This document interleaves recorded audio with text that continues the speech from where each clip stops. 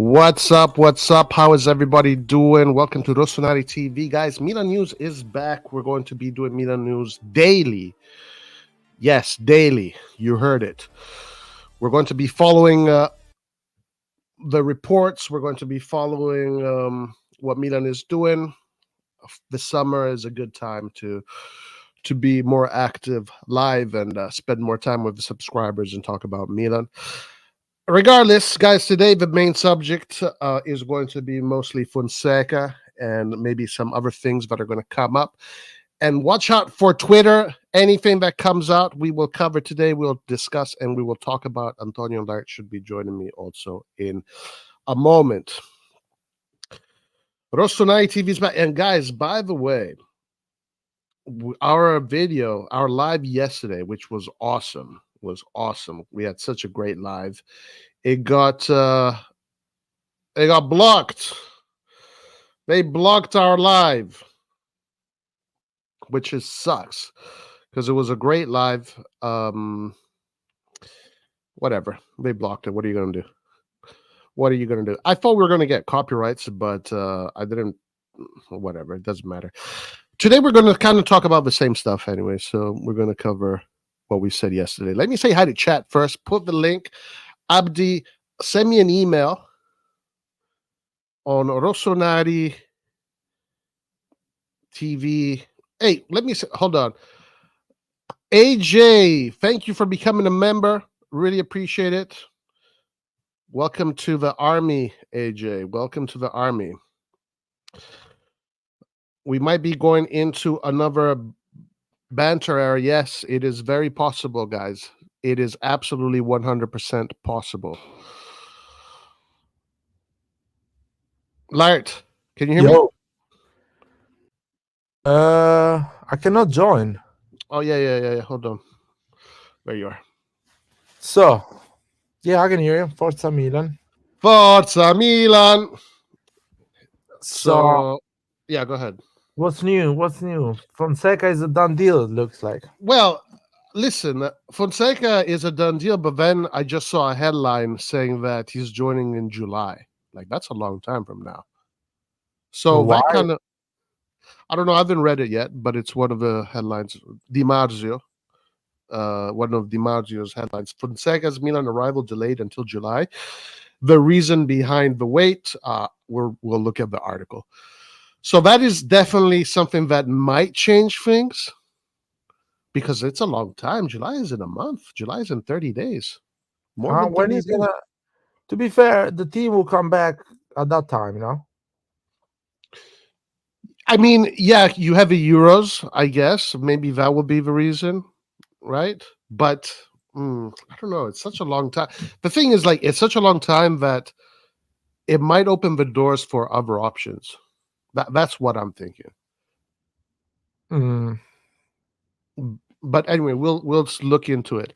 But one thing I want to say, Lart, after you went to sleep last night, me and Antonio were doing a little bit of research on Fonseca, and we looked at some of his videos. He has a masterclass video on how he approaches the game offensively and defensively. That coach masterclass, or as you call it, there's a YouTube channel that does an interview like 10 minutes and they talk about tactics. Yeah, and he has one of those. We watched it last night. It's Pioli. It's literally the exact same style as Pioli, verbatim. Like, mean, if you look at those, videos, Maresca, De Zerbi, all these guys, they all play like Pioli, man. Pioli follows modern football, the new hipster coaches. That's what Pioli follows. Of course, the execution needs to be done and is different from player to player. But yeah, you're right on that. A lot of these new coaches are following that. Well, he is 100%. Like, even the concept of midfielders going back in defense of three, etc. He spoke a little bit about his experience in Roma. Anyway, the bottom line is that essentially we're just getting another Pioli. He plays a super high line, and that to me tells me that he's going to get a lot of goals scored against, because if you're going to play, like, if he wants to play the way he wants to play, like he says in that masterclass, Like if his defensive line is on the midfield, is on it's on the midfield line pretty much. So the whole our all our side of the field is completely open on how he placed his players on the board. So for me, it's just another Pioli, nothing special, and it also kind of says why they went for him because it's another Pioli. They don't have to do too many things. And then Laird, but this was the craziest thing. We saw another video of him in a seminar promoting a data analytics website that is used to look for coaches and scouts, etc. And he spoke about his philosophies and how he likes to work. Dude, this guy is perfect for Redbird. He said everything that if you're Gianni Cardinale, you want to hear. He said it everything, every single thing. So for me, Fonseca looks like there's a reason why Fonseca is the guy. It's because he's in complete lockstep with whatever the management wants to do. He's all about, like, for example, he doesn't really, for him, winning trophies is not important. It's more about how he wins, and it's more about development. It's about working in tandem with whatever the club tells you what to do. He spoke about data. He spoke the Redbird language. So, yeah, these two videos were a revelation that Fonseca is literally the perfect man for the job. He's the perfect man for the job. But yeah, I don't know. Hopefully, you get to see those videos too, because I would like to know what you think. Yeah, I'm gonna watch them as soon as we finish the live or as soon as I leave the live. I mean, there is all these coaches now. They have this thing about modern football, the fullback going inside as a midfielder, and all these things. The midfielder going the same line, the build up from the back. There's a lot of things, Yeah, and But what I want to say is that I think I'm a true believer that the players make the difference. So every tactics is good. There is no bad tactics or exceptional tactics. Every tactics is good. The players, the way they execute that tactics, are the main difference. yeah, and this is why I'm a little bit worried when I see him want to play with such a high line, because if you're gonna like in Italy, it's guys in Italy, it's about the goals conceded. It's not about how many goals you score; it's about how many goals you concede. We do not have a strong defensive team with strong defensive players. If you're gonna play this kind of football with this high line, yeah, you're gonna score a lot of goals, but you're gonna concede. You're gonna concede and concede and concede. So, I mean, yeah, if you have because basically his idea of winning the ball back is press high. As soon as you is keep your players in the opposition half, and as soon as your opposition or as soon as you lose the ball, you hunt for it back right away aggressively. But you can't do that with Reindeers and Benacer and Loftus Cheek and these guys. Like they can't do that. Maybe Loftus Cheek a little bit. No, Uh, actually, Ruben is quite slow on pressing because he's a big guy, so he doesn't have that blistering press that goes on the man and try to get the ball again. It's more like small players that do that. I don't think Reinders and Adli has it. I don't think no, Ruben Loftus-Cheek has it. I nope. think maybe Pulisic has it.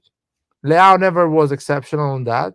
I remember the players that we had that were good at that high press were Selemakers, Messias, Diaz, because they had that pace. They were always going on to press. Yeah, yeah, The new that's right. players we have right now, Tonali was good at the high press. Kessie Yeah, was good at that press.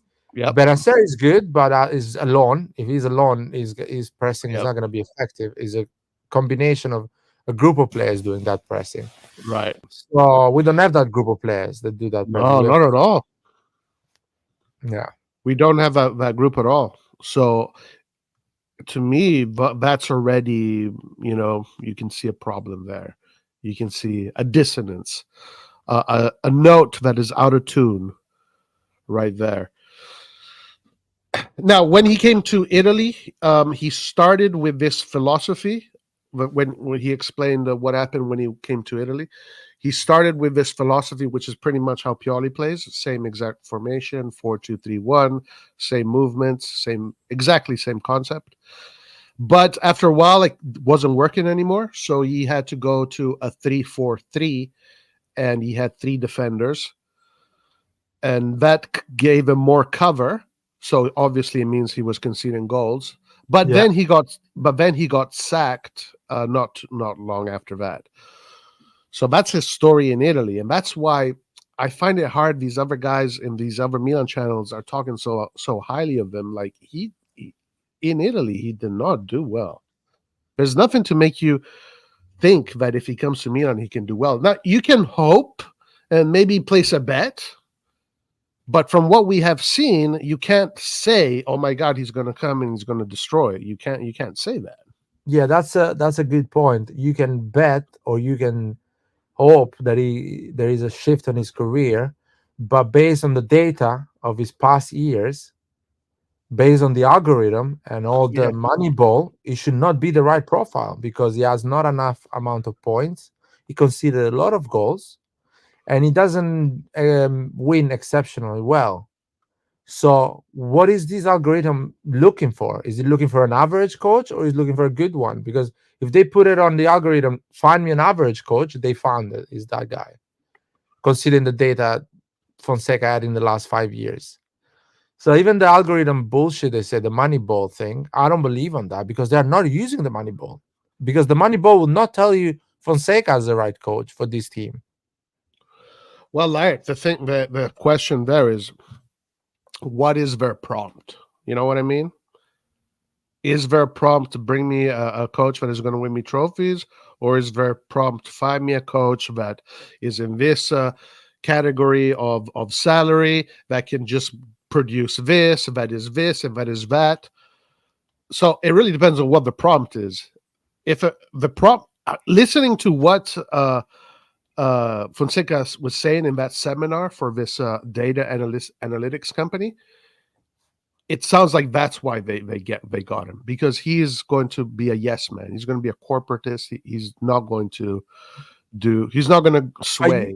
you can get a yes man, but put the right prompt. They're putting the wrong prompt. They don't understand what Well, team.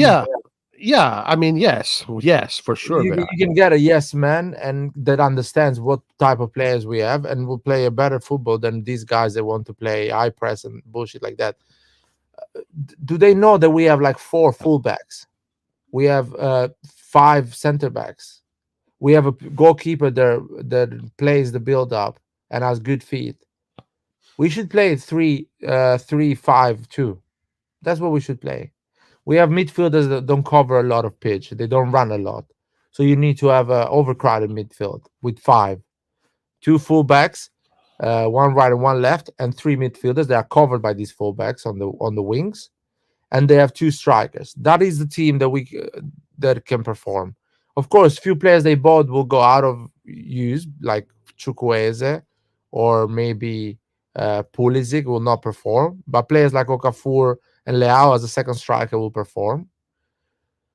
I don't know, man, what they're doing. Let's see. Let's see in October, November when we get those 12, 15 injuries. October, November. Let's see what is the vibe, what they think.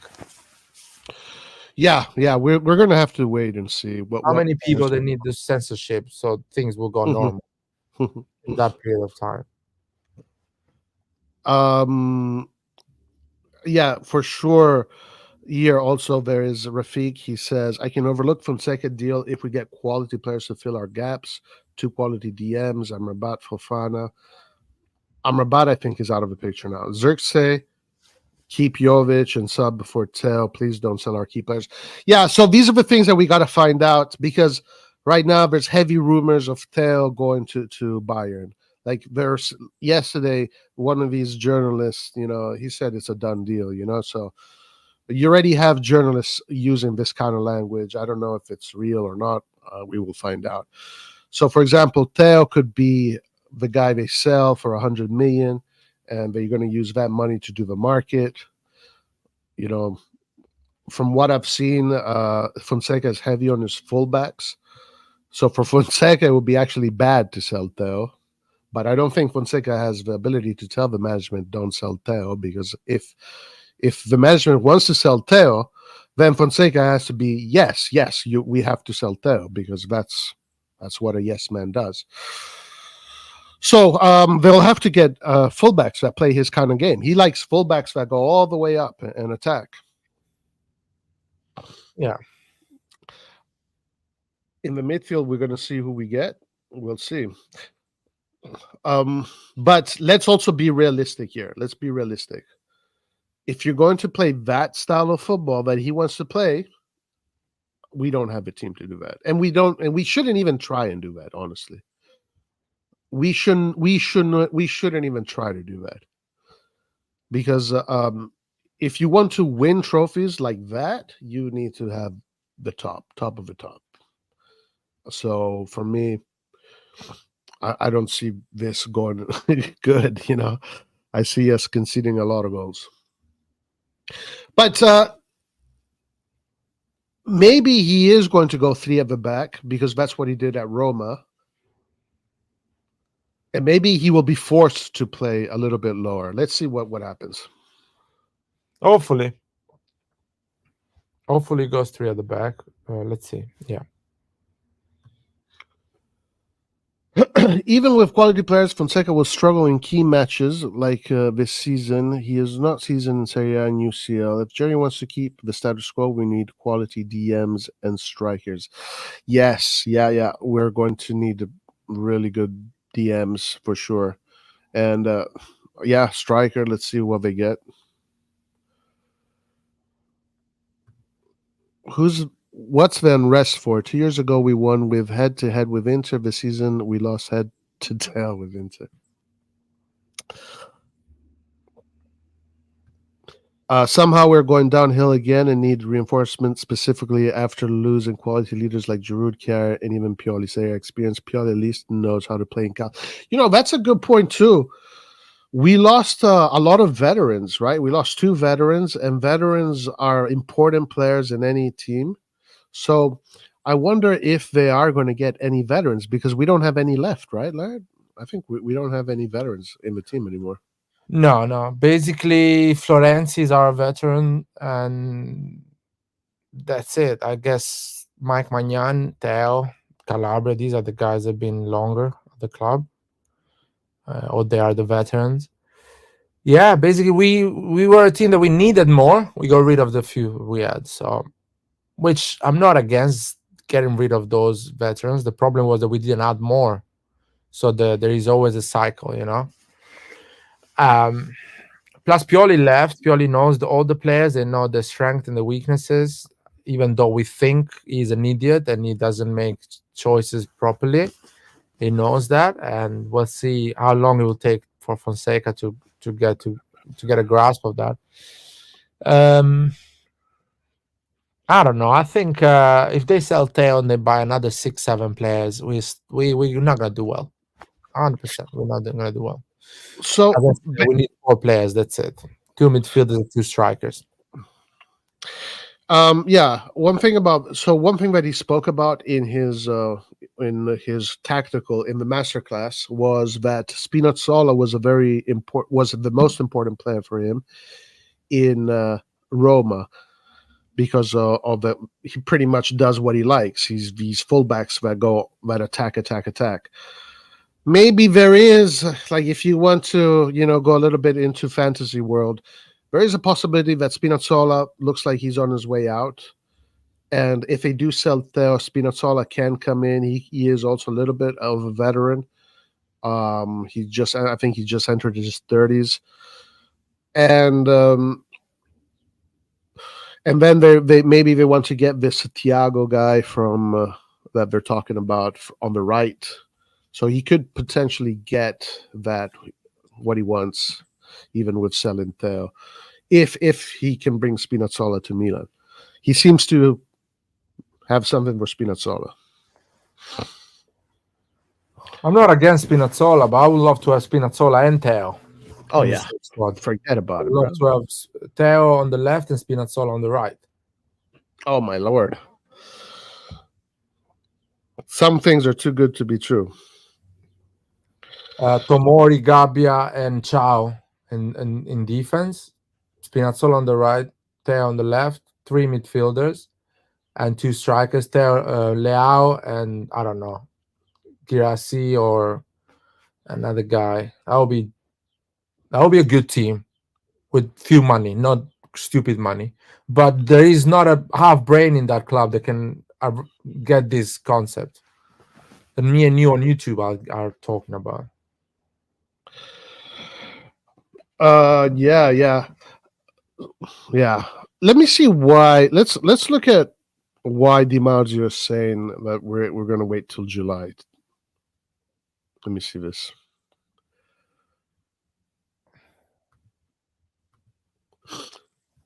Bruh, wait until July? Really?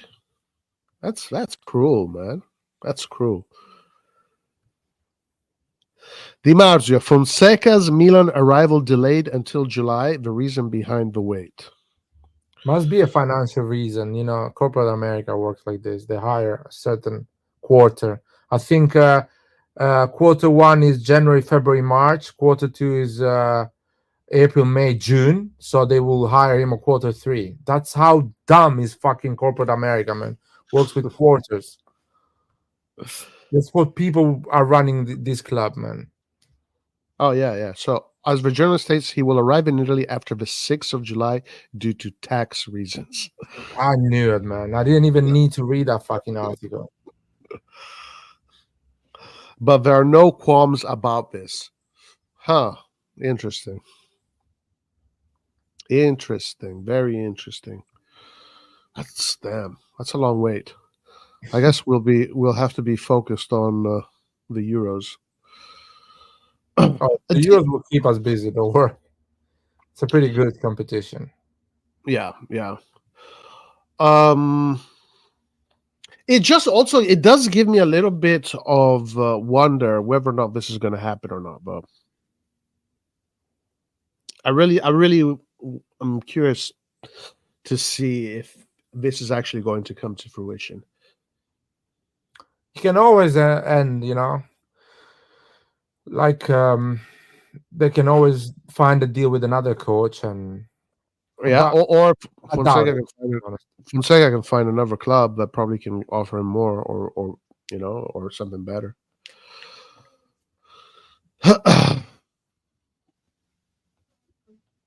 Mm.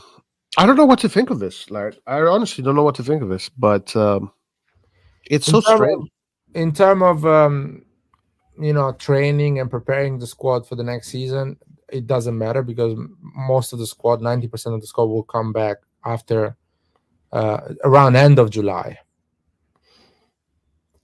So I don't think is a big deal on that side. Probably if he has an agreement with Milan already, we'll be still talking at the phone, discussing players with the sporting director, Yeah. having conversation with that, even without signing any contract. Or at least he will have like a signed agreement that he will sign first week of July. Mm, yeah. So If he is actually the guy, then yes, I think yeah, so. but let's see. It's a bit a bummer. They should just hire him now, do a conference. He talks about his football ideas, and everyone is in peace with that. But they don't want to do that. They want to wait for the second quarter to finish. Yeah, yeah, yeah. Interesting. Very, very interesting. Anyway, we'll see. We'll see what happens with that. We'll definitely see what happens with that. Before we get into a little bit more Twitter rumors, let's see what the chat is saying. We have Ace that says, I think the Fonseca hate is unnecessary. Now, listen, I am not hating on Fonseca at all. I'm really not hating on Fonseca. And I don't think anybody is. I mean, here, like I don't hear Antonio hating on Fonseca. I don't hear Light hating on Fonseca. It's just that like we know what's going on, and we know that the decisions are being made for the wrong reasons. and that Fonseca is not an impressive coach. Like we have to be realistic about this. He's not a guy with a resume that is impressive. We saw him in Italy. He was not impressive in Italy.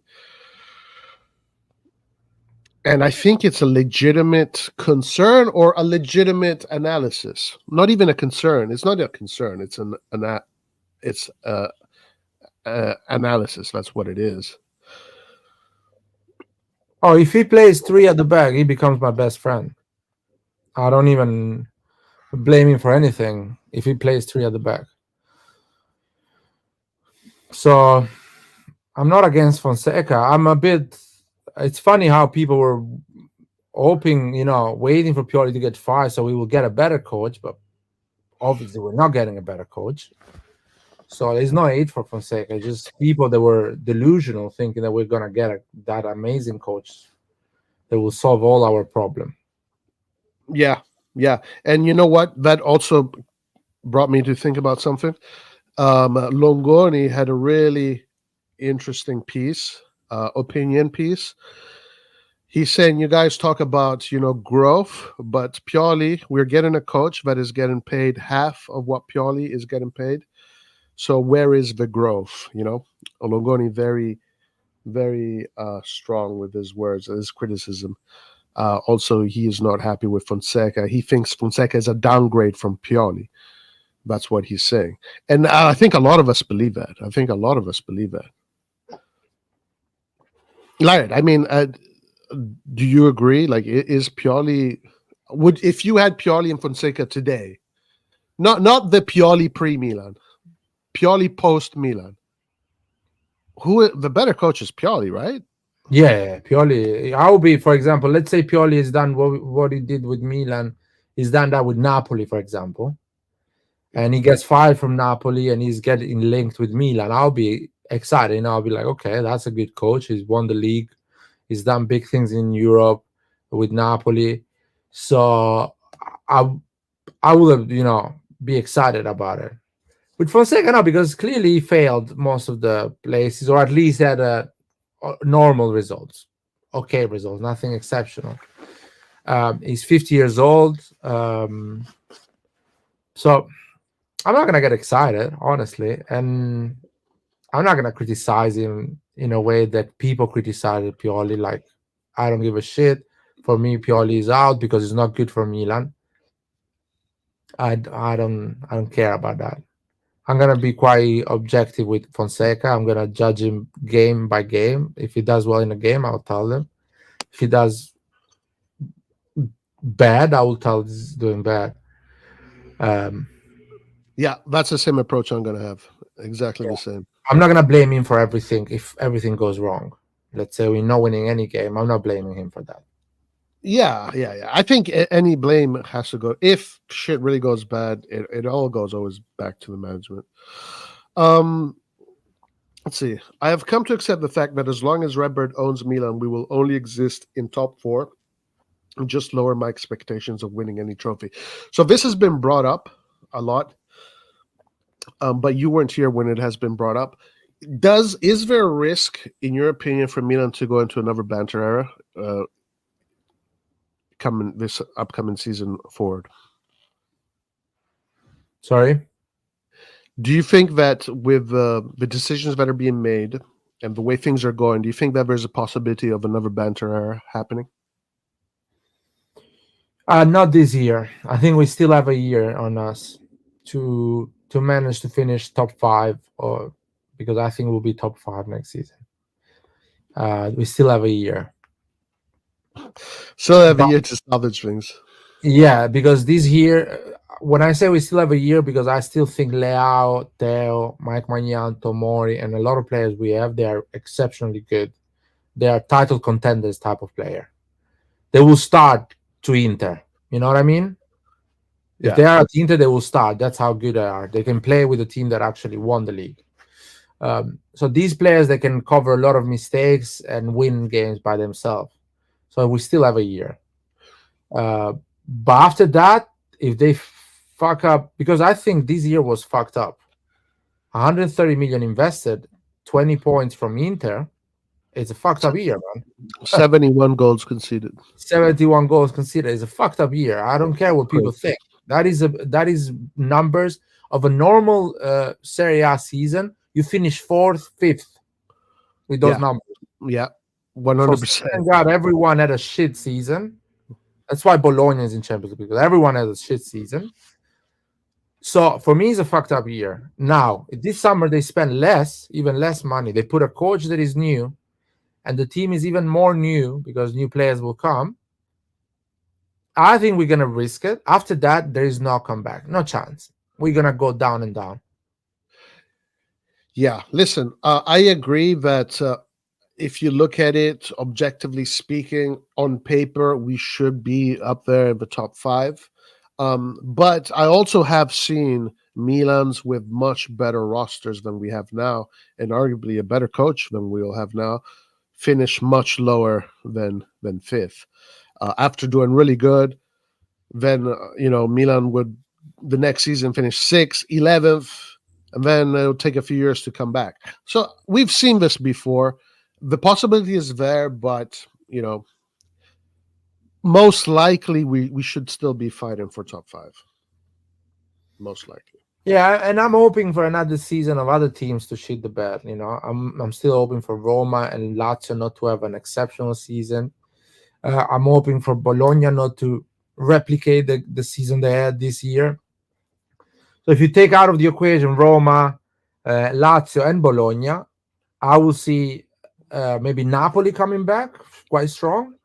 Yeah, So Napoli with Ponte, you would expect them to be very exactly. strong. So I see Napoli, Juventus, and Inter fighting each other. Maybe one of Very them strong. not actually being there, right there to win it. And plus, I can see us and Atalanta getting the fourth and the fifth spot, which will technically be enough to go in Champions League again for another year, fifth or fourth. That's what I see it. That's how I see it. Maybe we're gonna have an exceptional season, like everyone overperforms and we challenge for the title. Hopefully, I Yeah, mean, that lot, possibility is there. Yeah. but I doubt it. Let's see. I'm gonna judge that anyway when Yeah, we the transfer and the players we buy. if you look at things objectively, and again, you have to look at things objectively. Inter, if they continue what they're doing, it's hard. I really find it hard that Fonseca's first year can compete against Inter. And Juventus, even though they are doing a big change with a new coach, but it's the quality of the coach and then the players that they want to bring in and the project that they want to build, especially coming from this year where they didn't have Europe. Now they want to kind of, fix things. So they're going to have a strong market. I think Juventus is going to be very tough next year, much more competitive this year. Napoli's Conte, you can't. I think Conte is going to be really tough. Gasperini is going to be tough, and I don't know Motta about with Juventus, I think will be tough. Motta with Juventus. I don't know about De Rossi and Roma. I'm not convinced so much with De Rossi. I'm not so convinced with Tudor and Lazio. Gasperini Atalanta is going to be tough. He's going to outsmart Fonseca every time. Um, so yeah, it is a battle of top five in the end. I see it. I see it this way. Next season, I see Napoli, Juventus, and Inter get around 80 points, between 80 and 90 points. All three of them. Yeah, all three of them. Roughly, let's say 78 to 88 points. That Yeah, range. They will end up in that range, in my opinion. And I see us and Atalanta ending up in a range of 70 to 78 points.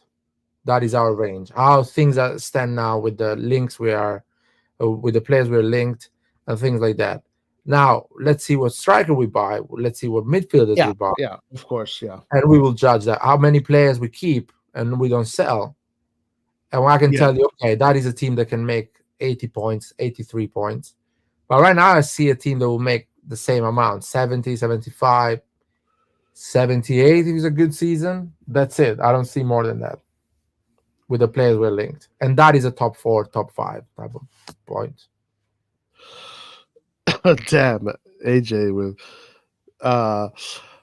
yes, yeah. I think objectively speaking, on paper, it looks like that. But I think that the key thing here is going to see which players we're going to buy, and also which players the other teams are going to buy. Juve and Inter have already started. Inter. Oh, by the way, here's some more news about Inter, which is not great news for people that maybe are hoping Inter to lose a spot. But Inter right now, all they need to do to cover their expenses is pay 30 million. And they're going to do that with the loans of their youth players. They're going to get to that 30 million. So they don't need to sell big players, Inter. Inter's in a good spot. So Inter, you have to expect Inter to be very strong next year. I think Inter next year, guys, I'm going to say it here, Inter can win the Champions League next year. That's the way I see it. I could be wrong. If I'm wrong, good. But, it's just my opinion. Okay, Antonio, what's up, man? Way! How you doing? Is I'm so happy, man. I'm celebrating today. What a day. Why's that? Because we got the Furlanista head coach. Yeah, that's right. But those videos. Did you talk about the videos yesterday? Yeah. It's insane. Insane. Larry, you should see those videos. Like, if you see those videos, you think, okay, like, obviously, like, this is the guy. It's fine. I honestly believe most of the coaches now, they think Moneyball, they think about playing these overthinked tactics. They're all the same. I think Guardiola has made some big damage in football, in my opinion. These overthinking tactics, is trying to be smarter than anyone else, to put the right back on the midfield and, create these weird situations. It's a vibe right now. In the last 5-6 years, it's been like this. And everyone is following that, thinking they're cool. But I don't know. I think it's still about the players. The players win games. And Ancelotti knows that. That's why he wins a lot.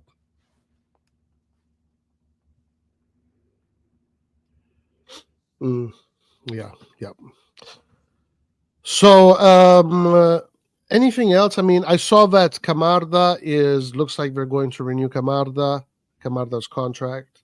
Camarda today played against Sweden. He scored a goal. He scored the winning goal. He also had a big. Italy was down a goal. Camarda at a certain point hit the crossbar with a really nice header, and then the rebound was a goal from another player, and then he scored the winning goal with a really nice play, taking on a defender and then putting the ball in the bottom corner on the other side. So I did read that Camarda is being renewed. Also, How old is Camarda? 15 or 16? Something like that? 16. 16. And he's playing with the under 17, huh? Yes. Yeah. Mm-hmm. Oh, by the way, so Liberali is in that team. He's looking really good. Yeah. Then Salah is in that team. Salah is not a starter, but he was a starter today. This was a game that Italy didn't need to win. This is the group stages of the U17 Euro, and Italy already won the first two games. They didn't need to win this game.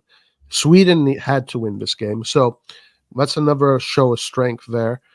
Salah was a starter, and he looked really good. He kind of almost looks like Barella. He's very similar to Barella, very kind of similar build, similar technique, not as aggressive, but very similar to Barella.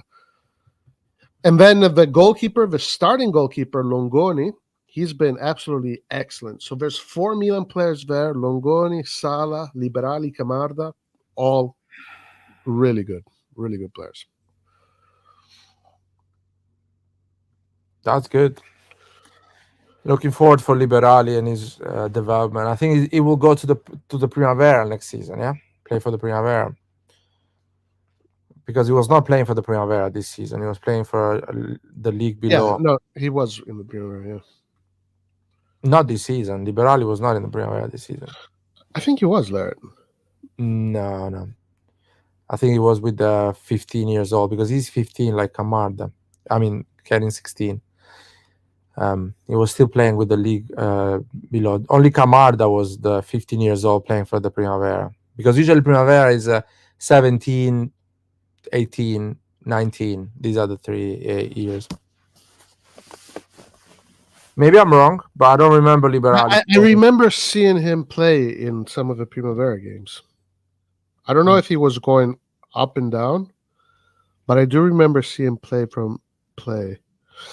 He does say here that he is playing with the U19. He's good. Like he's above the class. He's like Camarda. He's one of these players that is above his class. Like he's a special player. Yeah, hopefully. He's 17, so he's 1 year older than Camarda. Yeah, and he is in the U19s. Yeah, so he's playing with the Primavera. He's not a starter though, but he's playing with the Primavera. Current team AC Milan U19. This year or the year before? This year.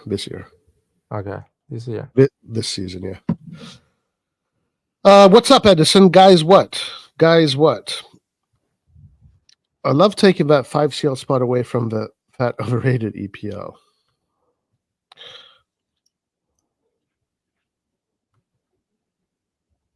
Hey, Antonio, what's going on, man?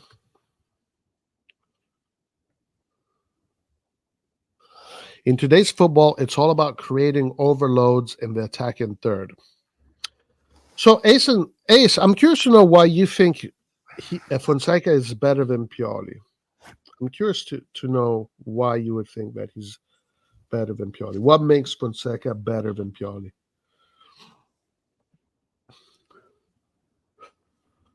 Okay, so let's see if there's any interesting news here. 41 minutes ago, Milan had an explorative meeting today with the agents of Tottenham right back Emerson Royal, who is one of the primary targets for the club, to reinforce the right side. Emerson would occupy a non-EU player slot since he doesn't hold a European passport. Any opinions on Emerson Royal, Larry? Yeah, what the fuck is that name? Emerson Royal. I don't know, dude. He's a Tottenham player. You've seen him more than I have. No, I don't think he's good enough for Milan. I don't think he's better than Calabria. Oh, really? No chance. So you think Calabria is better than Emerson Royal? Yeah. I don't know. I don't know. Yeah, 100% better than Emerson Royal. Is Emerson Royal maybe is less injury prone than Calabria? Is built better maybe? I don't know, but it's not better than Calabria. Actually, Calabria is much better than him. wow. People will see when we buy him. People will see how bad he will be on crossing, passing the ball, on build up. I am so used to hearing everybody hate on Calabria so much that I'm starting to get conditioned to think that Calabria is the worst player that has ever existed. So it's difficult or unusual to hear that a guy, Brazilian, plays for Tottenham and you think Calabria is better, which is probably true. I believe you. The message Calabria put on social media, it felt like a bit like a message that he will be traded this summer, or there is a chance that he will go. What message did he put on social media? About the end of the season. There was a tough season, but they managed, and there was it was like he couldn't say probably I will leave because it's not defined. Probably he will not leave or he can leave, so he's open. So there is a chance that he will go this summer.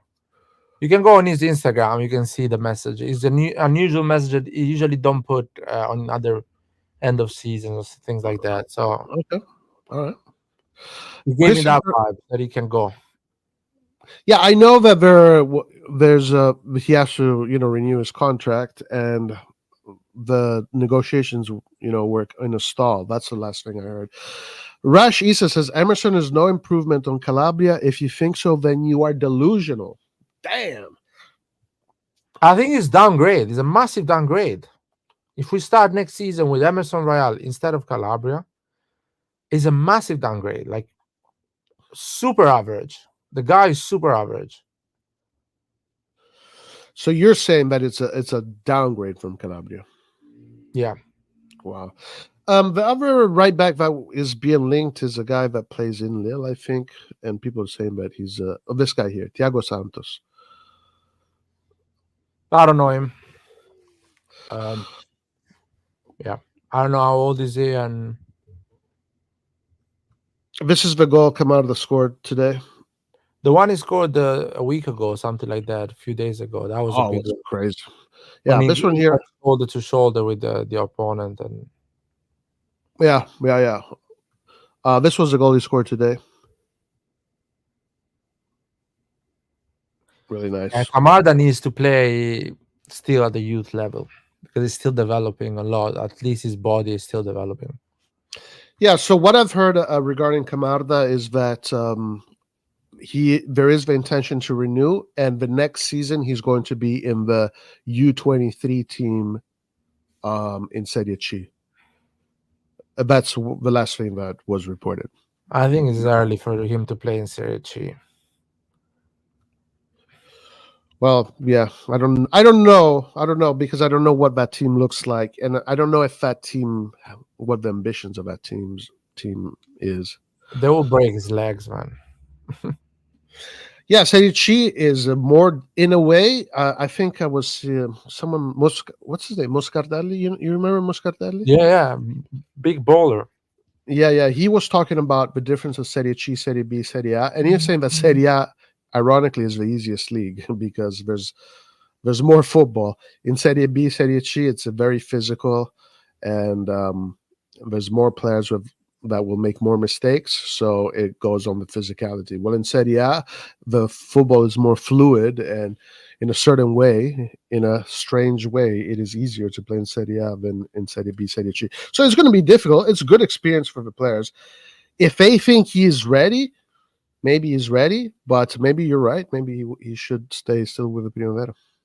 If they think he's ready, they should give up their job and do something else in life, not grow young talent. Because Serie C, he's gonna get a lot of kicks, probably risk a massive injury. He's not gonna get a straight pass or a clear pass. He's always gonna be fighting for every fucking ball, and he will not improve and develop his football. He needs to play in Primavera for another season or two to develop his football, his technique, and his tactical awareness. There is no tactics in Serie C. Serie C is tough, man. It's awful football. Yeah, well, let's see. Yeah, I just wanted to say about the right back and some of the players. Like, I know you guys, we think Fonseca is going to be a yes man. But what are your thoughts on the chances that Jonathan David and Thiago Santos might increase? Or do you think that the chances we get them will increase now that he's here? Or do you think that it's pretty much the same? That he's not going to have much of a say at all. Wait, say again? Do you think that now that Fonseca is here, the chances of getting Jonathan David and Thiago Santos are going to increase, or do you think that it's pretty much out of his say? I think that he's going to go in lockstep with whatever management decides. We saw it last night. The way he communicates, whatever the management decides, that's what he's going to go with, and he's going to do exactly what the management asks of him. He's not going to try and be more ambitious than he needs to be. So now, obviously, if they do want those players, maybe it can help the fact that he coached them and he already has a relationship and he has that connection maybe with the agents and the players. So that is something that is possible. If the management wants those players. Yeah, I wonder if he might recommend them, and if the management considers it at all. But yeah, I saw a report today that was saying that Davis, we're looking at Davis or David. What's his name? David? Here. Yeah, Jonathan. So let's see. According to Calciomercato, without qualifying most presented competition, with Gelorossi will have significantly fewer funds, so they may not be able to.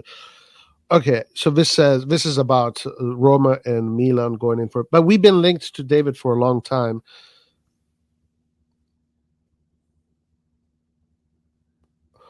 Yeah, I mean it can help.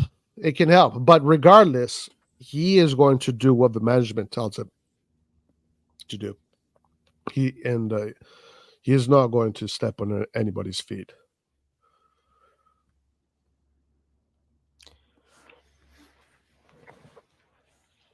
Here we go. Sorry, 1 second. Conceição just said goodbye to Porto as well, so he's leaving Porto. Di Marzio just confirmed that. So I really wonder what happened there. Well, I guess we can pretty much know what happened, but Well, I don't know. Did he finish the cycle? What happened? I guess what I meant to say was like why we didn't get him. Like, Oh, I guess with them, yeah, he probably just finished his cycle. But we speculated why we didn't get him.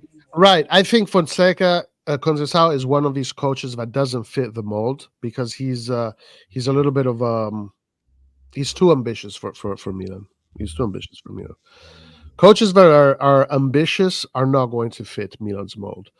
You need coaches that have their ambitions are more like developing players, trying to play good regardless of the result. Trophies. If you are a coach that is obsessed with winning trophies, you do not fit the mold. You do not fit the mold. I think Conceição is more that kind of person, from what I think. I don't know so much of it. I've been watching Lille this season, Ace says. They play a beautiful passing style. Also, Fonseca is very good with young players. He helps angle games rediscover his form. Oh, Angel Gomez rediscover his form in a slightly new role in Cam. His in game management is way better than Pioli. I don't know. I don't know. Maybe Ace, but I don't know. Can you share the link on the chat because I think Carmelo wants to join. Oh yeah. Sorry. Dude, in-game management, he put 6 changes when he had to put 5. Only that thing makes it not be good at in-game management. I'm sorry. The guy put 6 changes. He was allowed 5. The thing is that if I think if Pioli was at Lille, you would probably see the same thing, right? Or maybe even better. I'm not impressed with Lille at all. I'm not impressed with Ligue 1 at all, honestly. I don't think Ligue 1 is a league that if you finish 4th or 5th, that qualifies you as a coach that is impressive, especially if we're talking about the Serie A. I think the Serie A, when it comes to coaches, is just another level. Yeah, but I want to add another thing. This comment here, his percentage of winning is better than Pioli. Pioli has fucking coached for the last 30 years, man. And plus, Pioli has more games than him, so of course the percentage will go lower. And Pioli has coached in really low leagues as well, with basically no funding, no money, weak teams. He had at the beginning of his career, he had to save teams, not to actually win titles. Yeah, and listen, Laird. I don't want to make it sound like Pioli is, for me, again, we're talking about opinions here at the end, but I don't want to make it sound like Pioli is a million times better than Fonseca. I think the margins are there. The issue is this: winning the Serie A is more difficult, way more difficult than anything Fonseca has done. And that is a objective, legitimate fact. Therefore, the post-Milan Pioli has done a feat that is much more impressive than anything Fonseca has done. So this is really the key factor for me.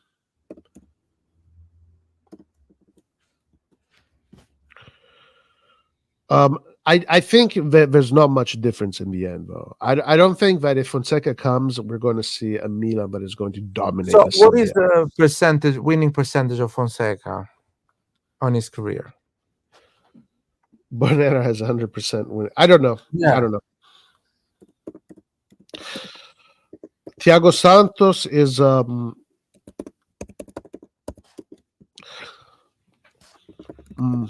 Well, listen, that's fine. Like, let's see how he does. I'm not convinced with his history. I'm not convinced.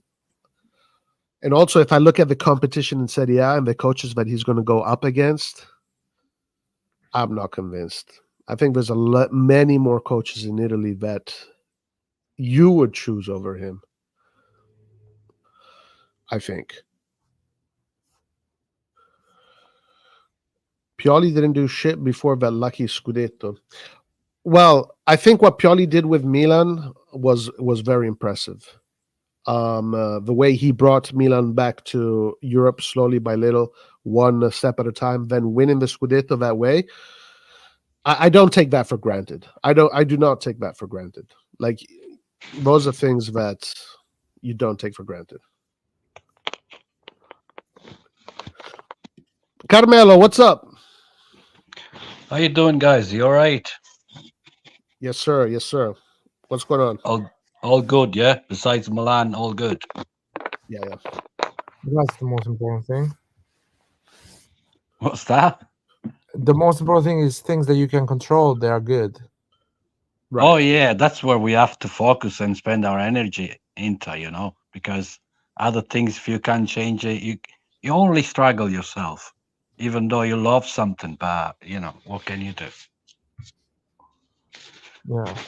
Like these choices that people making since last year, last season, what can you do? You just get pissed, What can you do? Now this Fonseca guy is coming in, it looks like, so we'll see. We'll see. What is your And opinion on Fonseca? well, the reason, in my eyes, the only reason is like you guys were saying, it's basically it goes along with every strategy. If they ever have one, all the strategy they have, it will go along with it, with the algorithm and all their bullshit. So wherever player they decide to get, or what, you might give some directives here and there, but you know, Forlani's the man. He's gonna make all the choices and everything. So, and Fonseca is go along with it. And it looks like now the main reason, maybe it's the most important reason, is even cheaper than Pioli. Are they giving him two and point off? I'm reading there 2.5 million to him, Yeah, which is yeah, way yeah. cheaper than they gave to Pioli. Oh, So Fonseca, that's Carmelo, they will save 2 million on that, but they will lose 30 million on qualification of Champions League. if they That's don't how they qualify. do. That's how dumb they are, man. They're no, saving Uh, but 2 million there, but they will lose 30, 40 million at the end of the season when the stadium will be empty, football will be shit, results will not come, and Champions League next season will be a problem, not happening. Or maybe lose even qualifying and getting more money on this Champions League run. So yeah, well, they're probably, genius yeah, on that. probably. I don't know. Probably will happen that, but they think right now like the way we're gonna save a couple of millions to start with, and then we'll see how it goes.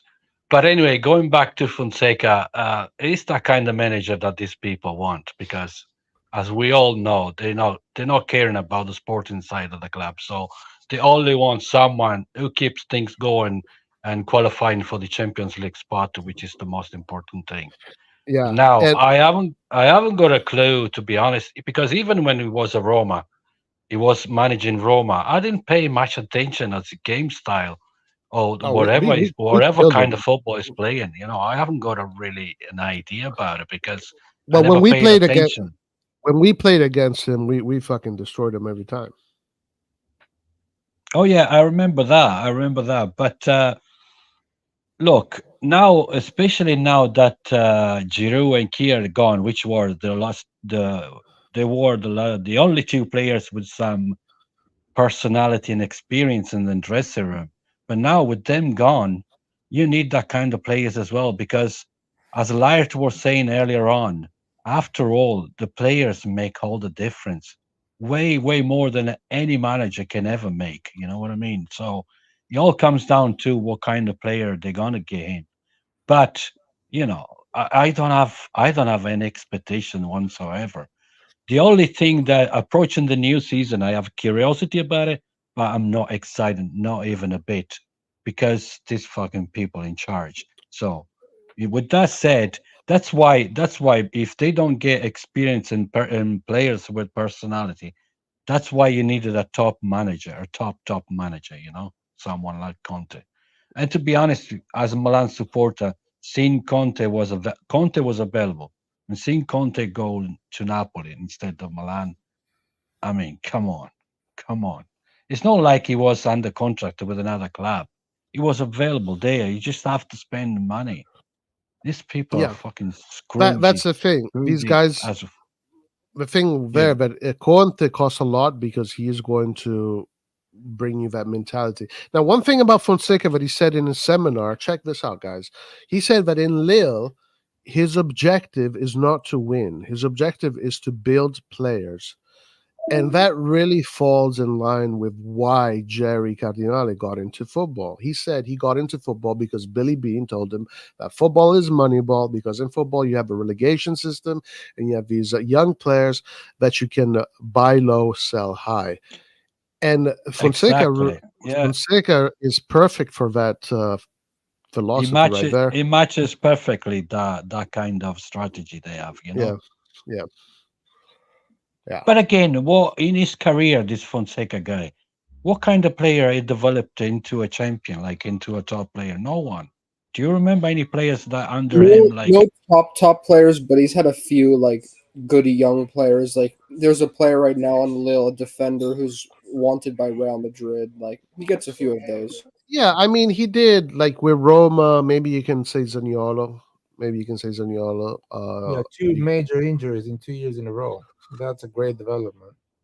yeah? But Mm, if I had to go with, Mancini. a manager like that, I would go for Conceição. At least Conceição won trophies in But Portugal. Conceição is not like Fonseca. Conceição is more ambitious than Fonseca. Carmelo, Conceição That's doesn't why want it's to not coach there. us. That's why, Carmelo, Conceição doesn't want to coach us.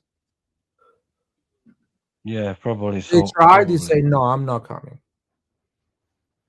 Probably he will get a mid-table Premier League team that is more exciting to coach, that has probably more ambition, that actually coach Milan. And plus, he's next Inter player, probably Lazio player. It's gonna be like, let me keep that Inter spot, good. And you never know. Inzaghi will finish. Maybe I'll get that.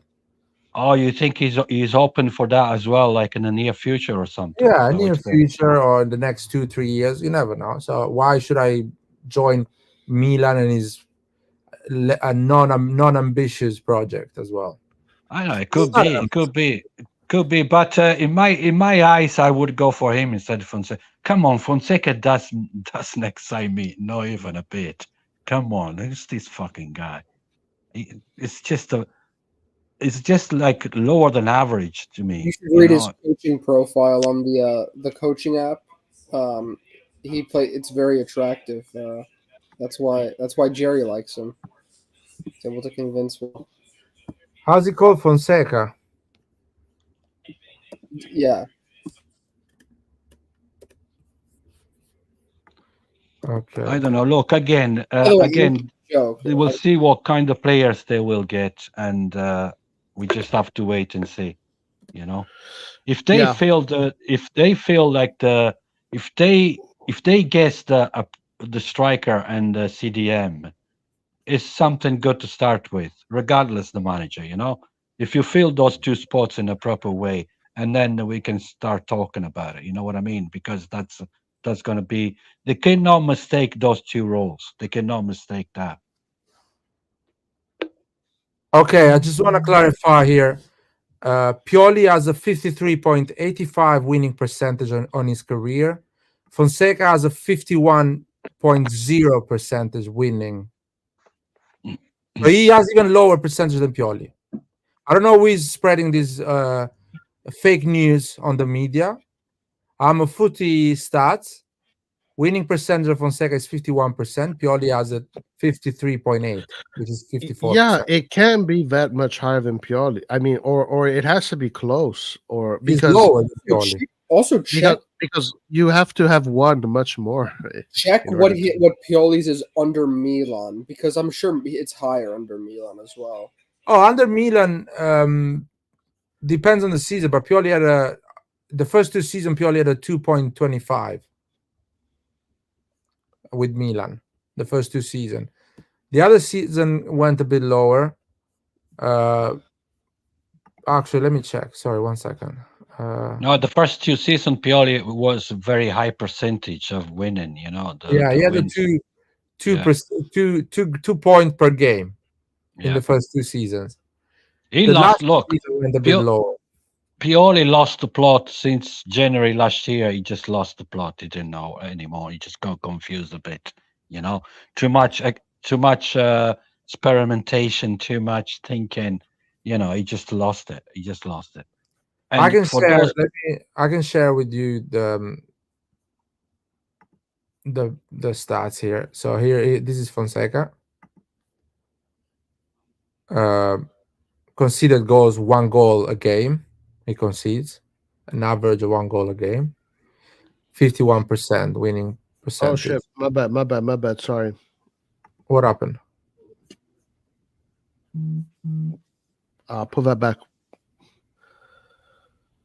How? Is that on? Okay. All right. Sorry. My bad. Go ahead. So you can see on the top, you have the points per game, 184, winning percentage, 51%, goals, 1.7, and goal conceded, almost 1 a game. Pioli is here. Can you see Pioli? No, I need to share Pioli. Sorry. Remove. Let me share Pioli. but is he Fonseca one of those managers who plays the defense line very high on the pitch? Is he? Should be.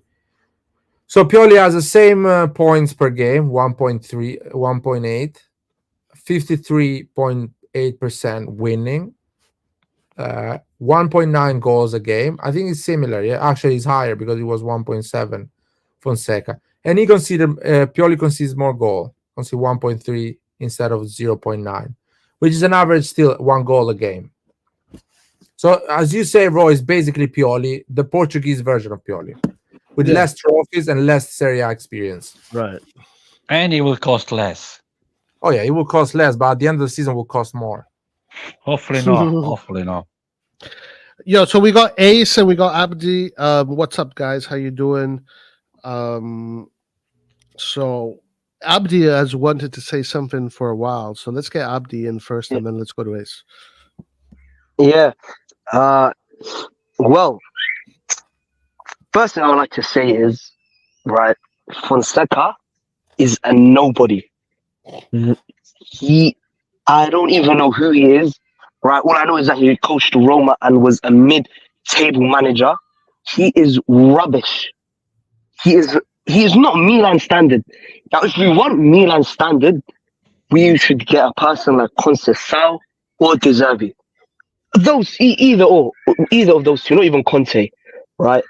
And I'm afraid we're going back into a Banter era, and I'm shitting it because now you see Juventus, who they're getting. They've got Di Gregorio, is it Calafiori already? They've got Thiago Motta, and they also have Yildiz, Chiesa, Inter.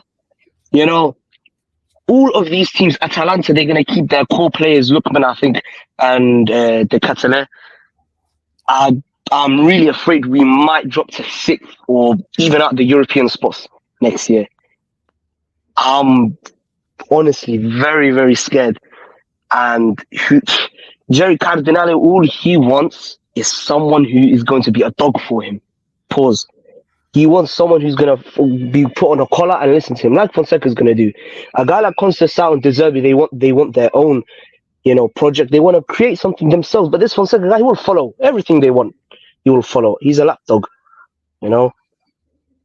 But what can we do? Is a Banter era loading, pending. All right. Well, Abdi, that's both strong words. And that's perfect because Ace has a different opinion, so it's perfect. Really? Perfect way to get it back to. And what's up, Ace? How you doing, man? Hey, how y'all doing? Y'all can hear me? Yes. Aye, okay. So I just want to start off by saying Fonseca is not my first option as a Milan coach. However, I'm trying to be as pragmatic as possible to keep my sanity with this new management. And based on all the names that have been thrown in the hat, the ones that keep circulating, we have Van Bommel, Fonseca are the only two that I see that are constantly coming up week after week. And if I had to choose between those two names, I'm choosing Fonseca over Bambono, you know.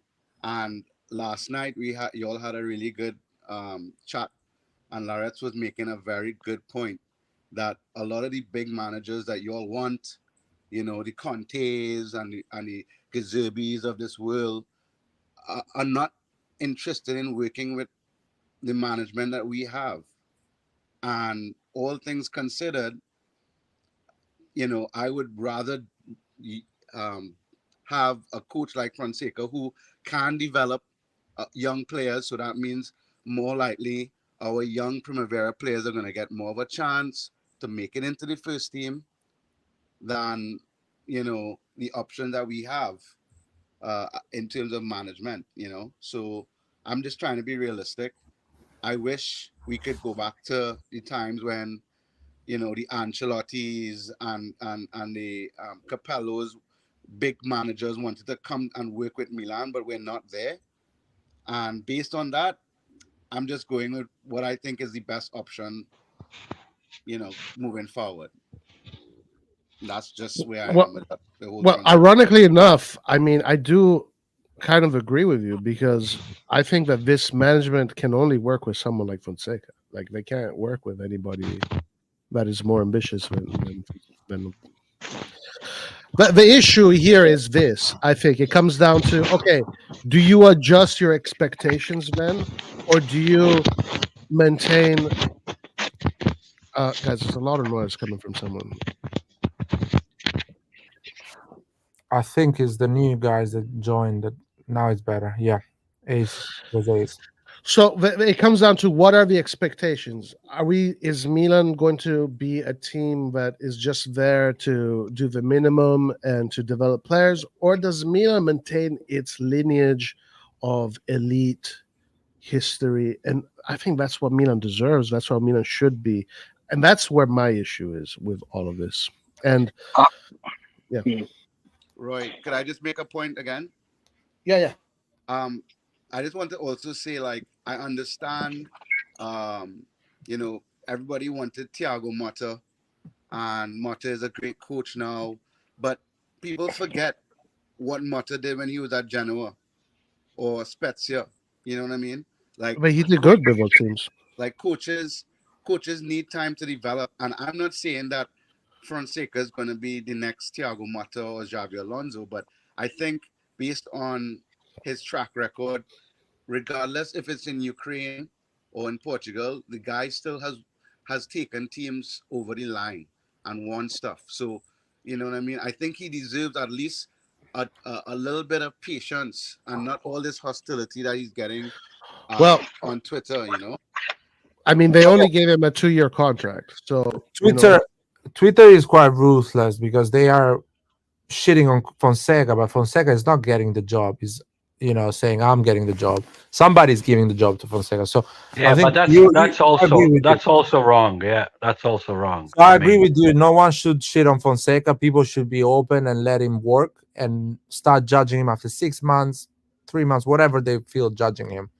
No, but I do agree. I do agree with that, Laird. I mean, if we start like spreading all this hate on Fonseca, that's not good either. Because, like you said, it's not his fault. He was picked, and he can't say no to a club like Milan. You know. Yeah. But talking about expectation, like Roy was saying, uh, the situation at Milan, unfortunately for all of us, is what it is. We are becoming more and more the Borussia Dortmund Ajax of Italy, basically. So the surviving, we're going to be surviving every year because as long as they make it to the Champions League spot, they won't go. They won't go any further than that in terms of investments of wanted to win trophies. They're not interested. So as soon those are people that still think and hoping that this with this management and owners things will change. Well, think again because they won't. They're not interested in that. So that's the way it is. The sooner you realize that, the sooner you adjust your expectation, basically, like Roy was saying. Yeah, but Dortmund is in the Champions League final. No. Yeah, Yeah, because we were. Yeah, but we were in the semi-final last year as well. There is one season that you might get lucky and get there. I mean, we got there last season in the semi-finals. you know what, Carmelo, the problem is that I'm not even against being run like Dortmund and Atalanta if the people that are running are football people. But the problem Oh is yeah, that they are yeah, not yeah. even football people. That's my problem. There's a massive problem. This is a glitch in the system that cannot work. You cannot be Moneyball from people that don't know football. Moneyball is made by people that actually know football because the eye test is more important than actually numbers at the end of the No, day. but I'm not saying that we have to have Berlusconi again in those glory days because probably they'll never come back again. Probably, So who knows? if, I'm if, not talking if about Jerry being like Cardinali that. if Jerry Cardinali says I'm gonna run Milan like Moneyball, like Walt Disney and bullshit he's saying, but he gives the club to the best sporting directors in Italy, I'm like, well done, mate. Thank you for doing that because I told Elliot that. Well Yeah, but done, Laird, Gordon, listen, for I giving know it to what you're Maldini. saying. I know what you're saying, but we're going back to square one. Those people who are competent and they have the competence to do football, Well, football I need people, they Carmelo. maybe, yeah, but This maybe they summer, don't want to work with these people. That's what I'm saying. So we're well, but going I back to need that square one. Twitter Milan shifts the hate to the right people, not to Fonseca, not to the fucking Abate or to Calabria Yeah, oh or yeah, to. yes, yes, I need yes, these yes. people to shift the hate to the right person, which are the people that know nothing about football and are making it looks like idiots. But that's what I'm saying. The pushback should be against the owner and management. Now, Yeah, the owner is there. There's nothing we can do about it. It's not going to go anytime soon, Jerry, right? But at least put some fucking football people in management. I mean, did something like Elliot did. You know what I mean? Because these people haven't got a clue how to But do football. but the problem with that, Carmel, is that this operation, because it's not Elliot. Redbird is different from Elliot. Redbird is an entertainment investment company. Elliot's still pulling the strings, in my opinion, anyway. But Redbird wants to do things their own way. They have their own strategies and their own ideas, and that's how they want to make things work. So the sporting director has to be one of his guys. It has, like, they can't get a Marotta, they can't get anybody, but it has to be a Redbird person because the strategy is the way they designed it. It can't be anything else. Yeah, they work as a team, as they say. the Americans of Liverpool, they do Moneyball. They put Klopp, which is a football person, and they got relatively decent success in the last 7-8 years of Klopp. Maldini was doing Moneyball with Elliot. They put Maldini, and we got relative success. I mean, pretty much every season was a success, progress. You see, for example, Atalanta, Financially as well. 50% of Atalanta Financially is as run by well. Americans, and they have people that know football run by the club.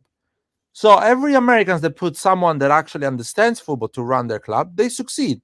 The Americans that actually don't put football people, they are burning money, they are not getting any success, and they look like idiots in this business. Yeah, I just want to I say agree with that. really quickly that, like, Yeah. at the end of the day, I listened to all of Jerry's interviews. Yeah. There's one that he does on Bloomberg called The Deal, if anybody wants to go and listen to it. And he doesn't really give me a lot of confidence. However, I am giving him this summer is the summer where I'm going to judge his real actions more than what he said, what he says, because they tend to say a lot of things, but actions speak louder than words. So for me, I think this summer is the summer where we can really judge the intent of the club and what does that look like. How many players we sell, if we sell any of our stars at all.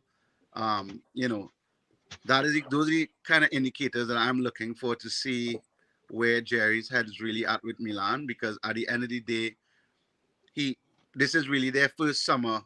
Um, you It's know, not their first summer. This is the third summer. It's no, not the no, first. no. But But remember, they bought Milan. They bought Milan. Was it last year or the year before? Right We won after, the league, they bought Milan. The year we right, won and the league, then they bought Milan. right? And then they sacked Maldini It's last their summer. second. It's their second summer, I would say. I No, would say I count even the first summer. They were there because Maldini. No, but- They renewed Maldini at the end of June. but Maldini listen, I they listen. were the Like, people. I can't listen, but I see what Ace is saying. Like, it is officially now. It's going to be them. It's their project, their coach, etc., etc. My question to you, Ace, is: you said you want to judge them, and I agree with that. I'm going to do the same. But so far, the first judgment has to be the coach. And how do you feel about that? I need to interrupt you, both of you guys. Officially, on paper, because people went and checked those paper at Milan, Casa Milan. Milan was bought by Redbird the day after we won the league. Is that so? I don't give a shit what the press in Italy says. Jerry Cardinali started operating and making decisions at Milan a week after we won the league. So I count that summer. You guys do whatever you want. I count that summer when we spent 40 million after winning the league. I count the summer we spent 130 million and he gained 70 points. And I'm gonna count this summer. The guy has been actively influencing our club in a negative way. Yeah, but Laird, No progress, Laird, no nothing. Okay, You I don't remember, disagree at with the that. end I of don't the day, disagree with that. Maldini was not his person. Unfortunately, he sacked him, and now it's fully his child in a sense. Like, Elliot hired Maldini, right? He gave Maldini a year. He didn't like what he saw. He's got rid of him. He promoted Moncada. He brought in Fulani. Satan. So now it's like Fulani. it's fully his own. So I think now we can judge from now. You know, I don't think we can judge from Well, the the season that finished, Wait. we're not going to judge the season that finished. Laird, listen, to be precise, if I remember correctly, the official signing from Redbird, from Elliot to Redbird, was September 2022 at the end of transfer market. If I remember correctly. He went So to Yes, Casa that's Milan correct. and did the That's correct. interview. no, in it December. was already operating, but officially the signing took place in September after the transfer market, and then the Redbird transfer market fully from them was last one, and this will be the second one. If I remember correctly, that's the way it went. Even though Jerry was operating all, but officially was still under Elliot AC Milan until September when the official signing took place. So, but again, like Asan was saying, like let's see what happened. But if we start getting Fonseca's coach, I don't see any good things happening, to be No, honest. but listen, but speaking about actions, the thing is that it is true, like this time it's going to be Redbird's coach, their staff, it's going to be fully their project. But he did do actions, like Jerry's actions so far have been pretty terrible. And so that's why it's like, for me already, I don't need to see what he does in the future. But I want to ask you, Ace, what you want to talk about judgment, right? What is your judgment on Fonseca as a signing? Like, what does that tell you? I think it's I want to say conservative. I mean, I from my perspective, if I could have chosen the coach, the guy from Porto, Conceição, I believe his name would be, or Thiago Mata would have been the person that I would have been talking to in January to bring them. That's the kind, I want a coach that is very ambitious and charismatic in his own right, and demands from the owners the support, because that's what you need. But I'm not the owner of Milan. I can't say. And from what they're showing me, I mean, I would say it's a conservative option. It's like it's a bet. They're betting that hopefully he won't do worse than Pioli, maybe better. So conservative. I give it a 6 out of 5 or a 5 out of 5 in terms of judgment right now. It's too early to tell, but that's where I stand on it. It's kind of conservative for me. But we could have done much worse. We could have brought Van Bommel, or somebody who has even less experience. So But that's where we are. what's wrong with Sari? Why not Sari? Sari is available as well. Well, what's wrong with him? Dude, Sari's worked in a fucking bank for all his life. He's not gonna get back in a bank. He wants to coach. Uh, besides, you can't smoke in banks anyway. So Exactly. They are all healthy and green juices, man. These Americans. Yeah, sorry, Sari can't wants work to fucking with smoke. these guys. Sorry, But cannot work with these. also, if I probably can Sari, correlate, the way Sari is, he will last maybe a month or something like that. I don't know. but also I would say that Fonseca fits that kind of profile that they want in terms Oh of yeah, a 100%. young. Oh, he looks pretty all right. So they're happy with that. I mean, He and he's a dresses young well. coach, but they want somebody He dresses young. well and everything. He speaks English well. Yeah, exactly. So I don't know. I know that Appearance is all for the Americans. the You know. optics, right? That's the terminology. Optics look But, good. but even if it wasn't for that, like guys, I really suggest to watch these videos that Antonio and I were watching last night. Like what he says, the way he communicates, the things he thinks. It's literally the perfect man for what we know how Redbird was. And he's soft spoken as well, isn't he? If I remember correctly. Yeah, Like it's yeah. that kind of person, like He's a soft spoken. corporate America. He's perfect for corporate America. He is perfect for corporate America. For me, these guys, if they sign prime Saki or prime Guardiola, it still is not good. I want fucking Galliani, man. The man that is missing in this club is the sporting director. I really don't want Furlani to make sporting decision. I don't want Moncada to make sporting decision. I want the best or top 3 in the league sporting director to make decision in this club. And they are not doing that. They are purposely not making that change in the hierarchy of our club. And that's really wrong. So I don't give a shit which coach they hire. They can bring Klopp. They're not getting the best sporting directors they should have. Yeah, but Laird, even sporting director from Atalanta or Bologna, they also good. They might They be are not super good, but we're not hiring them. What's We're wrong not with Yeah, Mancada? I know. We're still keeping Furlani in the job. I know. Guys, did you talk That's about the main Fofana issue. at all?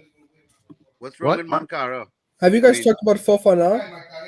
He's very good at scouting young, good, talented players. I mean, I think most of the players that he identified for Milan so far have been fairly decent. No. Well, but scouting is one thing. Making sporting decisions is another thing. I think there's a big difference there.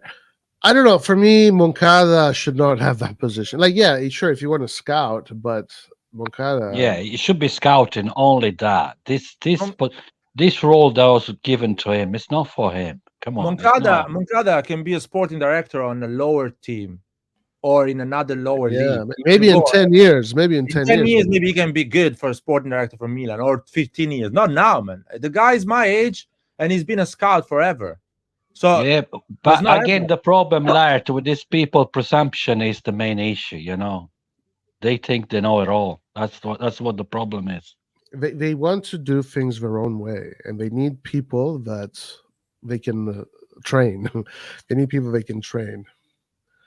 What I blame Jerry the most on is, instead of going in slowly and trying to learn how European football works and a club like AC Milan and Italy as a country works, instead of trying to understand all that, he want to impose, it seems to me, his American way of doing things. He's talking about, he's bragging about being a sport business for 30 years. America and European football are two fucking different things. Does he get it, or somebody has to tell him? But I don't think it's about America or stuff like that. I think it's really just about money and the way he wants to conduct his money and his. He is. No, but he's bragging about that he's been in sport for 30 years. But football is different kind of thing from American sports, any American sports. No, that for sure. And we see that, yeah. Hey, Roy, can I just give you guys just 2 pieces of news? What is it? Have you talked about Fofana on this stream? Oh my God, who the fuck is Fofana? I'm just saying, the Longo and some other journalists that are reliable said that he's going to be a main target for the midfield. and that Milan is targeting him.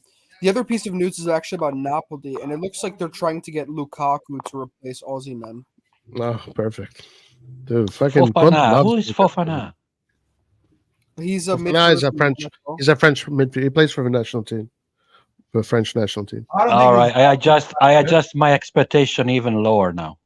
No. If that's the main target, He's a starting. Fofana is good. He's He was good. actually he was almost a starting central midfielder. I mean, look, he's not the starting midfielder, but he's like second rotation, I think, from the research I've done. Yes. If you're second rotation in France, your level is good. Your level is good. But obviously, first rotation is what really matters. yeah, but Kondogbia seemed a good player years ago, but he wasn't, was he? But maybe guys, I don't. maybe I wouldn't. And that's kind of harsh, man. I wouldn't consider Fofana him is like Kondogbia, no. Fofana gives you that like strong physical, like Cassie kind of profile. Yeah. Very strong, very good distribution in the pass. I mean, By the way, Conte is basically a done deal for Napoli. Like everyone's confirming it now. I told And them also, a month ago he's gonna go to Napoli. And yeah, and also Conceição was leaving as well. I think Fofana is a okay signing. It's nothing special, but it's an okay signing. If we get I it. don't know. Maybe I have high expectations, but if I hear Fofana is like one of the main targets, I don't know. Come Yeah. on. Okay. I know. Okay. I I see know that it's- point. I agree with that point. I see that point. I know it's physically strong, but what does that mean? We need to play football. Physically strong. Well, you can get someone in the gym then if you want someone physically strong. Well, I mean, the thing He is needs that to know how to play football. Milan does need physical players in the middle. We are starving for that for sure. Oh yes, I agree with that, but also experience and personality is what this team is lack in. Like Fofana majorly played lack. World Cup final. As What are you talking about? Like, as far as I know, like Fofana, from what I really judge players based on how they do in their national teams. I think that is the best metric to judge players. And again, if you're one of the main players, no, he's not a main player, but he's one of the important rotations of France. And I think you just said he was in the final of the World Cup. yeah, he came off the bench. They brought him off the bench. Yeah. So there is value to this player. There has to be sort of value to this player. My problem with this news that Antonio gave is that is one of our targets. So I'm gonna start complaining about Fofana or judging when we sign him, because probably in 2 weeks we will be like having another target, which is not even starting for France, not even playing for France. He's playing for USA. So let's wait. Yeah, that's Because another They thing. give great names during the summer, and we sign Musa at the end. Yeah, that's Yeah. what you got to watch out for. Yeah. Oh, the names will keep coming in anyway. But- it will every be great, day. man. We will I dream. I do agree here with Carmelo that 20 before if then. Fofana is the apex of what you're looking for, that's not great. I mean, first of all, we all agree in obviously this we call. want more, We all yeah. agree in this call that we need a profile like him. So these guys should have been signed already. The news should Right. be Milan signed for Fofana. Now let's look for a guy better than him or at the same level, because I we think- need two of them. Yeah, like I think Amrabat would have been the number one choice for most people. Well, that's okay. That's better player in my opinion. I would I be think not. that's similar. To be honest, that's similar. It's all about who adapts better, the league, and a lot of things. But Yeah, but guys, look, I keep saying this. You need personality in this team. You need people with experience and personality. Not we cannot only attack those no- players anymore. no, but Carmelo. what I'm saying, Larry, is unfortunately these players cost a lot of money, especially in wages. You can get like a free agent, like Inter does, the thing that Inter does. But you have to break the salary cap, because if you have a limit of the salary cap, you never get these players.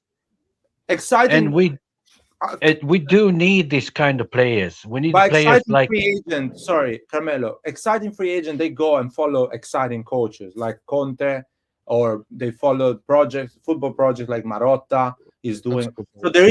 there needs to be a pool. We don't have none of those pools to excite a free agent that is like, now I can make this decision. I can pick the best choice for me. But So we have to I go mean, for these type of players. listen, I do look. That's what they should do. But also, they to me it seems like they're not going to get players unless there is some sort of way to make money from them. Like I think they're strictly going to operate in those conditions. they see that as a lost investment, because they can't resell Yeah. the player. So, Yeah, so Well, guys, who would y'all like to see Milan bring this summer? Then, realistically, Well, Tony Kroos is on a free. I would have signed him on a He's free. retiring, right? Yeah, I will try to convince him not to retire. Kyron. Yeah. well, listen, I think that the thing is, like, the way I see football, the way I think, you need to like do big things. You need to go and get Amrabat. You need to you get Xerxes, you get Amrabat. You get these kind of players. Like you have to show strength. You have to show determination. You have to show something that galvanizes the team, galvanizes the crowd, galvanizes the environment. But I don't think they're going to do that. I think they're going to do similar to what we saw: Reindeers, Loftus Cheek, Musa, these kind of players, and then people are going to get very excited about these players. But I think if you want, what I would do, I would try and show my hand force. I would get Amrabat from Manchester United. I would do things like that. You know what's crazy? Like Fonseca, Lenny Yoro, the center back on Lille. Like Fonseca, he's wanted by Real Madrid, all these teams. If Milan I want to see if Milan is even linked with him, because if Fonseca was actually useful, he would try to get him to come to our club. I mean, he's we need a good center back. But I Who's doubt that? it, because Who's that? No, but his name is Lenny Yoro. He's like 18 years old, and he's starting for Lille, and he's a French center back. He's young, very good, and all the top clubs in the world want him. So yeah, Yeah, okay, Antonio, I understand, but we can't keep doing this thing, buying like very, very young player. We need experienced player as well. Otherwise, yeah, we sure, but we I'm going telling you, this nowhere. name, We going nowhere. sure, of course, but this type of guy is like one of those talents that, like, he's basically going to be the next best defender. I mean, unless he has a terrible fall off, but How long do we have to wait for that? You know what I mean? he's already starting for Lille. Like, I mean, in France, I know it's different, but I mean, he's starting, in first team football. But what about Chow, man? I thought Chow is going to be the next best defender. Can we enjoy Chow Chow? could be- Can we enjoy No, Tomori, I don't Gambia? think Chow is bad, first of all. And second of all, Chow we bought him for like 5 million from the second division of Germany. 11 million. We bought him for 11 million. I thought it was 5, whatever. But No, that's not the price you pay for one of the best young center. Like that was a scouting operation, like that wasn't. This guy has like a lot more of a lot more hype around him. I'm not saying I don't really know how good he'll become, but he's got a lot of good potential. I don't know. I think maybe he's good. Maybe you're right. But I'm with with Carmelo here, man. We cannot buy every fucking potential next Maldini. We buy a guy that actually is good now, that he can contribute to win something, or at least to give some stability to the group and perform straight away. Because we don't have the experienced players to actually grow this young talent. We don't have like a group of players that can develop this young talent. I would get him, and I would get Matt Hummels as well if I could. I'd get both of them, to be honest. But I don't think that's going to happen. No, we should not get Matt Hummels. But that's the different strategy between us and Inter. At Inter, they have, first of all, they have football people in management. Second of all, they want to win here and now. We keep following from years now, 4 years. We follow the project, the project. What fucking project? What's that? I don't understand. This project brought one Scudetto, which was obviously was deserved on the pitch, but if it wasn't for Inter suicide, we would never win that Scudetto, even that one. Anyway, so we keep buying these players. I understand what Antonio says, but how long do we have to wait until we see a build-up team with experience, personality that goes there on the pitch and hit the grass No, instead you're not of going to see fucking that. Guys, You're not going to see that. You're not Yeah, going to see first of all, instead of this fucking afraid bitches that we see wear the Milan yeah, jerseys I'm just like saying. reindeers and stuff like that. Yeah, This I'm not. fucking reindeers looks like, yes, the body posture of a tap dancer. And when Okay, guys, come on. that's the Let's same be a body little. posture, Let's be a little and when the game realistic. goes, the big games that disappear off the pitch, they literally But scared. They get Mello, bullied every time. So, two I things there. First of Hold, all, hold on. I'm Let not. Ace, just let Ace, us make a Ace was point on saying that something. statement. I just want to say one thing. I just want to say that, like, I understand what y'all are saying, but okay, and maybe this might be ironic coming from somebody that is saying, let's see, give Fonseca a chance, and he's a very reserved person. But those types of mentality you're talking about, that is something that the coach needs to implement into the team. That confidence, that ability to feel like they can go out there and win Yeah, every game. I don't Yeah, think someone Fonseca like a can do And Conte, that. Pioli not didn't give Fonseca. our team that. I don't think Fonseca can do that. I mean, maybe he can, but I really doubt it. I really doubt Someone it. like Conte can do that, not Fonseca. No, I I no I, way. I think Fonseca is going to win games for sure. He's going to win games, but I think when And so is the Pioli. So what? when the You know. things get hard, I just see some other coaches that are just better than him, and they're going to do what you're talking about a much better job than he will do.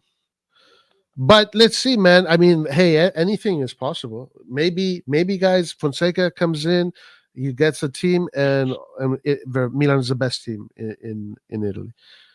It's very difficult, objectively speaking. But if you want to, No, but I look, mean, Roy, there is no Mike. It could be because in football sometimes you just get you never know what happens. It might be the next good thing after whatever, you know. But it's wrong to start with hate on Fonseca, like we were talking about before. Let's give him a chance and see what happens. Even though my expectations are what they are, but that's me. That doesn't okay, matter. That doesn't matter. I That, but I let's give him a chance and see how he goes. I have an opinion about that. Actually, I wouldn't give him a chance, to be honest with you, and neither Lopetegui. But that is what is happening. So yeah, I'm just going along with it for now. I am also. Let's see. Let's wait You and have no see. choice. You have no choice, man. Right, right. So there is no choice. But I'm not disagreeing with Ace. I just the analysis of his past and then the competition that he's going against. I just don't see many points on his side of the table. You I know. mean, I think if you I had that opinion of like last summer. I wasn't really happy with the players that we brought. I didn't think that Pulisic would have stayed healthy or put up more than 15 goals and 10 assists. Like, I didn't expect Pulisic to do what he did. But sometimes you need that. Sometimes you come to a club like Milan and you change your career around. So, and I'm just saying, maybe we should just be a little bit patient and see. Maybe this would be Fonseca's, um, time, like Mota last year with Bologna and Pulisic this season with Milan. So I'm just saying we should just be a little bit patient. And I would say also, like, the judgment is really about whether we can retain our core good players, like not selling Theo, keeping resigning Mike on a new contract, even keeping Benacer. I think is important. That is what I'm looking at to see whether or not this club is serious. There was a But report. potentially could be Benacer could be the one who will leave as well. Potentially, I don't know. He Yeah, has a clause of 50 million or something. Is he? Can't remember now. something like that, yeah. And also, there Yeah. was a report today saying that they are going to renew Mike Magnan. The one that looks like he's on his way out is Theo Hernandez, and I think now it's not a pattern yet, but there is the suspicion it might become a pattern that every summer they are going to have a big sell like they did with Tonali. And this year it could be Theo Hernandez. I'm curious to see whether this is a pattern. It could be, but these upcoming months will tell us. Right now, the reports are saying that Theo Hernandez is on his way to Bayern, but we've already seen these kind of reports that don't really end up that way. He is the only one I wouldn't sell. I would He's sell tough, maybe guys. Mayan, I but agree. not him.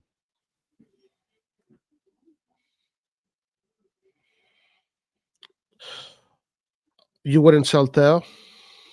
No, I wouldn't. To be honest, I wouldn't either. if I have to sell someone, I would sell Mayan because after all, you can always find a decent goalkeeper between 20 and 25 million anyway, But Well, Teo Exactly. Hernandez, if they sell Teo Hernandez, it's going to be a big, big loss. Even though this season himself didn't perform like in his standards, sometimes he played crap as well, like all the others anyway.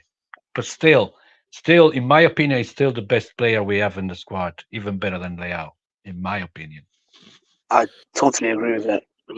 He's solid, and I agree to your point. Mignon should be the one to leave if we're gonna have a big sale. But goalkeepers are easily replaceable, as you've seen with Chesney. He's gonna leave now, and they get another goalkeeper. I And think besides, Mignon should go. he gets injured too often anyway for a Exactly, yeah. goalkeeper. It is always around that group stage time in Champions League. He always gets a big injury, so I think Mignon should leave, but I wouldn't mind him staying either. But if we sell Teo Hernandez, then boy, we have a big problem on our hands. No, but again, look, because we already have two major roles in the pitch that need to be covered, which is the striker and the CDM. Mm. If you sell Leao, you're gonna have three major points. Three major Mm. roles to cover. Then not only two anymore, but three. Who's gonna be replacing Theo in case he gets sold? You know what I mean? Who they gonna go for? I don't trust these people. I don't. I do I not think trust them. I think if they sell Theo, based on what Fonseca was saying in his video, and based on the fact that he spoke about a specific player, Spinazzola. Based that Spinazzola is, I think, on a free. He's uh, he's not Ooh. renewing with Roma. Not quite the Fonseca same thing, is it? Fonseca spoke about Spinazzola. That was his best player at Roma, and that was the player that was the fulcrum of his game. So I think there's a good chance that if they sell Theo, they're going to have a lot of cash to spend, and the replacement for Theo is going to be Spinazzola, which is not that bad of a replacement. Yeah, but he's one of those players that already gave his best already anyway. And it's not quite the same thing, Roy. Come on, it's not quite the same thing, is it? Yeah, but it's not that. I don't think it's that different either. I think Spinazzola is a top player. For me, But Spinazzola. also, Mm. Roy, At Theo level. Yeah, more or less, they do the same thing. I mean, look, Theo No, come on, man. obviously Theo has more years in front of him. He still has to go in his prime. Spinazzola now is in his prime. I mean, he's going towards the end of his prime, but he's still in his prime. But Spinazzola pushes just as much as Theo. Spinazzola gets assists, gets goals, Mm. and he defends really well too. So If you does want so to, does the, I don't agree. I don't agree to that, to be honest. okay, well, It's I, not I they're not at the same level. They're not at the same level to me. yeah, but I'm not saying that the levels are very different. I mean, Spinazzola was the best player of the Euros, right? In 2020, and we saw the big difference. I mean, Spinazzola does the same things Theo does, but I think if you want to argue that Theo is better than him, I think that is a winning argument because I think most people think that Theo is better than him. But I don't think the difference is that much. If one is a 10, the other one is a 9. You know. No, I'm not saying that Theo and Spinazzola are the same level as Theo and Balotelli. I'm not saying that. I don't mind Spinazzola, but it's not the same thing. It's not. I think there's two more steps down than Theo, in my opinion. Yeah, I don't That's think the so. I way. don't think so. But okay, we'll see. We'll But see. anyway, the problem is that I don't trust these people in case they sell him, whoever they're going to replace him. Because you said Spinazzola is going to be as free agent, is it? Yeah. Now this summer, I mean, Mm-hmm. I don't think they will go. They will go for him anyway. In the first place, I don't think. You know. Well, that it might depend. It might depend. We'll see. Well, with that said, I don't mind getting any fucking Italian players in the squad anyway.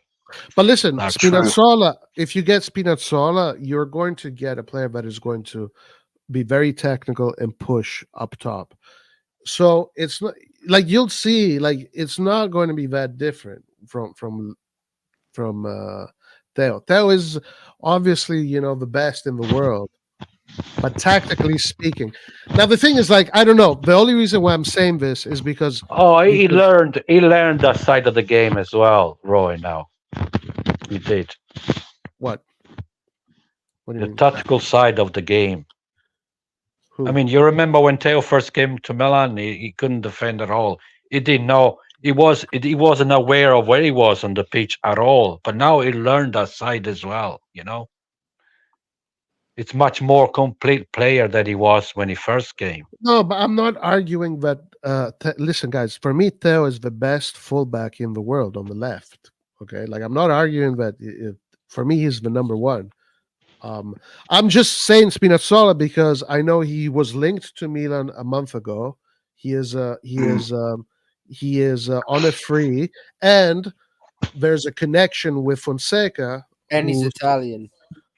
well, that doesn't even matter. But there's a connection with Fonseca, who said Fonseca like used Spinazzola as his main player at Roma. So there's a connection I'm seeing. So that's just an idea.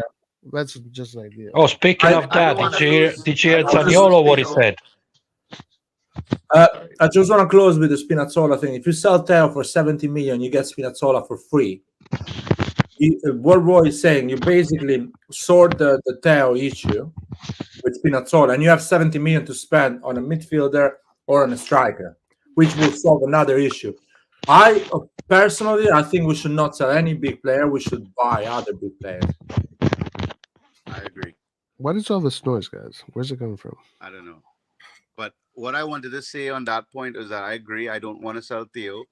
Spinazzola would be good. Also, I read something this morning saying that De Lorenzo from Napoli wants to leave Napoli. So, I mean, Oh, he probably goes to Juve. maybe, yeah. But my point is, if the rumors are true about Theo leaving, being the one being sacrificed to some, I don't think it will be as damning to our defensive line because they have good options, like Roy said. Spinazzola, and then De Lorenzo is also available. So I don't want to lose any of our top players. If I had to pick, I would rather lose Mike Mignon over Theo Hernandez, to be very honest. But if we had to lose Theo, I would just hope that we could get Spinazzola and De Lorenzo from Napoli. The another thing about this that could be interesting, an idea again. The reason why they're saying that they're going to renew Magnan is because maybe they didn't have any official offers for Magnan, but the Theo Hernandez thing looks like it is concrete because Davis, if he's going to Real Madrid, they're going to need to replace Davis with a big player, and 100 million. That's what they're saying. This is what the reports are saying. They're going to spend 100 million for Theo Hernandez. We've seen Bayern spend 80 million for De Ligt. We've seen Bayern spend this crazy amount of money for these players. So it's not even out of reach that they would spend 100 million for Hernandez. Yeah, it could be. But the reason also, Roy, because Magnan doesn't have that many offers is because his injuries. That's the downside. Yeah. Clubs see those things as well when they're looking for a player, Of course. But again, on Theo, like you said, if they give 100 million, as much as I love having Theo at Milan, but I will give him for that money. I will give him. I don't see Jerry saying no to that. I mean, Jerry literally said he has no intention to build any relationships. Jerry won't say no to 50 million even. Guys, Yeah, can I make a point real quick? What happens to Jerry? Sorry, guys. and I'll be right back. Redbird? I'll be right back. Okay, what happens to Jerry and Redbird when Leao and Theo and Magnan are all gone? Because he's gonna have to start if he clearly wants to do this thing where he sells a player and funds the entire market, and even probably is gonna help fund the stadium too. why? Then he's gonna have to start developing players as well. And right now, all he's doing is relying on already made players from Maldini and from the previous ownership. I'll So tell you what happened. I'll what's tell you going what to happened. happen then? I mean, like it seems like he, Should he's have bought Goulet. doing all this. He will be on a $25 million boat during the summer, have a nice life, and don't give a shit at all. And will count as a bad investment because Italy is a difficult market. My life will be shit again. Us as Milan fan will be shit, and people will be complaining in the chat. Oh man, this club is shit. This team is shit. That's what happened. His life, nothing's gonna happen. It was just write it off as a bad investment, sell for the same money that he bought it, or maybe a bit more, and move on with his life. Yeah. I mean, I agree with Laretz there. It's either that or he actually believes in players like Leao and Theo, and wants to build something with them because they're marketable and so forth. But that's a hard question to answer, Antonio. To be honest. Yeah, it just seems like what it's very simple what he's doing, and it's like what are his end goals here? Because I know he's trying to sell the club eventually, but it seems like all he's doing is just trying to maximize his gains, and he sells a top player, but he doesn't take the time to develop the top players. I think he thinks it's easy to make Theo Hernandez or to get the next best left back in the world, but it takes a lot of football intelligence to do that. And I don't think any of the players he's gotten so far. I mean, I don't know. I don't want to jinx them, but they don't seem like players that are like, going to develop into world class players. So Yeah. So if he sells Theo this summer, Milan would be making a net 80 million off of Theo. if he sells Theo, do you think? I think the fans are gonna get really pissed off because Theo. I mean, Tonali. Honestly, well, we saw what happened with Tonali last year. To be fair, it wasn't the fans were upset, but then they started spending money. But Theo, I feel like is he's got a super big meaning as well. Like I could see the fans getting really pissed off. Yeah.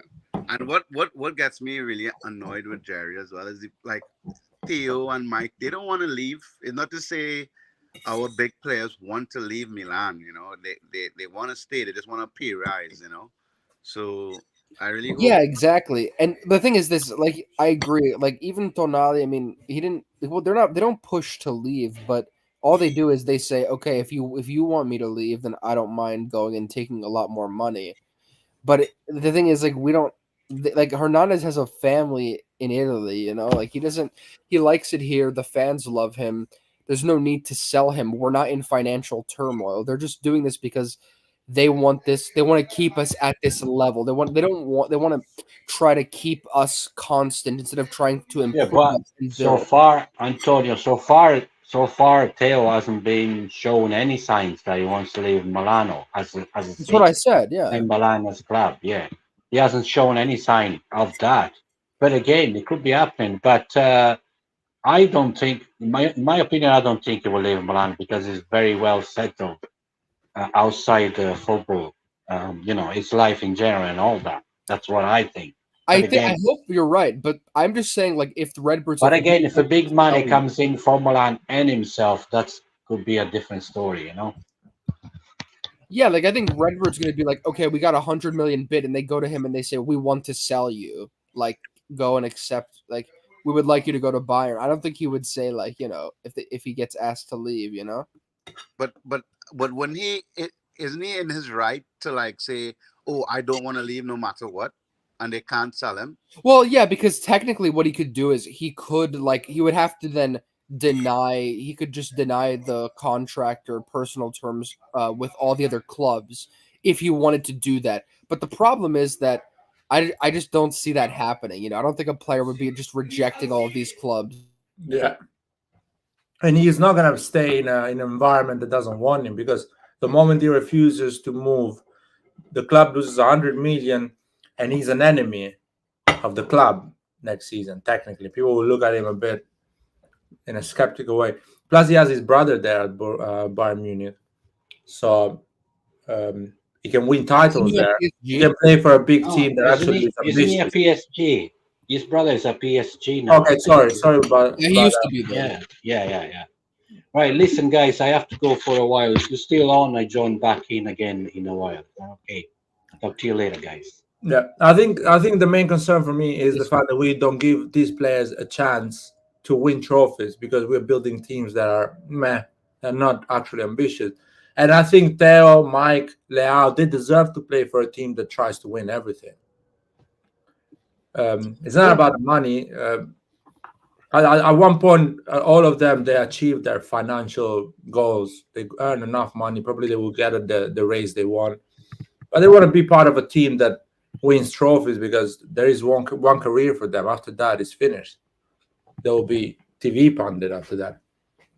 So they want to win trophies. And we're not allowing them to do that, even though there are players that deserve to win trophies or challenge for that. Yeah, and I think Theo especially is probably the most world-class player that we have, like in terms of for his position. He's considered either the best or like one of the best, clearly. Yeah. And so any team, like, could use him. And also fullbacks are so hard to find, really good fullbacks, I think. So I think, like definitely he could go and fit into the best teams in the world, and we're definitely not doing that with this head coach and with the strategy of what we're trying to do. It's definitely not fitting, That's the thing. If he signs for Bayern Munich, he can challenge for the title there every year, and he can always play semi-finals, quarterfinals, finals of Champions League almost every season. Try to get those. It's big stuff, man. That is exciting about this job, playing for big trophies, and we're not allowing these players to play for the big trophies. And I just want us to win Coppa Italia. It's been so long since we win Coppa Italia. Just give us one trophy next season. One trophy. And that would be the Coppa Italia because that's the one we haven't won in before I was born, I think. So, I don't give a shit about Coppa Italia. I want to win the Serie A again. I want to win the Champions League again, or play every fucking season, go to the semi-final, quarterfinal. That's for the money we spent last summer, man. We should have been, instead of Borussia Dortmund, we should have been there. I'm not even joking. yeah, that's the thing. I don't think Pioli. I mean, maybe Fonseca might be the same thing. I don't know. I don't really know, but I do know. I feel like he's better in game management. Is better than Pioli. I just don't think Pioli has the potential to take Milan to a final. You know what I mean? No. I don't think it's that. The management, the ownership bought the wrong players, guys. I know you guys love the players that we bought, but they are not good players. They are not players that will play.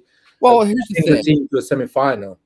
My perspective on the players they're not world class or anything. I don't think I think a lot of them did a decent individual. They disappear on big games, Antonio. I agree, but I think the first season appeared and decided a Juventus game. He's a fucking kid, man. You can see he has it for a big game. These guys don't have it. They didn't appear on any of the big games we had this season. Yeah, they will not appear next season. I will say that, but at the same time, though, there is a point to be made that the tactics in some of these big games were really bad too. Like, the tactics were not bad. Yeah. No one was played out of position. Pulisic said that. Pulisic said that in an interview recently that like he was, a little bit surprised at the way the team was set up for. I think it was against Inter and against Roma in the Europa Cup. He came out and said, he was a little bit surprised at the defensive organization or the lack of organization and defense that Pioli put us out with. So I think there is a point to that. Like, no, because I don't buy that. I'm sorry, I don't buy because Pulisic didn't do nothing on those games. It didn't do anything valuable. Like, this is the thing. You play Inter like in all of those games in the last year or whatever. Inter's a better team than us. Yes, we can lose by a goal. We can lose by 2 goals, whatever. We can make it a close game. but we got absolutely battered like multiple Other times players. against them in a way that doesn't work. Okay, And what about Roma? What about Borussia Dortmund? What about fucking? well, Borussia Dortmund, we tied the first game. The second game, What we were about ahead, Newcastle we first played game? as a central defender. Well, what about Newcastle? Newcastle, Why you don't win the game, man? I want them to win the game. Why don't win the game? We can blame some. We can blame some. I mean, no, it depends. Like, there's different things. So in the Newcastle Against game, Juventus, we didn't beat Juventus once this even year. Leao in the Newcastle game missed a huge like solo chance. Yeah, even Leao as well. But You know, like the individual. what about the other 11 we bought this summer? Why they didn't show up? No, of course, individual. For Chukwueze kept us in Europe, but against Newcastle. But anyways, Well, that's not and Europe, man. Stop Pulisic as well. considering Europa League Europe, man, because we were playing against Sparta that's Praga. anyways. I'm just saying it's not like that. The new players. Listen, I don't like them. I'm not in love with the Mercato, but I think it's a little bit unfair to just trash all of the new players. I just don't think that they it's didn't. not fair, man. Big games they didn't show up. It's not fair. It's numbers, man. They played against Bologna. They didn't win against Bologna. They played against Juventus. They didn't win against Juventus. Against Inter, they didn't win. I mean, Pulisic scored against Bologna on the first day of the season. Yeah, the second one we didn't win it. No, yeah, but I think everyone is to blame, not just. I'm blaming everyone. I'm not blaming, but these are the guys that should go. We bought them to win these games. They're not winning them. So what I'm saying, the ownership bought the wrong players because these players are not showing up on big games. These are big games that define a season. Decide if you're gonna be in Champions League or not. You can always debate whether or not, like, where there was these players against Roma. Okay, I agree, Loretz. I agree with you. But who sets up the team? I would also say that, like, for instance, Pulisic, I would call him our little giant killer, you know, because he scores the goals against the team that we struggle to score against. You know, yeah, the low Pulisic block. at the same time, him and Okafor and Jovic saved us a lot of points in Serie A against teams.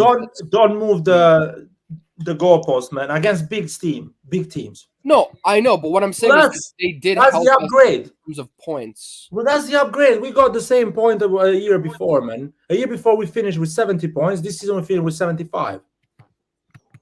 Yeah. I mean, listen, we can all. First of all, one thing about the amount we spent last summer is that you have to also consider that we sold Tonali, and so the net spend wasn't as much as people say.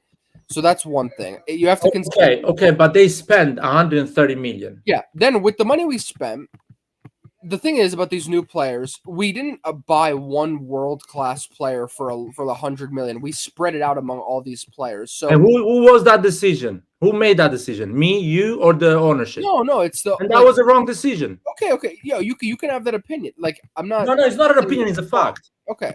It's a fact. Anyways, what I'm saying is this: they felt that they had to change a lot, and you can disagree with that. You can say that our team was already good and whatever. But anyways, they decided to do that, and I'm saying all these I didn't have world-class expectations on these players, and I think that in terms of what they did, I remember other things last summer. Expectations as individuals. I think we should have gotten a defensive midfielder, and I think you could have gotten a good center back, and you could have spent the money differently. Antonio, are you sure you didn't have any expectation at the end of the summer, last summer? The only expectation I had for that was high was I said Chukwueze would get like 11 goals in Serie A, or like almost 15 goals. I thought he was going to do very well. Everything I heard last summer from everyone was that we will challenge for the title. But how could you blame us though? 100 million spent. I said that we could challenge for the title. I didn't say we were the favorite. Well, that's what I'm saying. You had the expectation of this team challenging for the title. Well, I didn't say that I expected them to win it. I said that we could. I said we could. I say challenging, man. Why are you putting me? I didn't say you expected them to win it. You expect them to challenge. They didn't challenge. I mean, they were second place. Them to go through the group. They didn't go through the group. They were second place. Yeah. Look, Inter was very good. I don't think you can blame people for thinking that we would win the council. I'm correcting Antonio when he says I didn't expect that. Yeah. But also, I didn't predict Inter to have 94 points and lose like 1 or 2 games into like Sassuolo only season. Like that made it unattainable. The league was over. There's no way we can compete with that. And also, I did say that we were going to concede a lot of goals this year because I saw and I said, why are we starting the season with Krunic as a central defensive midfielder, and why aren't we getting a center back So I was very worried about that as well before the season. So, and Inter has the best defense in the league. So I don't remember that. Man. After 3 games, people were saying, I said that we were going to concede a lot of goals. No one was actually saying, "Oh shit, we actually conceded a lot of chance against Bologna." People were saying, "This is a good team." No. I said that. I literally said that in the Bologna. Dude, I have the live, man. I have the Bologna live. Yeah, I can fucking run it now. You can pull it up. I said that Bologna played better than us for most of the game, but I was happy that we scored those chances, and I was excited about Pulisic because he scored a beautiful goal. That's what I was saying, that Bologna played really well actually in that game. But anyways, like, I'm a Milan fan, so I'm optimistic sometimes, but Yeah. I'll put, you know what it is? I'll put my hands up and I'll say that I fully believed you would win the title, only because we spent 100+ million, and I believe that Pioli would improve upon the last season. Because let's face it, we had better squad depth now than we did last year. But also to be fair to Pioli, there was an injury crisis. You guys are mistaken. These are not good players. The players we bought, they are not good. They're not ready. They're not. Okay, but then if you think about it, what does De Zerbi have at Brighton? He has low-level players, but he's able to play football. No, he has good players. Who is buying Brighton players are people that understand football, and they're buying good players. And by the way, Brighton is not challenging for Premier League. They're challenging for liar. The thing is this. But they were in Europa. Brighton buys young players. Yeah, in Europa, yeah. This year, I think a lot of the players that we bought came in and they contributed in the league as individuals. They didn't have poor seasons, and a lot of them were older players that you would expect them to contribute. I just think that overall, yes, none of them are world class, not enough to beat an Inter, not enough to win the Champions League. I agree with that. This is one of the worst Juventus we've seen in the last 10 years. I think they're not able to beat that Juventus. We got unlucky against them in the first game. That first game was complete bullshit. I mean, if you want, but anyways, but overall, I don't think you can. I think it's unfair to. I mean, for some of the players you can criticize individually, but if you go to them individually and say you had a bad season, I don't think it's like for many of them that actually applies. I think overall, the way that it was put together collectively. Antonio, compared to me, that I'm not a football player, they had a good season. Compared to the standards of Milan as gave us the last 4 years, they had a bad season, in my opinion. No, but you're talking about the season, like the. I guess I was talking about the individuals, like performance. Yeah, they had bad individuals. They didn't appear on big games. Milan footballers, they should appear on big games. If you don't appear on big games, you should play for Bologna. You should play for Atalanta. Okay, but which players? Even the ones from last season, I feel like everyone didn't appear on big games because we won against Napoli 4-0. We were getting rammed by. We won against Napoli 4-0. No, but I mean like the players. You beat Inter 3-1. I'm talking about the Maldini players this season. But I'm telling you, the Maldini players the year ago, they appeared on big games. But when the team, let me get this straight. When the whole team was built by Maldini, against Napoli, against Inter, against Tottenham, against Napoli again in Champions League, on group stages to go through, on big games like Atalanta, Juventus, they showed up. They won the games. This group of players, these 11 players that were brought in this summer, they didn't show up on these games. They didn't show up against Borussia. They didn't show up against Roma in Europa League. They didn't show up against Inter at least once. They didn't show up against Napoli. They didn't beat the top 6 twice at least. None of them. So they're not Milan player. They're not showing up in big important games. This is my point. All I was saying is that this season, Leao, Hernandez, Magnan, even them in the big games against Inter, no one. Leao played against PSG. He won the game by himself. Well, Loftus-Cheek was probably. He made a mistake on the goal as well. Yes, that's true, but he was fantastic that game too. Yeah. So I mean, Leao was the best player, and he performed. He scored the goal. Yeah, he did good. Hernandez as well performed in that game. They did good, but so did Loftus-Cheek and some other players as well. But my point is this: like in the games that we got battered this season, I didn't see any good players. I saw us completely lost, and I saw that the team collectively was getting because overall, this team. Well, I'll reply to that. These players didn't show up. First of all, these are players that players didn't show up. And it was we all lacked. Overall, no, don't put all. I'm sorry, but it's not fair. Well, which because one showed up? I mean, like Leao scored in the Well, the 5-1 no, game. no, no. I'll tell you. I'll give you an answer to that. Leao used to show up when Tonali was in that side of the pitch. Now he's not showing up because Adli and Reinders in that side of the pitch. So I blame those players because they are not elevating the level. But I think what we're doing here is, don't conflict. I'm not saying that I'm praising the management for what they did. All I'm saying is from an individual perspective. I don't think you can go to these individuals and be like, "Oh, it's all your fault." Yes, I can say that. I can say that. I can go to the individual performance. I can go to Reinders. I can go to Reinders. Listen to me. I can go to Reinders. I think Reinders was played in the wrong way this season. I think he needs to be with a. There is always an excuse, but let's see next season. I can go to Reinders. I can go to Ali. I can go to Musa and tell them we conceded 50 goals this season.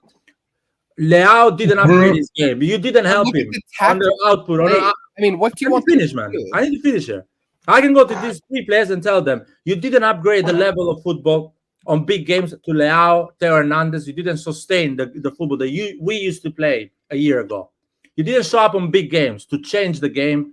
But this year, Pioli changed the tactics as well, because this year we were playing a whole new way of build-up where he pushed a lot of players up the field. And also, Pioli, like this season, we entered it with this idea of Pioli wanting to play crunch as CDM. And of course, I acknowledge my problem with the management, like again, on this issue, is more so that they didn't understand how to support the team tactically, and they didn't know how to put together the team collectively. And they spent the money maybe not the best way. I agree with that. My point is, though, that I don't go to Pulisic and say that he had a bad season, and I don't go to some players you can, I agree, but I don't go to all of the players and just say that all the new players were shit. I say okay, it's also a mixture of how the team was put together and the collective, solidity of the team. I want to see them what they do this year under a new manager, of course. And of course, I will say this: none of them are world class. I agree with that. So I don't know. I feel a little bit harsh blaming some of them. I honestly think if you are a Milan player, you brought him for a lot of money, big salaries, because Pulisic, Chukwueze, Ruben Loftus-Cheek, these guys have big salaries for us. At our level, they have the level of Theo Hernandez, a bit lower than Leao, but the level of Mike Maignan, Tomori, and all these guys. You come at Milan, you need to win big games. If you don't win big games, you had a bad season to me. That is simple as it is. I think the team had a bad season. But when you talk about Loftus-Cheek and Pulisic, when you talk about Loftus-Cheek and Pulisic and these, they knew they just had to adapt to Italy, and Pioli's tactics weren't the best. Now, when you talk about Adli, for example, he was taken out of position. Since when is he a number 6? Since when is he a regista? Some of these things fall on Pioli as well. His tactics were not the best. Look against Roma. They had a red card. They had a red Roma, and we weren't able to break them down. What is a good tactic that Adli to perform? Because this is not a team for Adli. This is a team that Adli should fucking adopt, man. He's a number 10. You see his stature. He's not a number 6. Guys, I have a problem though with this, because I understand you can blame the players, but if you don't want to put any blame on Pioli for playing, Pioli got fired, man. Pioli got fired. Okay, good. But he takes a lot of the blame. You have to give him a lot of blame as well, because you can't just put. I'll give him. Sorry, Antonio. Push them up the field and leave yourself open to get penetrated, and then be like, "What are you guys doing? You guys suck." Antonio, I can give him the blame if he doesn't play the players that the ownership brought him and he insists with his ideas. But he actually was quite open-minded to play most of the players that he got from the ownership. He played them a lot. They played on different positions as well. And they didn't perform. They were put in the best solution. And they didn't perform on big games. But I'm sorry, man. You need to play them. He did not play them optimally. You can see where Adli should play optimally. He's the midfield man. If you play, he's a number 10. He's not a number 6. Okay, first of all, he put Loftus-Cheek as a second striker. He basically in possession. He put 8 of our 11 players. Antonio, you upset me a lot because on that position he performed really well against PSG. Okay, guys, so he showed that he can do that. Let me just make a point, guys. Let me just make a point. I've been listening, and I agree. I agree with Lorette as well, but Antonio has some points that make sense. However, I would say, look, Nathan is making a very good point in chat about Real Madrid, right? Like Camavinga is not left back, but when he plays for Real Madrid at left back, Yes. he's like one of the best players at left back. Right? Right? Many plays a fucking center back. Exactly. He's a midfielder. But so yes, they need to understand who the club that they're playing for, and wherever the coach puts you, it doesn't matter. You playing for Milan, you need to be Perform the best personality player in that position. And by the way, Valverde played a lot of games on the right wing and performed, had personality. And he's not a right wing, he's a midfielder. Bellingham plays as a striker this season, man. And he performed. He's a fucking midfielder, man. He's played all his life as a midfielder. These are excuses, man, out of position. Are you a Milan player, man? You give everything. You win games. The build, yeah, okay. The build up. I'm it. talking about. This doesn't change the fact that Ancelotti knows where to put players. I mean, you can change their positions slightly, but he knows where players are going to. Elemakers has been playing on the wrong position in the last 3 years at Milan. He needs one game. World class. I mean, Jesus, you know, man. And also, Elemakers has been played out of position, won games, man. Elemakers is a flexible player. He can play multiple positions. No, he gives everything, and he plays in a way that brings points, not in a fucking way that is good to look on YouTube. Pulisic, last season, players, he said that he was happy with the players that we brought up. Diaz was changed position. He was a number 10. He moved on the left, on the right wing. A lot of times, I've seen other players move on the left as well. There was a lot of changes of position, and players were giving everything. Were trying to adapt and try to win games because they were putting personality. And they were not better players. They were not exceptional world-class players, but they were winning big games. They were going against Juventus and winning 2-0. Doing their hard work, covering the pitch, fighting on 1v1 battles and getting those balls and trying to go on a quick transition. These guys are lost, man, and I don't blame Pioli for that. You need to show up balls. Are you at Milan? Go and fucking win these games. No, but Pioli has to take some responsibility. Yeah, Pioli's taking responsibility. He's getting fired. These guys should have win a game, man. Pioli made a lot of mistakes in the past as well. Then the players won their games. So basically, are you saying that all the players that the new management bought, there's not one player that is that's like this season, the season that went, they were useless to me, to the Milan coach, to the Milan badge. They didn't upgrade the situation at all. In big games, in the game that big games, which are important for Milan. Big games are much important. I'm not saying that they're big game, whatever. I'll tell you another example. Pioli fucked up against. I think overall you didn't see any of the peak qualities of the team because of how poor the tactics were in these games. I'll tell you what. Pioli fucked up against Inter, the game we won 2-1. That Giroud scored those 2 goals. Pioli fucked up, and he started the game in the wrong way. We were conceding a lot of chances. The team fight, covered the pitch, gave everything, and the first half finished 1-0. Pioli puts other players in the pitch to try and change things, and these players react. They do something, and they go and win the game. They make changes in the game. Pioli is not doing anything exceptional. He's putting some players, and they're giving everything, and they get the result. The Tonali goal in the last minute, that is Redbird going for an high press, getting an outside ball, putting it in for Tonali. Tonali scoring a goal in the last minute. That is not tactics. That's nothing Pioli did. Pioli fucked up that game. But here's what won it. That's why I'm saying you're a Milan. You need to use these examples. Listen, I don't want to. I don't think just because Udinese isn't a big team, when Okafor scores the game winner and when these other players like scored these winning goals this year and they give us points, I don't think that you can just be like, okay, they never performed in a big game and so therefore then we know that they suck and that they're not useful. No, I didn't say they suck. They're not from Milan level. Okay, sure. Milan needs to win big games. One thing, this season. You see Pulisic and you see him in some games get. I haven't seen him against Juventus. Okay, now let me finish. When you play against teams like Inter and you in possession, you play with everyone up the field, the wingers on the edge of the lines, completely surrounded by 3 Inter players without no whatsoever. Okay. How do you expect Pulisic to get involved? Dude, I've seen Messias. Listen to me. I've seen Messias. Let me reply to you.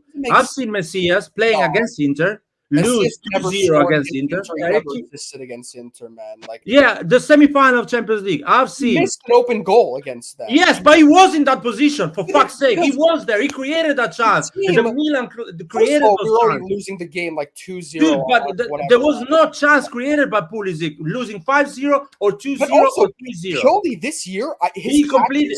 I was asking, were is he even playing? worse. Who is playing? His Who are the tactics- players playing? This year, his tactics were even worse than last year. He changed this year. Did you not see how Dude, he tried? you know even what? like, I don't know what like excuse you're gonna over find for the players attacking, next season. it was I want to awful. see what excuse you're gonna find for the players next season. No, this season, first of all, Fonseca. So I don't have any confidence in Fonseca. I'm just gonna say that right now. Oh, so you're gonna keep blaming Fonseca? The players No, can I still wanna walk see- in these I- big I wanna games and see don't it. show up. Well, let me see. No, I blame players when they miss and when they miss clear chances and they whatever. I don't blame Pulisic. I'm not saying he's world class, but I'm saying that Pulisic in those games, what do you want him to do when he's surrounded by three? I want to create chances, man. I want to win battles. I want to win balls and He had create a no chance. chance to win. He's I never think done that. How can you do that when the tactics are No, rubbish? I've seen it We from never other players, created- man. we never A year ago, created- I've seen it from But other we never players. created Less any talented than him, but earn less money. Do that. any numerical advantages Guys. for Pulisic. There was no creation. There were no build-up. We were sitting at the back, Antonio. We were sitting at the back against Napoli, fucking battered by Napoli, and we were managed to win balls and go on a counter.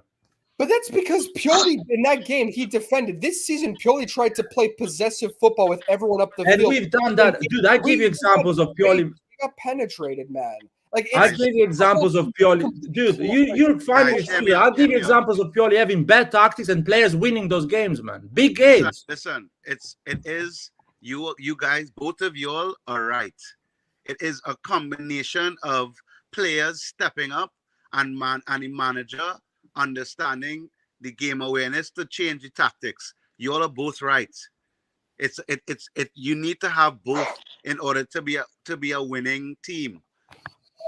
So, I think but I'm also not saying there's these not much players more. are- You're gonna just keep going back and forth because Loretz has a very good point. The players need to step up in big games, and Antonio has a point. The manager needs to put the players in a good position to show their potential. So you all are both right, and I agree.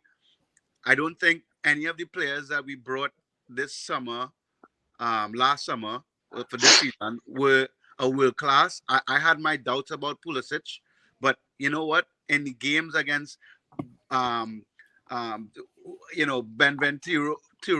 whatever, those lower league teams, we struggle to score against them because they play a low block, and Pulisic and Okafor break them down, and we get goals. We need players like that, but we also need players to play against Juventus and break down Juventus.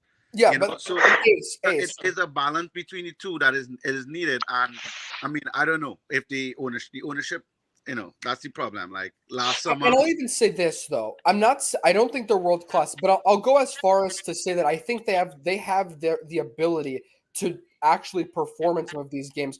I saw Okafor in the Champions League, and I saw Pulisic in the Champions League in the past. He scored and assisted against Real Madrid in the semifinal. Okafor scored against Chelsea. I mean, they weren't, whatever, and against us.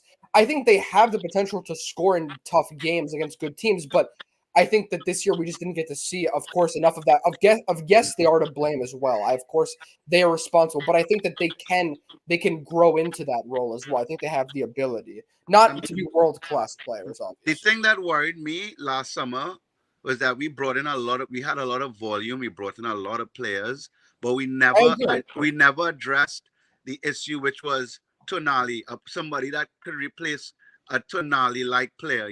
So Loftus-Cheek is a box-to-box, and Pioli played him out of position this season. Adley played as a 6.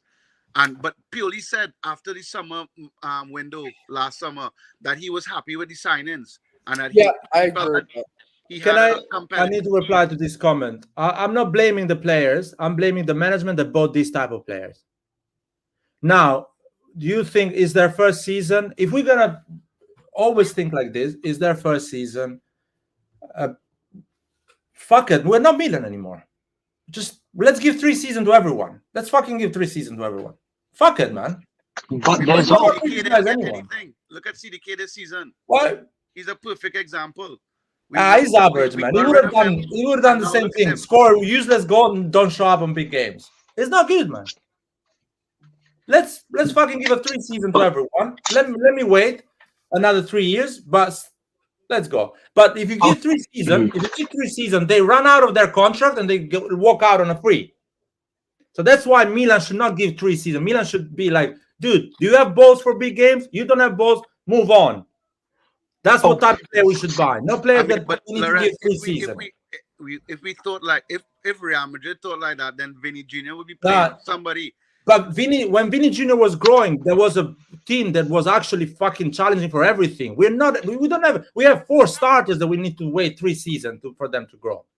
If they were bench players or they were additional players to a starting 11 that actually was straight away performing, I will wait them 3 seasons for them. But these are starters and we need to wait 3 seasons for 4 out of 11, sometimes 5 out of 11 starters to win big games. Let's wait that. If they walk out on a free, you understand what is the problem waiting 3 seasons for these players. Because I waited 4 seasons for Hakan Çalhanoğlu, and he's banging with the Inter now. I waited 4 seasons for KC, and now he's banging in Saudi Arabia. I'm gonna wait another 4 seasons for Pulisic to run out of Milan and play for Real Madrid at his peak. Let's wait then. I'm waiting for him to decide a big game. It's been 12 months. Let's wait another 12. No, but I agree that, some players didn't step up. But at the same time, like, I see what CDK is doing at Atalanta, and I'm like, damn, like, maybe we should have given him 1 more season, you know what I mean, under a new coach, So, I mean, it is difficult, and I do agree that players need to step up and show their quality in big games, but also you need to kind of show a little bit of patience as well, So it's a balance that needs to be found, and we'll see what Fonseca could do. I think I don't agree with you because I'll give you a few examples there. I'll give you a few examples. So Diaz came at Milan first season. Clearly was a player that you needed to wait for him to get at those levels. But still, the guy showed up on big games. He scored goals against Juventus. He played good games and allowed the team to win those big games. And we achieved 79 points that season. And after 7 years of Banter era, we came back to Champions League.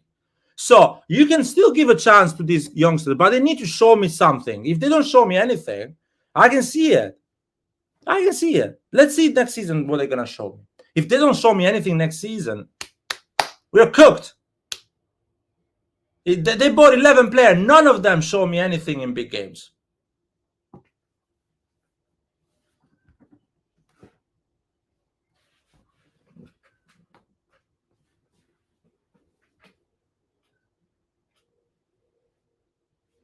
Well, Edison, you should not buy 6 starters, man. You should not buy 6 starters. You should buy 1 or maybe players that will challenge your starting 11. You should not buy 6 starters. That was the first thing I told everyone to this chat in fucking summer. You should not buy 11 players. There was a lot of players that were functional and were performing. You didn't need to buy 11 players. That was the whole point here. So it's not my problem. The mistake, I didn't make that mistake. That was the ownership that made that mistake. They bought 6 starters. You don't buy 6 starters, especially on a team that played the semi-final of Champions League 4 months before. No, but hold on. Who are these 6 starters? You think who are these 6 starters? Well, Reinders is a starter. Ruben Loftus-Cheek is a starter. Pulisic is a starter. Chukwueze was a starter. Everyone was telling me that he's going to be a starter. That is 5. Plus Musa, everyone was telling me that he will be able to start. You have 6 potential starters. And I didn't mention Okafor and Jovic, which they will play a lot of games because Giroud is 37 years old. So that's 7 there. 7 players that you're relying on the next season as a protagonist. That is a massive mistake. Yeah, but when you're already at a starting 11 that were performing, you should have had 5 players on the starting 11 that were already performing. Yeah, but Loretz, you can't say you're trying to say that Reinders doesn't show you that he has the potential to be a world class or a great player for Milan? What do you mean? You don't do you not see the potential that he He has? hasn't showed that on a big game, so I don't see it. The moment he shows me that on a big game, that I can see him dominating on a big game, I'll say, okay, this guy has it, man. He's inconsistent. Maybe sometimes he get lost, but he showed me on an 80,000 San Siro to win a fucking big game and to redirect the season in a different direction. Okay, but when you're talking about big games, you're also talking about hard tactics. Now, in order for him to be showing up in all of these games, Pioli has to get the tactics right. He has to at least show something for these players to flourish. But when he's giving Yunus Musa on the right wing doing nothing, and the tactics are completely lost, my friend, what are the players supposed to do? Think about it. I'll give you an example. In the past, more average players or normal players, when the tactics were completely wrong, they showed up and won games. So the player can actually impact a game even if the tactics are wrong. They can do that. It's not a video game that Pioli has a joystick and controls them completely. They can actually say, you know what, I'm going to fucking win a duel, go on a 1v1 and determine a game. They can do that. Spoiler alert. I've seen it in the past. Coaches completely fucked up their tactics. They were losing 2-0 and players changed the game. I agree with you, except I think also, but I also see the need for patience and development of the players as well. So I agree with you that, yeah, it's not a video game. You know, Leao did it sometimes this season where he decided to go on a run. And so I agree with you, but I also think that, you know, some players need to develop. Like Leao as well. Like Leao. Listen to me. I'll give you a perfect example. Gianpaolo fucked it up against Udinese. Teo Hernandez went and won the game by himself, man. Fucking 19 years old. Never played for Milan at San Siro. You can see it. That is a guy that needs to play for Milan. That is a guy who's winning a game by himself after the coach fucked up the entire season, every fucking game, one after another. You can see it. You have it. You guys have seen it in the last 4 years. Players that have changed game even though the coach fucked it up. You've seen it over and over again. We've seen that. We haven't seen one player this season of the 11 that we bought that this season purely fucked up the tactics. And again, these guys say, you know what? I'm fucking winning this game because I'm an AC Milan player. No, they didn't do that. Now, you keep defending them for another 12 months.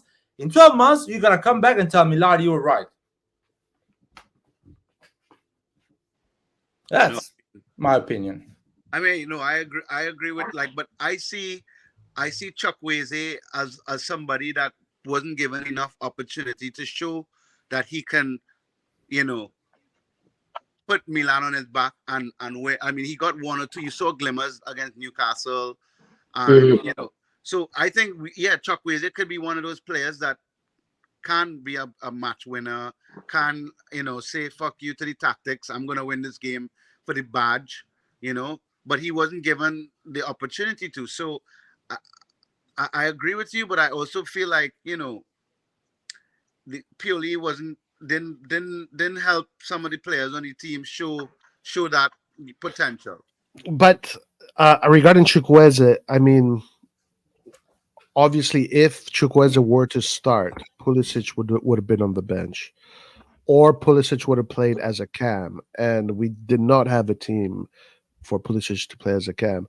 So at the end, that was just the bad market, because they ended up playing with a 4-3-3. They needed balance because you always need balance. So Chukwueze was obviously going to be on the bench the whole season. I don't see anything different next season. If Pulisic is still in the team, if Leao and Pulisic are still in the team, also seeing how Fonseca plays, Pulisic is going to be starting over Chukwueze. Chukwueze is going to be on the bench again. Yeah, unless you know, Chukwueze shows that he should be starting over Pulisic. And I don't think that's. I think that's very difficult. I think that's a difficult to ask because Pulisic is a higher level than Chukwueze.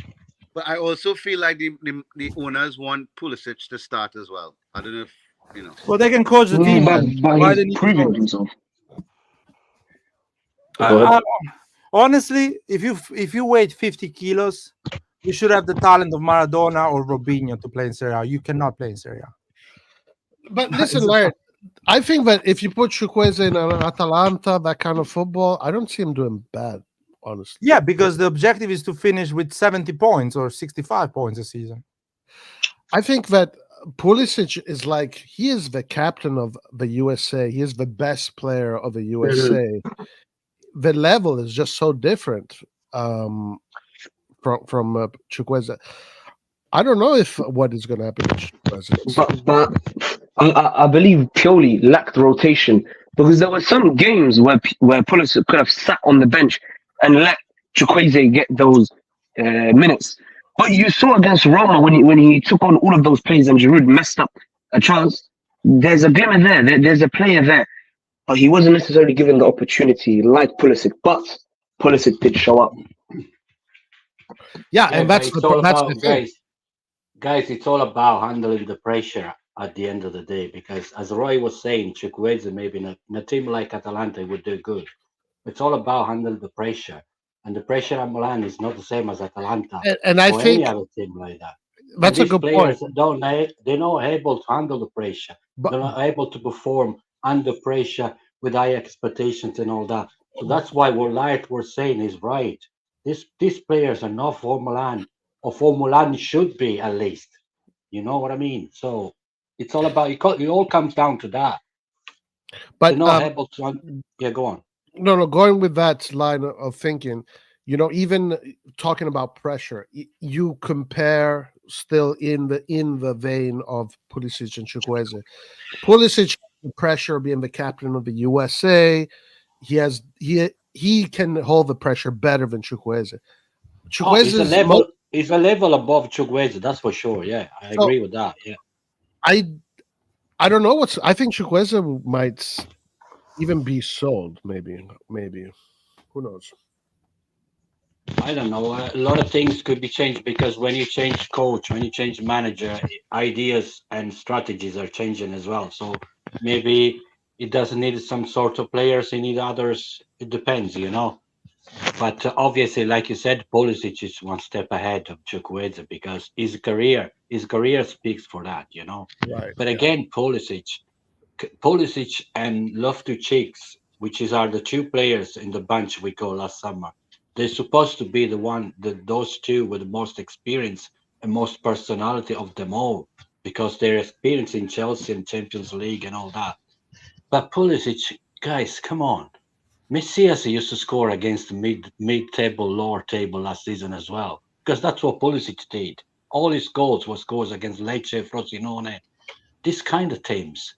Pulisic disappeared from the pitch when the big games came But as well. honestly, everybody disappeared. Not just Yeah, Pulisic.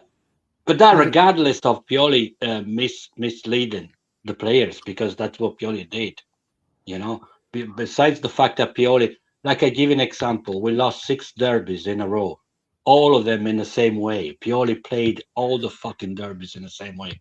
He couldn't figure out how to face Inter, So besides the Pioli mistakes and tactics and all that, but once big games come, if you have personality, you have to step up. Sometimes there are moments in games where the coach directors doesn't really matter. It all comes down to you. You have to step up. You have to show some balls, and none of these players has any balls. And like we're saying, these players are kind of level 5th, 6th team in the table kind of players. Not for Milan. At least what Milan should be, because with these owners and management, Milan is becoming something else. You know what happened? All the banter here made a lot of tifosi of Milan very soft. They're not ambitious anymore. They just settle for whatever fucking comes. That's what the problem is. We used to be ambitious. We used to want the best for AC Milan. Nowadays, whatever. Many of us are comes. still here.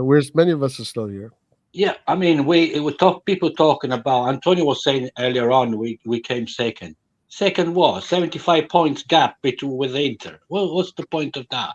If you come second or fifth, it doesn't really matter. You're qualifying for the Champions League spot anyway. But before Christmas, we were out of all competition, including Coppa Italia. Come Yeah. on, it was a disaster season in my eyes. It was anyway, even Yeah, for though sure. we ended up being second. I mean, fucking, how's it called? Inter scored 15 goals more than us, or something like that, almost 13 goals more than us, and they conceded less than half of the goals that we conceded. Yeah, we 52 we conceded only in Serie A, 52 goals In all for a club. competitions, Milan conceded 71 goals. That's crazy. That's Yeah, let's crazy. talk about just Serie A. Insane. 52 goals for a club like Milan. It's really, really crazy. Dude, Come on. if you're a midfielder, a starting midfielder of a team that concedes 72 goals, you had an awful season. Yeah. But again, because last summer the team was built without knowledge, it didn't make any sense. They all midfielders with all the same characteristic, And all listen, the same. yeah, and going to Fonseca's style of football, most likely it's going to be the same issues. I'll Most tell you likely, what, Milan is going to still concede a lot of goals. I'll tell you what. Let's say these guys even perform better. They upgrade their game, so they get better because after 1 year in Serie A, they get better. So they play better. And Fonseca does the job as good as Pioli, even a bit better. We get 5 points more, 80 points. We still don't win the league, in my opinion, with 80 points. Yeah, That's why I was saying we should. That's why I'm saying I'm happy with Coppa Italia. I know it sounds bad, but like we haven't won that tournament in a while, so I feel like maybe we should focus on winning a trophy next season. That should be the main target, no matter what it is. Let's win. Ace, at least fight for it. At least, we didn't even do that. Yeah, exactly. And At purely least fight until the end. and So purely said that we he thought that we had a decent season. Like I mean, to me like that, and maybe Fonseca might be like similar in mentality. I don't know, but in terms of what he does on the field, it's different from what Pioli is doing. 100%, 100% different, in my opinion. do you think? how is it different? What's the difference? Okay, so I'm gonna use Angel Gomez as an example. He was one of Manchester United's promising young players. Supposed to be the next big thing. He played in a wing attacking position, wing striker position for Manu. But when he went under Fonseca, he's been playing him in calm center midfielder. So sometimes he plays him in the center midfield, sometimes he plays him as a cam. And he's completely changed the way the boy plays. Now he's more productive. So for me, I just feel like the difference between Pioli kind of followed Man City and Bayern Munich with the right back and the left back going into midfield. Like I feel like Fonseca has a clear idea of how he wants to play, and Wait, he what he explained that. How do you think what he does with the fullbacks? What do you think he does? who's this? Pioli, No, Fonseca. letting them go up the field, both of them going high. I mean, Yeah, no. Tell me, what do you think he does with the fullbacks, or what have you seen that he does with the fullbacks? similar. It's kind of like how the relationship between Leao and Theo, but on both sides.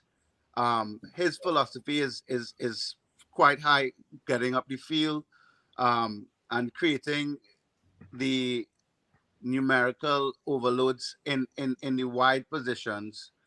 So he allows his fullbacks to get forward on both sides instead of on one side. Right. Yeah. So I mean, and for me, that's my thing, and that's always been my problem with Pioli is that I never felt like somebody said in the chat, Milan never has an identity, and he always kind of doesn't know how to maybe change things around The year we won with Leao, it was always about getting the ball to Leao. Last season, when Leao was getting doubled up, we didn't know what to do, and we had to depend on the randomness of Macias or Theo Hernandez or Tonali scoring the odd goal to get the results. And for me, that's always been my problem. It's just I never felt that Pioli had an identity, a clear idea of what he wants to accomplish. I disagree on this because I think Pioli does not have good players to execute a football that you think will be so good that will unlock situations that we are thinking right now. I mean, come on, what They are not good. Yeah, we won the league. Yeah, we won it by mistake, but the No, we didn't want it by mistake. No, I don't agree with that. I don't we agree didn't with want it by mistake. We didn't want it by mistake. I think we I mean, have a things very. are messed up, right? I thought we had a very strong identity. Actually, I thought Milan had finally developed a very strong identity, and we had a belief. We had these players that were fighting for the right causes. We had fighters on the pitch.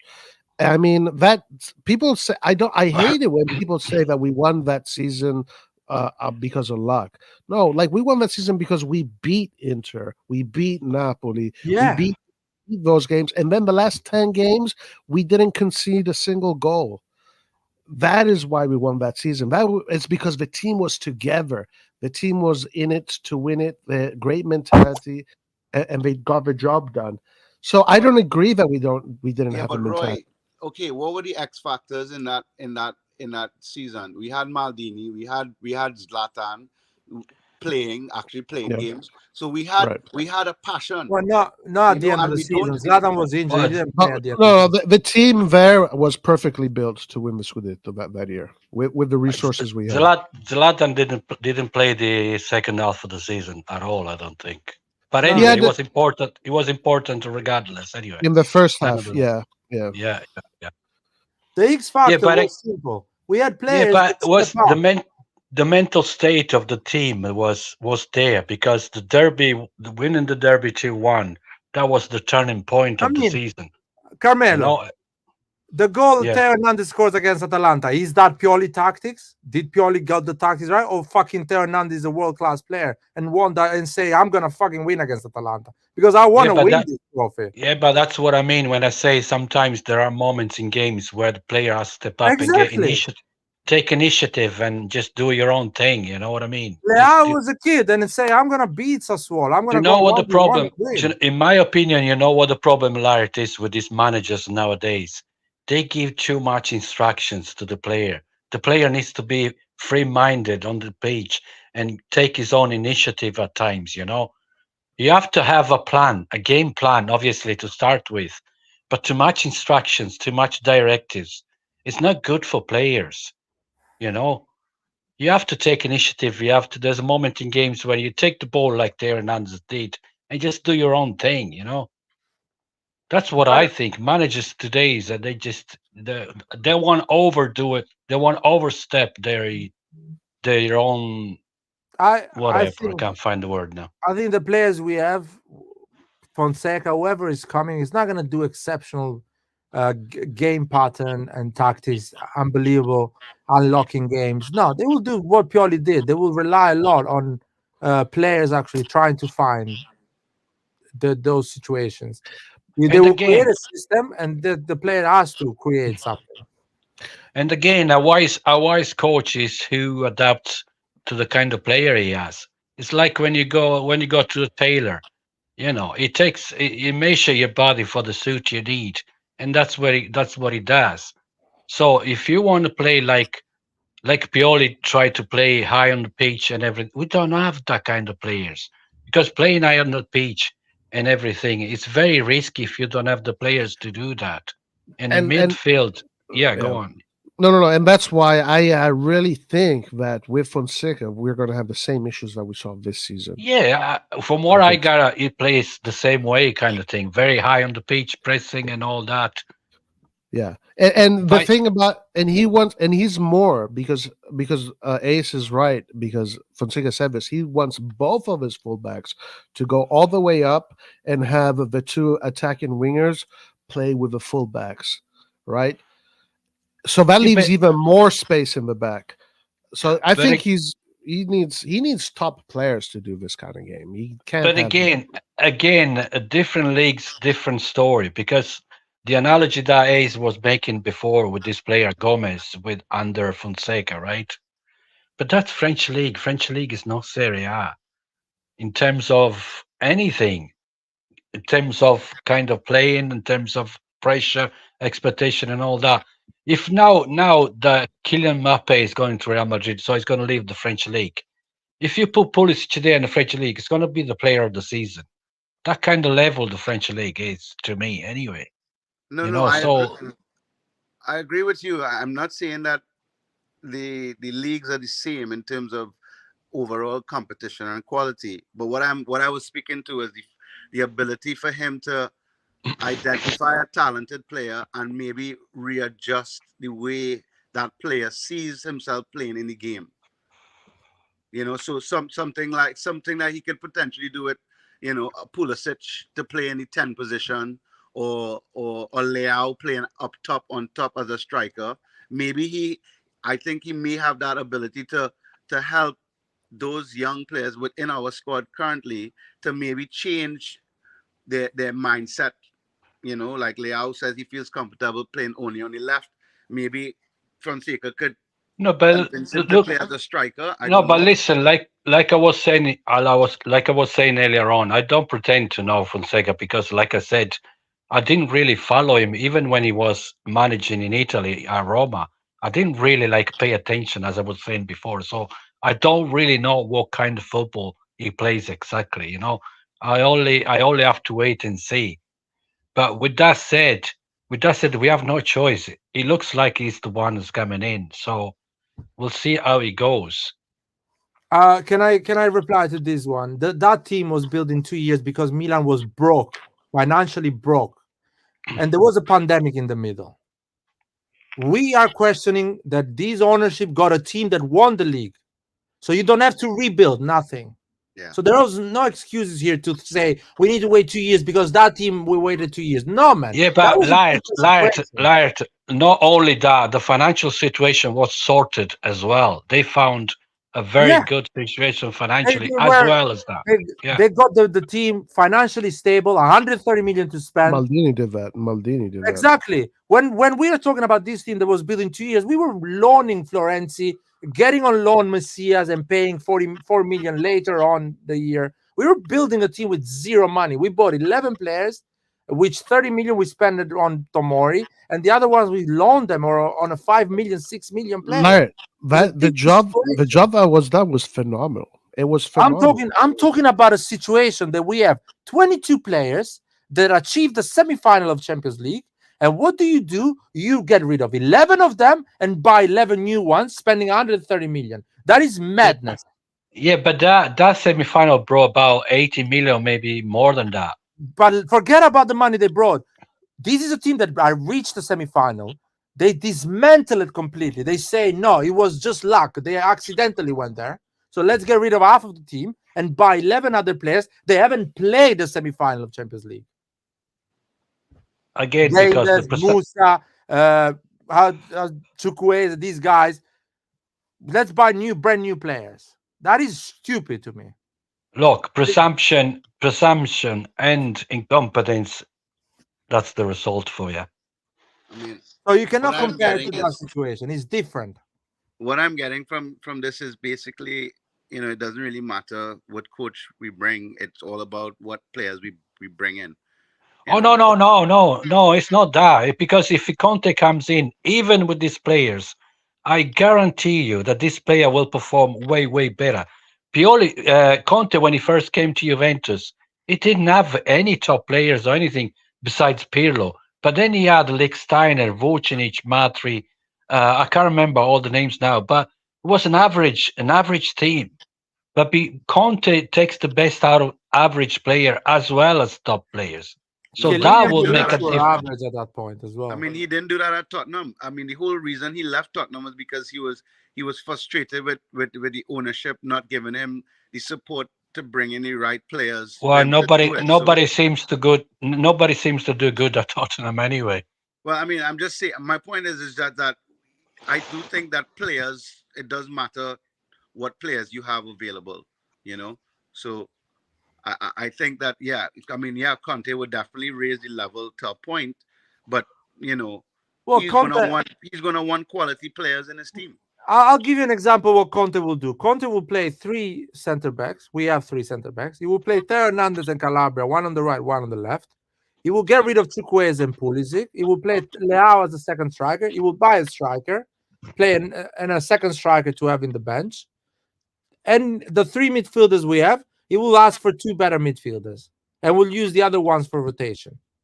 That's what Conte will do. So Conte will get rid of 6 of the players you bought the summer before. Literally saying, these are not good for me. Just sell them because they don't play on my position. Actually, I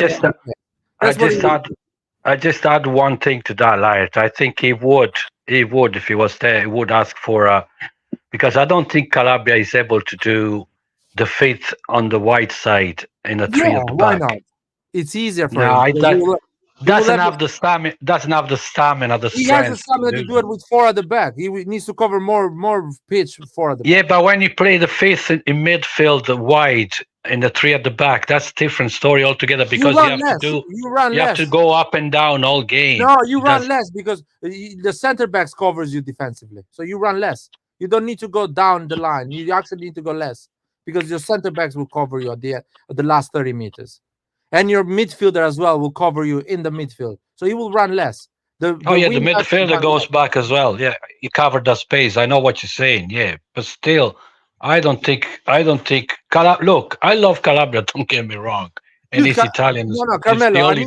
No, I forget about it. Calabria was left this season on a 1v1 every time. If he plays as a right back, all defenders he will have a center back helping him always, every time, because there is 3. Yeah, but Lorenzo, you think Calabria is Milan quality? You can go and buy a 40 million right back if you want. If you think that is our priority, if you think that is our weakest link in this team, let's go and buy 40 million right back. No, I'm not saying. If you don't think that, keep Calabria or adjust the tactics so Calabria will be used. That's the reality of things. No, he's not the weakest link, obviously, but he was left to 1-on-1 this season. But he was the only one left there. The centre backs were left there on their own because the crazy tactics, and because the midfielders we have, they're not good enough to do both phases. You know, what I'm saying, Calabria on 3 at the back will perform as a right back because he has less defensive duty to do. Players like Dumfries, they play 3 at the back because they are really bad defensively, and they look good with 3 at the back because they don't need to defend. They will be Darmian or Acerbi covering that side. Yeah, no, I know. You have a point. I know what you're saying, but I don't see Calabria doing that for one reason. It's easier. One reason. But it's not physically structured properly to do that. You don't need to be physically structured for that position, man. You just need to be available when the pass comes. It's much easier for Calabria to do that position. For everyone. But anyway, I don't think it's the weakest link of the team. That's for sure. It's not. But we could do better with another right back, and we could do better. Speaking of another right back, Kim Berini asked, Di Lorenzo will leave Napoli. Would you guys take him at Milan? Fine. No, I don't see as much as upgrade with him, to be honest. We can take him. Is he leaving on a free? To Calabria? Nah, he's better than Calabria. I think it's a big upgrade from. Yeah, me too. Is he leaving on a free? No. He's not leaving on a free, but he wants to leave this season. His agent. They're gonna sell him for a lot of money. So, he's right now spend a lot of money on that. But it looks like he's heading to Juventus anyway. No, Roy, I don't see as a big upgrade. I don't see the big fuss with Di Lorenzo, to be honest. Oh, must be me. I don't know. I mean, he's Italy's best right back right now. I think also by far, I would say. Because there's a poor selection, that's why. No. If Calabria was good enough, he would have made the Italian team. I mean, I don't think it's a poor selection. I think Di Lorenzo, Cambiaso, these are good players. Like, these are reliable players that even can play in big teams. I think Calabria is good, I just see Di Lorenzo above him. So that's my opinion on Di Di Lorenzo. Lorenzo gets injured almost never. That is a big thing. Yeah. Let's say they are. Di Lorenzo is technically better than Calabria. He's taller than Calabria, and he never gets injured. It makes him a more reliable option during the season. But again, it's what Carmelo is saying, that Milan will not win titles the moment we sign Di Lorenzo. Our issues are bigger. Exactly. Yeah, exactly. Well, That's what I okay, mean. that's a separate argument. Yeah, Di Lorenzo is definitely more technical, but Bellanova is also interesting. Bellanova had a really good season in Torino. Spalletti likes him a lot. He's with the national team. Yeah, This guy was a one Milan season, player. right? One season, right? Yeah, but these are players that are growing, they're developing. You know, it's No, but at least Di Lorenzo he has some consistency over the last 2 or 3 years. no. For me, Bellanova, listen, guys. For me, Di Lorenzo is for what I consider like a player that can play in big teams. Di Lorenzo is that guy. Like he can play in big teams. Bellanova is a good shout out for possibly the future. You know, who knows? I'll see if how's it called? Spinazzola is on a free. I will see more Spinazzola on the right, there on the left, three center backs. That's perfect. That's what you need in a team. I mean, that'll be incredible if you get that. That'll be crazy good. He's on a free, for fuck's sake. He's a fucking on a free. Give him as much money he wants. I don't know if he would consider him a right back, but I would totally do that for sure. I wouldn't even think about it. Right. His foot is right. Roy, Yeah. what are they to you in comparison, Di Lorenzo and Spinazzola? What you think is? No, Spinazzola is above Di Lorenzo by far. Well, there you go. I agree to that as well. But and on top of that, Spinazzola can play in both sides anyway. I don't think Di Lorenzo can. Yeah, but I'm not going to. But I still think Di Lorenzo is top. You know, like. No, I'm not saying it's. But for the level, I know I have high expectation. I know we all go down to that every time. But I don't see the big fuss. I don't for a Milan. I don't know. It's an okay player. No, let's put it that way. It's an okay player. But for Milan, I would expect something more than that, to be honest. Well, someone at the level of Teo Hernandez on the other side. I don't know. I can't think of any name, to be honest, at this very moment. Expensive. It's going to be too expensive. No, okay. Let me put it this way: like Di Lorenzo is the starter of the national team. He was the starter in the team that won the Euros. He's the captain of Napoli, and he played great football. So Di Lorenzo is going to give you a lot of assurances. Of course, there's better choices. If we get Di Lorenzo, I think it's good business. If we get Spinazzola, I think it's better business. But it's more reliable in terms of consistency, Di Lorenzo. And as Layat was saying, he never gets injured. Spinazzola sometimes gets injured as well. Right. But Di Lorenzo, in comparison to Calabria, there's much more quality in Di Lorenzo. I think there you have a category plus.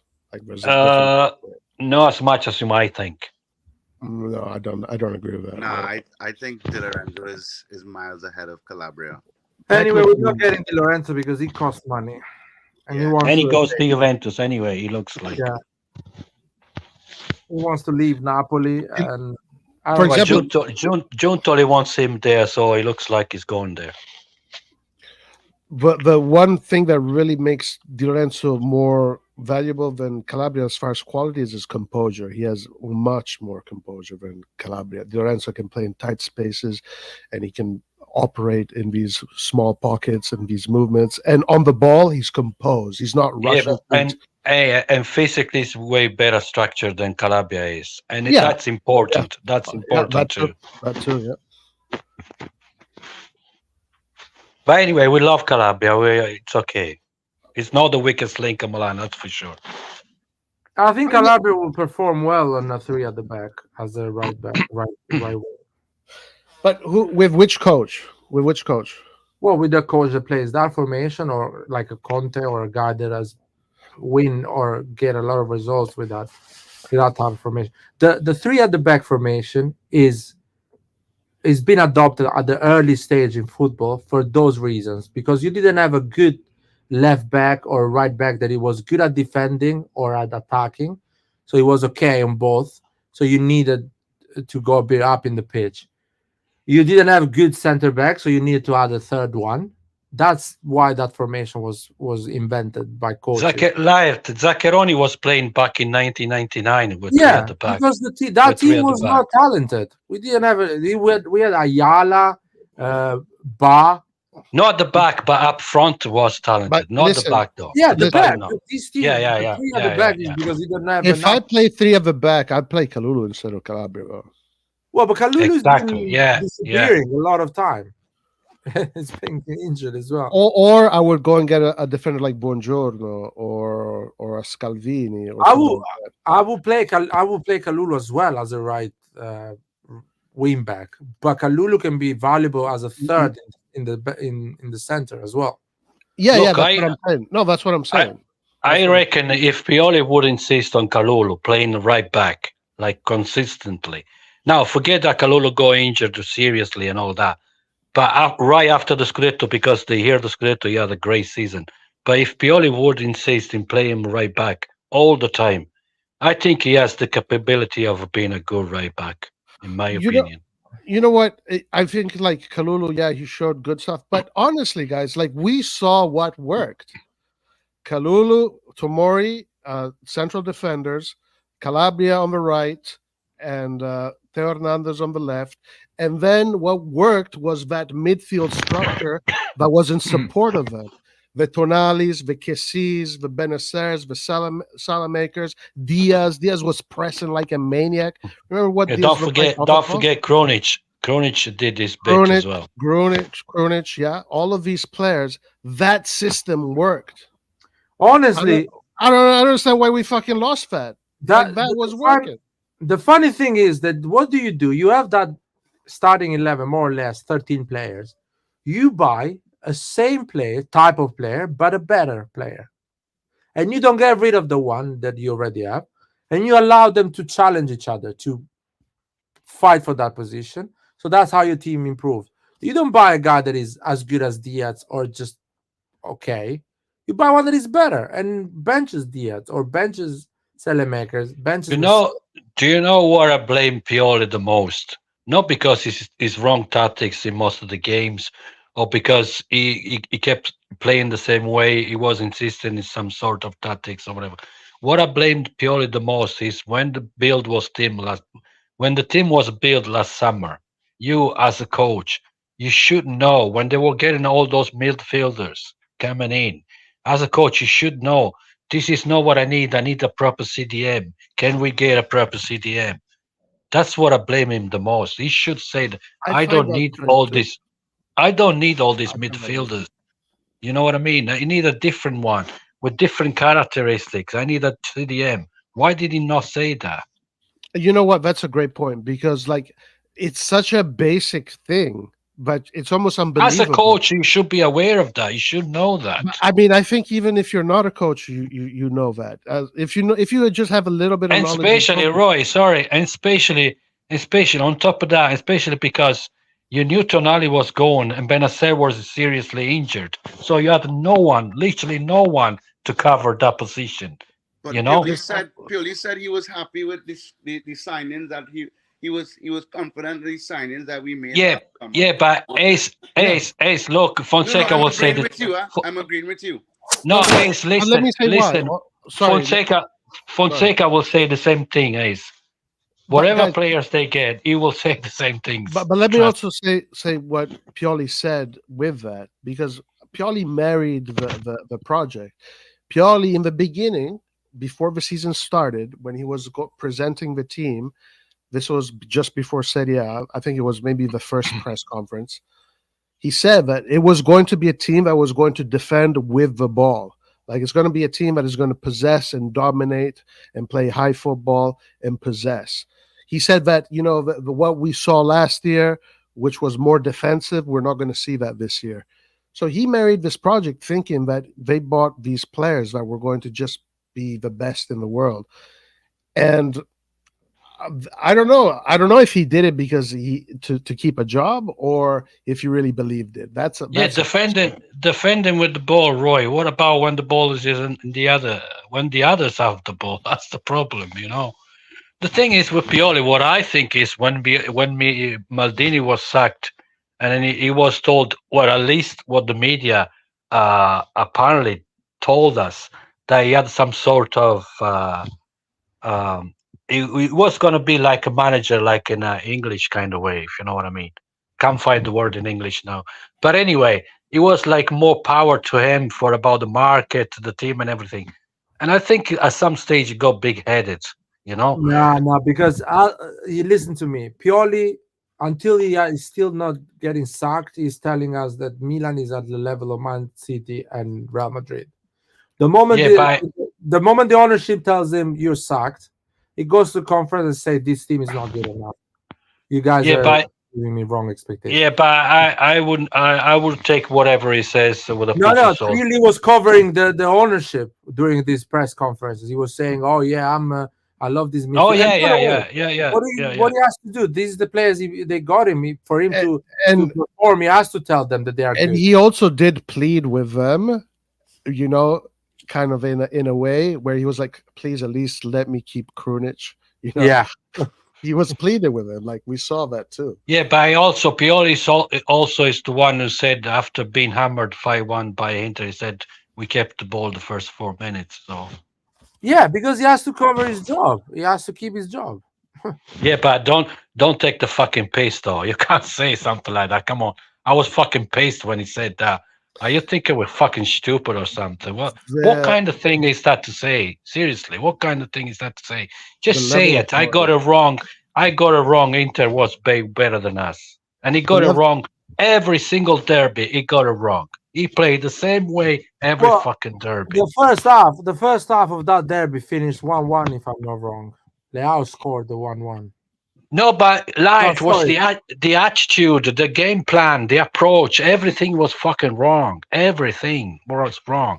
Well, we're back on the same situation, man. Pioli plays his formation 4-4-3-3 or 4-2-3-1.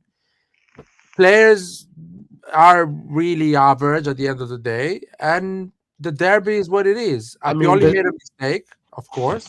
But you cannot go. You cannot go 4 games of the season and completely change your formation. You told everyone that you're gonna dominate the game. Everyone is telling me that these players are really good. So show me now that you dominate the game. And that's where everything broke down. Like, I don't like this. Sorry, Roy. I don't like all this fan base telling me, "Oh, but Pioli should play more defense." No, man. You were the first one in the summer to tell me that this is a good team, that we will dominate the ball, that we are different this season. I was telling everyone we're not different this season. We're still gonna concede goals against big teams and suffer. Other people tell me, no, this is a good team. Pulisic is creating on the right. The midfield is quality now. It's not just ball to Leao and Inshallah. That's what they were saying to me. And now, after getting 5 goals against Inter, everyone was clever, telling, "Oh, Pioli should play defensive." No, I don't like that. People need to take their responsibilities. Everyone was but he did play that against PSG at San Siro, though. He did a good game there. He sat at the back and waited for them. 3 goals. What do you mean? Well, in France, we got 3 goals against them. No, I'm talking about the game at San Siro, where the game we against PSG at San Siro, not in France. We sat at the back and waited for PSG to attack, and we at that point, we're 3 months in the season. We were losing games. We were not that unbelievable team that everyone was telling me. And so you have to. But why couldn't he do that? Because it was the game of the season. It's not even that. Like, if that game was PSG at the San Siro, the energy is insane. It's like you're playing there. You have no choice but to play for your pride. But that kind of energy is it's only those kind of games. Yeah, but why didn't do with the Inter then? Because it was his 5th game. Because Inter is just superior. You guys need. Sorry, Carmelo. So is PSG. PSG. Carmelo, you need to consider this. Sorry, Carmelo. You need to go back. You need to take this time machine and remember what was the talk before that derby. People were saying, "Who the fuck is Maldini? We are the best team in the world." we're fucking beating everyone. This team is amazing. We bought the best players. We're gonna win the Serie A. We're possession football team. We're playing good. Pioli is doing a great job. This was the talk before the derby. We get 5 goals, and everyone is telling me this team is shit. Pioli is an idiot. Why he's playing attacking football? No, I understand what you're saying. What look to me, to my eyes, most of Milan tifosi nowadays are fucking deluded anyway. That's not the point. I'm talking about the game plan, the tactical aspect of the game, and everything. That's what I'm talking about. Because even last season, the 2 derbys, the 2 semi-finals of Champions League against Inter, same story again. And in the press conference before the games, when Pioli was asked, "What did you learn about Inter?" Because before the semis, we lost the Supercoppa and we lost another 2 derbies prior to that. So when Pioli was asked, "Did you learn anything about facing Inter?" He basically said he didn't care. We won the Scudetto, he said, or something like that. And then the semis came, and then we see the same shit again. The players are literally shitting themselves. They don't know what to do on the pitch. Inter was walking all over us, over the pitch. Carmelo, I know what happened against the Inter game, man. But I'm not. I don't buy the thing that Pioli should play different and readapt his. I want to say something on that, Laird. I want to say something on that because Pioli that summer created a system. It was this 4-3-3 that when they would attack, Calabria would go in the middle, and that was the thing, right? That was the play. And he was very confident about that play. That was what he prepared the whole summer. And then he played it in the Serie A. He won the first 4 or 5 games, whatever it was. Then we play against Inter. They completely surclass us. They completely destroy us. And then that's when he realized that all they worked for was not good enough. That was the end of the season. Inter, we lost the season there that day because everything that they worked for in the summer completely failed that day, completely crumbled. It crumbled to shreds. And from there on, Pioli is just improvised and tried other things and whatever. So, yeah. So at the end, I do agree that Pioli should have done that because that's what he believed. That's what he worked on. And it was, again, like Carmelo saying, the wrong thing. But no, what you mean? I don't get what you're saying. What I'm saying that Pioli played that way because that's what he prepared the whole summer. What they prepared this summer was this 4-3-3 system where the fullback Calabria. No, but I was talking about last season, but prior to the derbies of the Champions Leagues. That's what I was talking about, not this season. Well, that's far away now. The other players were in the pitch. We bought other players, spend other money. So yeah, but Pioli's approaching the derby the same way. Either was last season or this season. But he had different players. Supposedly, he had better players. That's what people say, but don't mind what people say. No, not people. Even the people that actually own the club says that. So he should play better football. He should play more progressive and positive football, not defend. Inter has lost games against teams that play 4-3-3. Inter is not an invincible team. I've seen even worse team than us beat them. So when is gonna happen that we will say, you know what, these motherfuckers of players, they didn't show up today. What a disgrace of people. They wear that jersey and they don't fucking perform in a derby. They don't fight for their life. When are we gonna say that? We're gonna always blame that fucking bold person that is the manager, or we're gonna start blaming those players that earn 500K a month net? But let me know when we're starting to do that. So at least I can have a serious conversation with people. Yeah, but blaming Pioli is the easy way out. I know that. And it obviously was written on the wall that he was going to be the one to be blamed at the beginning of the season. That was written on the wall. Because for them, Pioli is the cause. Because these people won't take any responsibilities for their own actions. So it's easy to blame on the coach. But what I'm saying is, you as a coach, after 5 fucking games, 4, 5, 6 or whatever, it's like you come to me and you start slapping me away. No. And then instead of me protecting myself, I just expose myself to you to slap me even more. That's what I'm saying. You're saying that from a tactical standpoint, Pioli should have played a defensive game, right? Essentially. Like change it. He played the same game every single derby. Change it. Defensively or whatever. Sit back and see what happens. Because Inter was playing like the mouse with a cat. We were exposing ourselves. Inter sat back there and counterattack us every single derby. So if you're gonna play differently, you have to invite them. The only different way to play is that you stay back and you let them play. Well, in that case, ended up new, not 5-1 for them.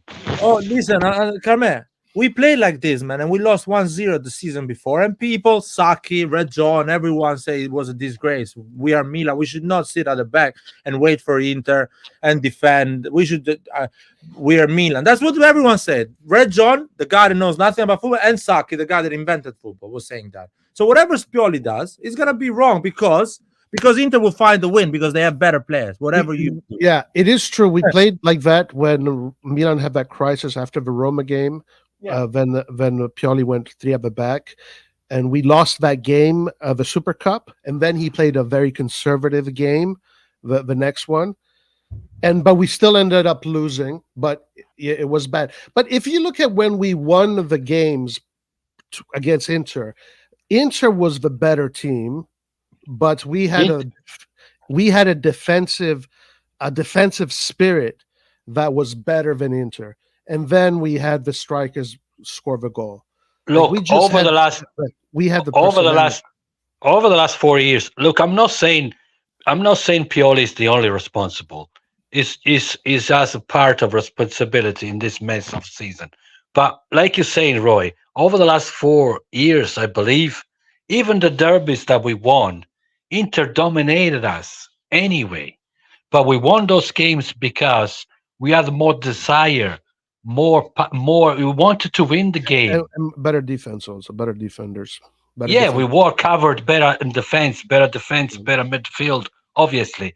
Kessi was the best midfielder in the Serie A, like Kessi, Tonali was fucking a beast. But because the line of defense was well covered by the midfielders, by the whole team. The whole team was playing different, obviously. The work Salamakers was doing is so taken for granted. It pisses me off. Roy, but Inter dominated us nonetheless over the last 4 years anyway. Yeah, I understand. I understand. The derby we won. But you see, when a team dominates you, there is still a way to beat them. You need to have that defense. Carmelo, because Inter was signing our players on a free. Our ownership was telling Maldini, fuck you, I don't give a shit. That's why they dominated us in the last 3 years. Maldini wanted to renew Kessi. They were telling Maldini, fuck you, sign ranks. Moneyball, man, sign ranks. No, I don't want to renew Romagnoli. Moneyball, sign Ciao. He's good. He's the same, man. But he wanted to renew Çalhanoğlu as well, if he was for him. I'm giving you those examples. So that's why you end up 3 years later that they dominate us 6 games in a row. Not Pioli.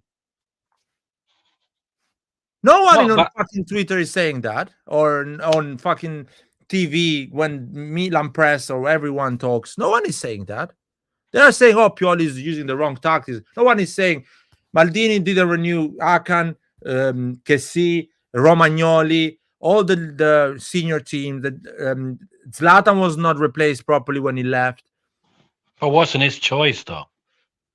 Because Maldini didn't renew the players. It wasn't his choice. No, that's what I'm saying. No one. Yeah, it was salary cap. Dude, no fucking Pellegatti is saying this ownership is a disgrace because they didn't back up Maldini. That motherfucker is telling these guys are amazing. But Pellegatti è uno zerbino. E gli altri pure. Sì, lo so. That is the problem that no one is talking about. They are just avoiding it every fucking year. But look, like I said, I don't blame Pioli. The only thing is that when the team was built again last summer, Pioli should be aware of what this team needed and what was missing. And because of that, you should approach the derby in a different way. That's all I'm saying. We take it really personal because we are supporters. if you look at on the Pioli's point of view, he achieved the objective he wanted to achieve, brought the Milan on top four, second in the league, got his 5 million a year net salary.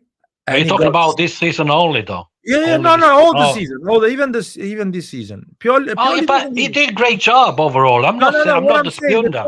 Pioli is not a Milan fan, man. Pioli is gonna do his job the way he thinks is the best for him. So he's gonna go with his beliefs. He's gonna get sacked following his beliefs, and he doesn't give a shit. He's gonna move to another job.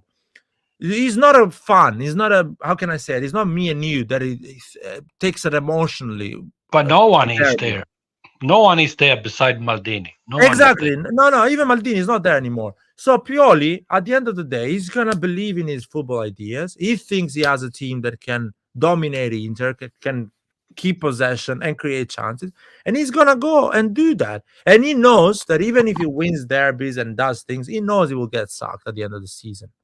So he's like, might as well I play the football I believe, get sacked, get my extra 5 million because they're gonna sack me a year before my contract. And I can move to the next job because these guys, I don't want to work with these guys anymore as well. It's tough to work with these guys. They're giving me young players.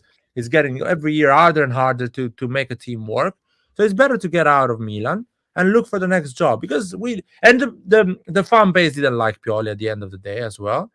So for Pioli, it was normal to finish this season. So why he should care about winning the derby and everything like that, changing completely his beliefs of football. I know, Lart, but for fuck's sake, 6 derbys in a row never happened in the history of Milan. Well, welcome to Jerry Cardinali, Walt Disney. No, I'm not blaming Pioli, just Pioli for that. I'm not blaming just Pioli for that. I'm blaming this fucking average shite that they brought in. That's what I'm blaming. Carmelo, we don't know where is the next derby we're going to win. We don't know that. Oh, I don't know either. Exactly. People here are talking great things about Fonseca, but we don't know when is the next derby we win. Inter just signed Taremi and Zelinski again, 2 players free on agents. On a free. Yeah. Gonna add that. Inter, and the last 2 years, Inter were signing people like Dzeko, Mkhitaryan, Çalhanoğlu. Who else? It is important to say that they signed. No, because they want to win trophies. That's why they want to win. Now, forget the financial problems that Inter has, but the strategy for them is to win here and now. There's no fucking project. There's no fucking 3 years. Give time 3 years. Fuck that shit. They want to win, and they do win because in 4 years they won 2 Scudettos. And I know it's not a major trophy, Supercoppa, Coppa Italia, but still a fucking trophy. If you give me a Coppa Italia, go on the street with a fucking flag. They could have won the Champions League, and they could have won They went to the final of the Champions League. They want to win. The Europa League. They want to win. Milan doesn't. Simple as. But also, Inter is not in a bad financial standpoint right now. Like according to what I read, it's not in a good one either. No. But listen. According to what I read, Inter this year, the progress that they have done in these 2 years has been immense. Inter this year, just to be good with the books, have to sell 30 million worth of players. And they can do that with the loan players, with the youngsters. They don't need to sell any big players. All they have to cover is 30 million. So they're good, you know. Because the result they have been achieving on the pitch these years, I agree to you, but they still have a way to go to get to the place where Milan is now. I mean, the job that Elliott did. Look, I'm curious to see the difference between these people, right? Now, Oak-Tree and took over, right? I want to see the difference in terms of strategies, in terms of I want to see if they renew people like Lautaro and give him how much he wants, or other players or whatever. I want to see the difference between us and them now, because we both have similar owner in a way. Isn't it Oak-Tree hedge fund as well? Or am I wrong? There is a difference. So Redbird is it hedge fund? Yeah, but they're different kind of hedge funds. Redbird is a hedge fund that is specifically catered towards entertainment.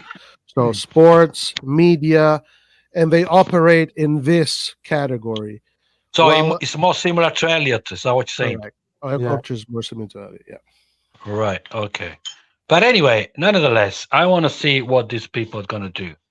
Like, because Lautaro is already asking for, I don't know, 10 million, how much he wants, I don't know. And they have had the players to renew the contract as well. So we'll see. I just want to see. I'm just curious to see how they act, what they're going to do at Inter, Because sometimes you have to see your neighbor, what your neighbor's doing. You know what I mean? As far as I know, Marotta is the same structure is gonna remain there until they retire, essentially, which could be soon. Yeah, I think I was reading that. Yeah, the management still will be the same. Yeah. Yeah, but it's not going to be a long-term thing because they're also saying Marotta is thinking of retiring in a few, maybe one Oh, year. he Or said two. that. He said that. But Yeah. but regardless of that, Roy, I think these people, Octree, they're not planning to stay there long anyway. No, no. They're They're looking gonna. for a buyer Yeah, eventually yeah. anyway. It's very different from Redbird. They're not there to. Yeah, to that's stay. what I'm saying. Yeah, and I don't think they're even interested in the stadium either. I don't think. Yeah. I don't think it's not going to be a project for them. It's just like, okay, we have this asset, and whoever I wants to come think and buy I it. think the first reasonable buyer that comes along, they'll give the club away. Yeah, That's what I I think. think so. I think so too. The only suspicion that I have regarding that is Elliot seemed to operate in a very domestic fashion, like with the American network of hedge funds. I wonder if Oaktree would do the same, and they would operate only with a Western entity. That's the only question I have about Oaktree. Like, would they sell to PIF or will they keep it, in the American industry? I was reading also there was a guy there. I don't know where is he from. I can't remember his name. He showed interest in buying Inter. I want to do something like they're doing in Spain, make the supporters pay in as well and be owners as well. Oh yeah, What's there's a his guy name? that wants to buy Inter, yeah, and he I wants can't remember to. his name. I don't. I think he's from Finland or something. I don't know. Yeah, he said that Inter, he's willing to pay around 1 billion for Inter because that's what it's worth, and then to slowly turn it into a club which is structured like Real Madrid or Barcelona, where Yeah, make like the supporters like co-owners, the kind of thing. exactly, yeah. Yeah, That's what he yeah. wants to do. I don't know. But We'll see. I mean, that was just a guy that was saying that. We'll see what happens with him. Yeah, we don't have to wait long anyway. But anyway, fuck that. I'm more concerned about what is going to happen to us. Until Marotta stays there, or one of the two, Marotta or Ausilio, is there, they will be fine. Because Again, because they are football people and we don't have them. and Simple. it's that simple. Simple as that.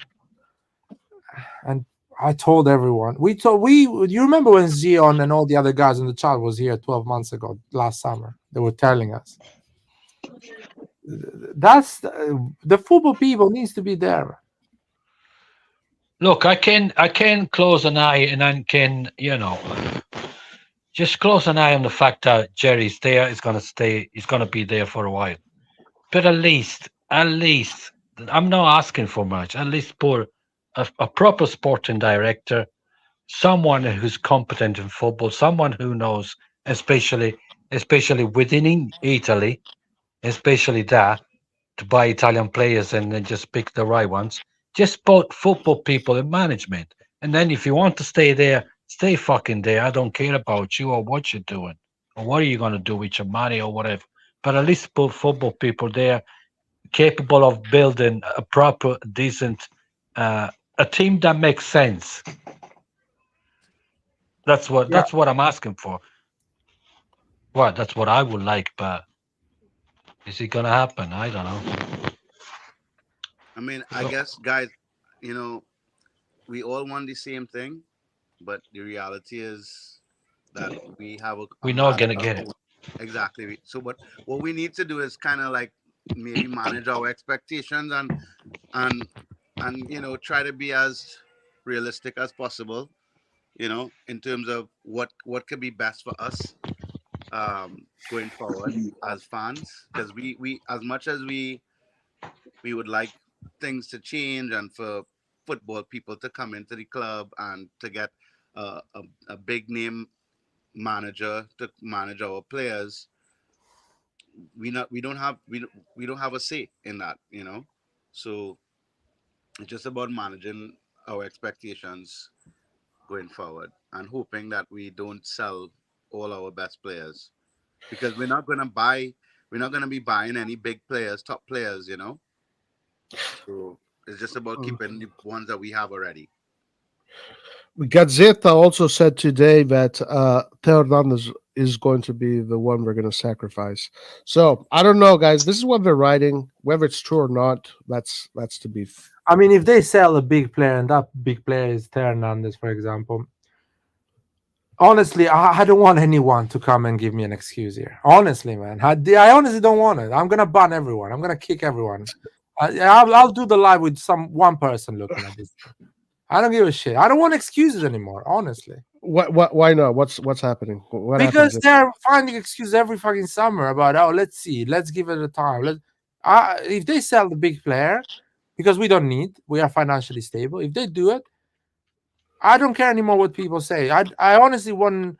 I don't gonna listen anymore to the press that is trying to cover these people, YouTubers or whoever.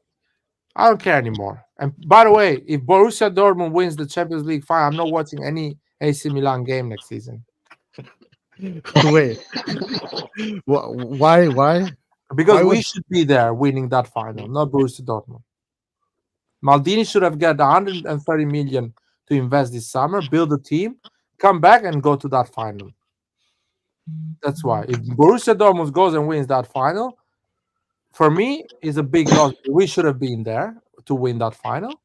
That's why I'm not watching any fucking game next season of AC. It's crazy. I mean, honestly, I don't want anybody to be sold. Um, like not even Mike Mignon. I don't want us to sacrifice any of our top players. I would be okay with maybe Gabia going, Calabria going, players like that, no problem. But our top players that start for their national teams at the big teams like France and Portugal. I don't want like Leao. I don't want Leao to go. I don't want Theo to go. I don't want Mike Mignon to go. We need to keep our best players, because our we're not going to buy the top players. Like even last summer, we saw it with the ownership. They sold Tonali and they didn't bring in Fratesi, for instance. We didn't get a top quality replacement. So it's clear that ownership Yeah, isn't going to but we buy don't. quality. The current financial situation doesn't require for us to sell big players. That's what I don't get. There's no need. You should build on that and buy more for a club like Milan. I understand when Elliot came over and took over, the situation was a bit like was way different than it is now. So they did what they had to do. But now the financial situation, you don't need to sell Theo, you don't need to sell Magnan, you don't need to sell Leao either. Do you know what I mean? You Yeah. should add players at that level, more players of that level. Don't you agree with that? Yeah, I agree. That's why I mean, as much as I hated Kessie and Donnarumma leaving for free, at that time, it was frustrating, but I understood. Yo, guys, what is this noise in the background? Can whoever's doing? Oh, must be me. Sorry, I just made a coffee. Yeah, Oh, okay. yeah. I Must be in the understood. machine. Just mute yourself while you're doing that, and then unmute yourself Oh when you. yeah, sorry. Yeah. Yeah, I understood why we didn't resign those players, because we were trying to balance the books. But now I don't see why we should be selling any of our top players.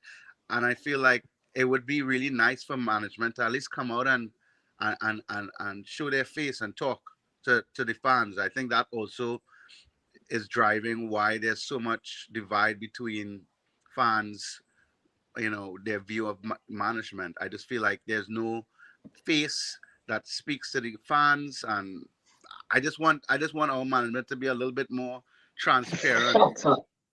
You know. Yeah. There is that person is not there. It's true.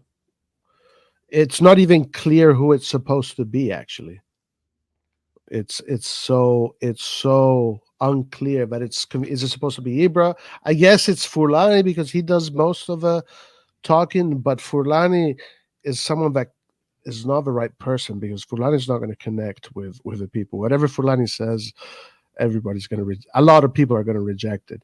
So that's a bad decision, a bad PR decision if it's Furlani. Maybe it should be, I guess it's going to have to be the coach. Let me say thanks to Nathan. He says, thank you for the super chat 199. Gabi is a top player. He's eastbounded his spot. I think Gabbia has done really good actually coming back, and I do like Gabbia. I think he's developing into a really good player. I'm really surprised of the kind of player that came back, and I do think that in the second half of the season he was the best defender in the other team. But do you guys agree with that or no? Okay, I have a counter question. What happens when Kalulu comes back and he's fit? He plays as a right back. Well, I don't know if Gabbia. It depends who outperforms who. It'll be. Well, we have a lot of games anyway to play, so it's not an issue that we never had that issue to have too many players and we don't know what to play. I hope we get that issue next time. We always have a lot of injuries, and so it doesn't matter. We need to have a lot of good players in each position.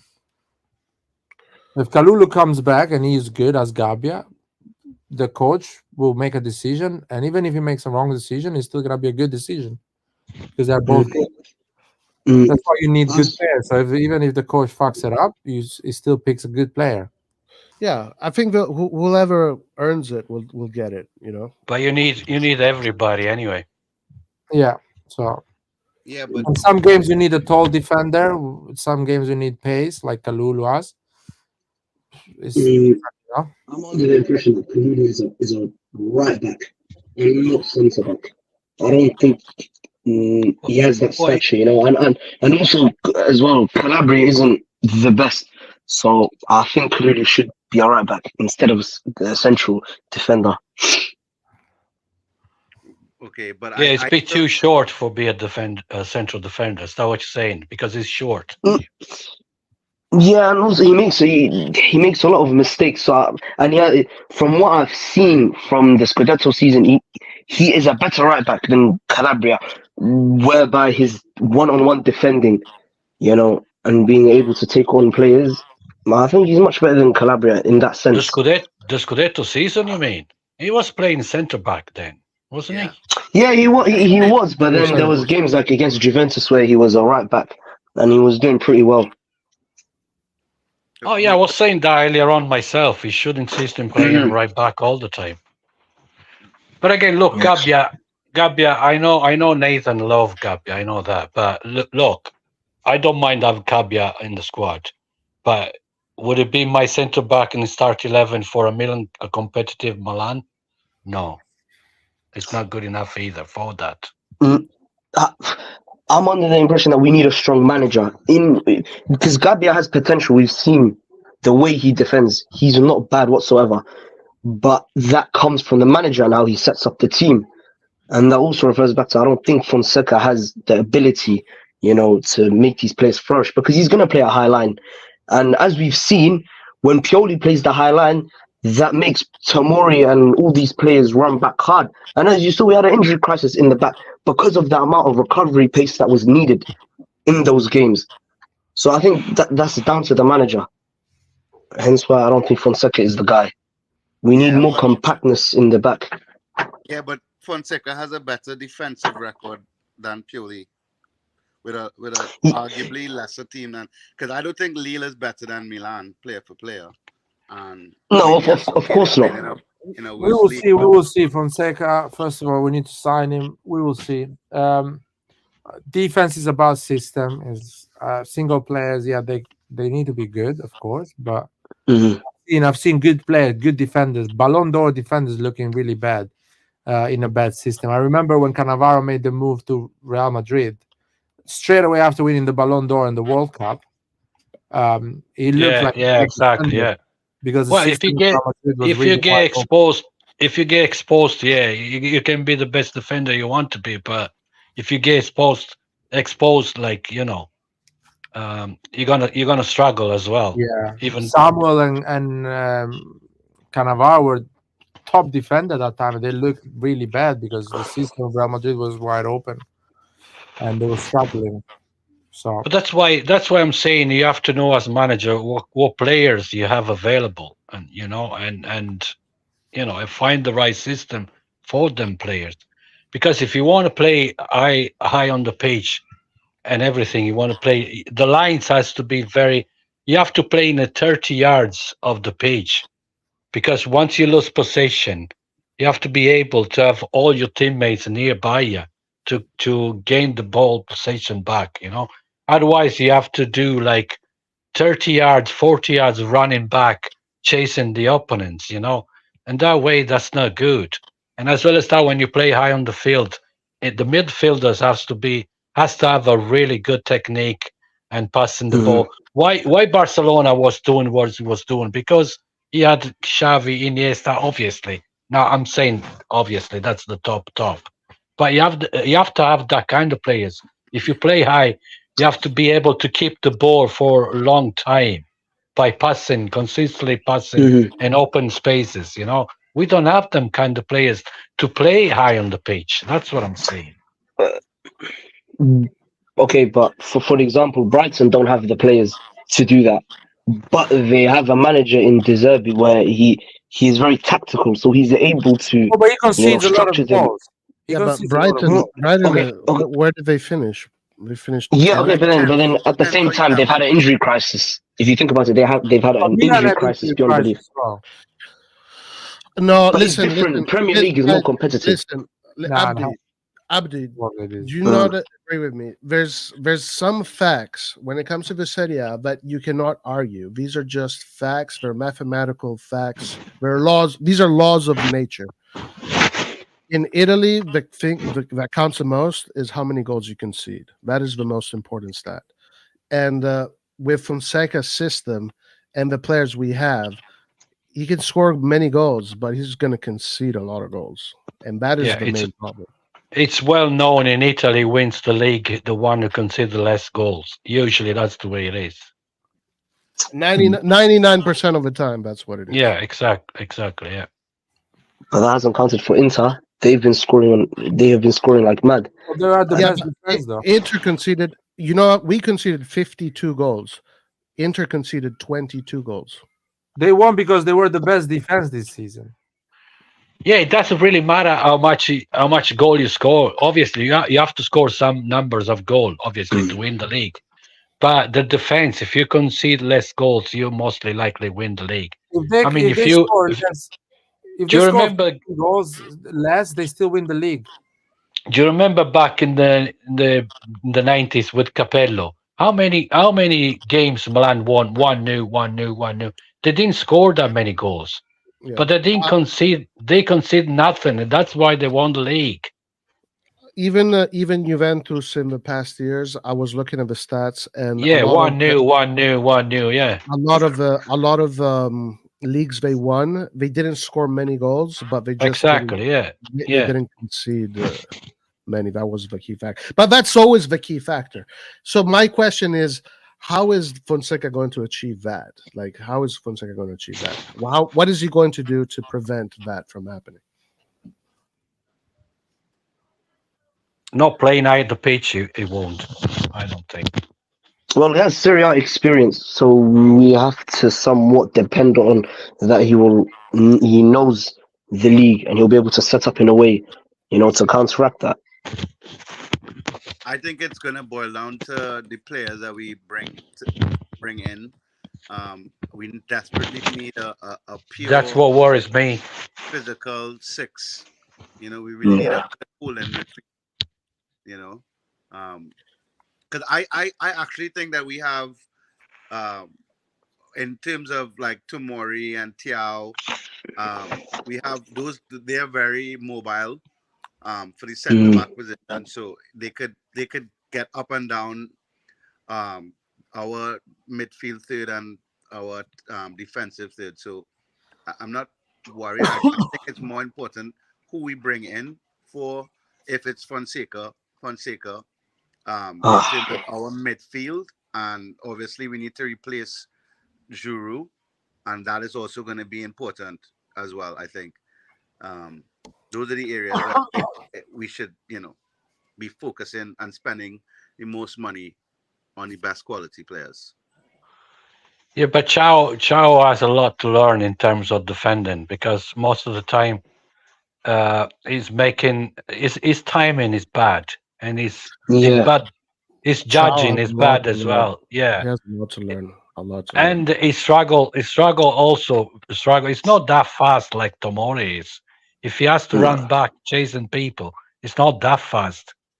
If you think that is not. Chow got caught a lot of times against players of quality players. Like he gets out tacticked a lot. It was in the PSG game he got outed. And against Inter, experience. Yeah, he needs experience. Yeah, that's right. That's why I said, he has a lot to learn. Very poor judge. He has a quality because he's got good technique. He has good physique as well, and everything. He's tall and everything, but his judgment is very, very poor when he has to intervene. But do you think a guy like Fonseca will develop Chow into that good of a defender? He can, but no, not at the level of the competition. It doesn't. I don't think he needs to develop Chow. He needs to put a midfielder that puts more filter on the defense, so the protect the defense. That's true. Are not exposed. Listen, there is a little bit of information about, because he did say that what he learned in Italy in his masterclass, he talks about it, and he said, when I played in Italy, I learned some things. First of all, in Italy, when they press you much higher and much more intensely. So you have to adjust your game. And then when he was losing games with Roma, he had to adjust his formation. And he said he had to go with 3 defenders at the back and use the 2 fullbacks to do a line of 5 because it did more coverage. So he did learn some things in Italy, but he got sacked, shortly after. But Roy, if you remember the season that he was with Roma, the Roma was a mess. Like was it Pallotta there that year? Was it? I can't remember exactly, but I did. What I remember was that Roma team was in shambles. I don't know if the US owners had just come in and they had sold a bunch of their good players. De Rossi had retired, so that team that he had wasn't. I'm not excusing his performances, but I'm just saying, like, I kind of am in a sense where. But listen, wasn't that good. Sorry, but I looked at the formation. We looked at it yesterday. Man, he had a good squad. Like, he did have a good squad. Like, the attack was Mkhitaryan, Dzeko, Zaniolo, Pellegrini. He had What year was there, Roy? He had Smalling. He had Mancini. He had Ibanez. That's not a bad team. Yeah, that's a good team. I mean, they finished like top 4 or something. No, I think 5th. No, Roma hasn't qualified for the Champions League over the last 7 years. Let me. 7 years ago. 7 years ago was last time. So how did he not qualify for the Champions League if he had that good of a team? No, it was not a good team. Come on, let's be honest. It was okay. No, it was a decent team. It's not bad. I mean, if you think of what other teams had, I mean, Juventus had the Ronaldo team. Napoli was good as well at that time, I remember. Well, his first season, I think he finished 5th. So with that team, I think 5th is the minimum you can do. Hard to finish top 4 with that team. Because Zaniolo got injured, he was not available. He got like the 2 major injuries in that period. Anyway, as a Zaniolo coach. had good words for him anyway. I was He reading can the other improve day. as a coach. Yeah, but anyway, his team was good. It was the second year. Well, the first year he couldn't figure out why. He had to change his tactics because his tactics didn't work. He had to think more defensively. And then when he started to play more defensively, it didn't work out for him. And he got sacked. When he figured out how to defend, he messed up the substitutions. Yeah, and it's not his game. He says in his masterclass that he likes to play a certain way. He has got one way of playing that is his favorite way of playing. He likes to have 4 at the back and play with 2 fullbacks that go up, and the midfielder goes down to help to do a line of 3 with the defenders. He said that. But look, Roy. Traditionally, Milan always play with 4 at the back. Besides that, here with Zaccheroni, but usually we always play. Man. We traditionally win trophies, but we're not winning them. So. Yeah, but listen, I've got nothing wrong with 4 at the back. There's nothing wrong with 4 at the back. I am a big fan of the 4 at the back, but clearly we're not buying talent. We're buying mediocre or over average. Let's say better than average players. So the 3 at the back is the more safe option. That's my opinion. No, but you can be Laird. You can be safe with 4 at the back if you have a proper midfield. We're not going to get that proper midfield. That's my opinion. We're not getting that proper midfield. So better put an extra. Well, we're going to see, Laird. You don't think we're going to get Fofana, Lawrence? Well, let's see Fofana how he's going to perform. Just Fofana is not enough, though. Yeah, just Fofana is not enough. Let's see how he's going to perform. Let's say he performs well, and instead of conceding 57 goals, we concede 47. Still, it's not good enough. That's not enough. You need more than one player that has that ability. That allows us to finish the season with 30 goals conceded, not 50. You need to improve 20 goals less. Okay, I need a serious solution. I have a question. My question to you all is this: how many players do you think we need to bring in order to win the league next season? Well, we need to bring prime Makelele and prime Gattuso to win the season next. It's not gonna happen. I think in order to win the season, you have to bring elite players and you have to build a strong Italian core of players, and that's what you do if you want to be a dominant team that wins every year.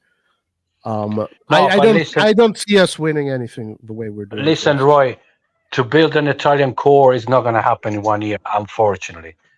So I know, but I mean that's how you work. Yeah. But with that said, if they, I don't think they will. But if they get it right, a proper CDM and a striker, a centre back, yeah, that's already a good start. You know what I mean? But it's a good thing if the other teams are slacking. But the other teams are going to have more. They're going to have more. Like look at Juve right now, they're building this really strong Italian core. Inter has a strong Italian core, and they're adding all these talented players around that core.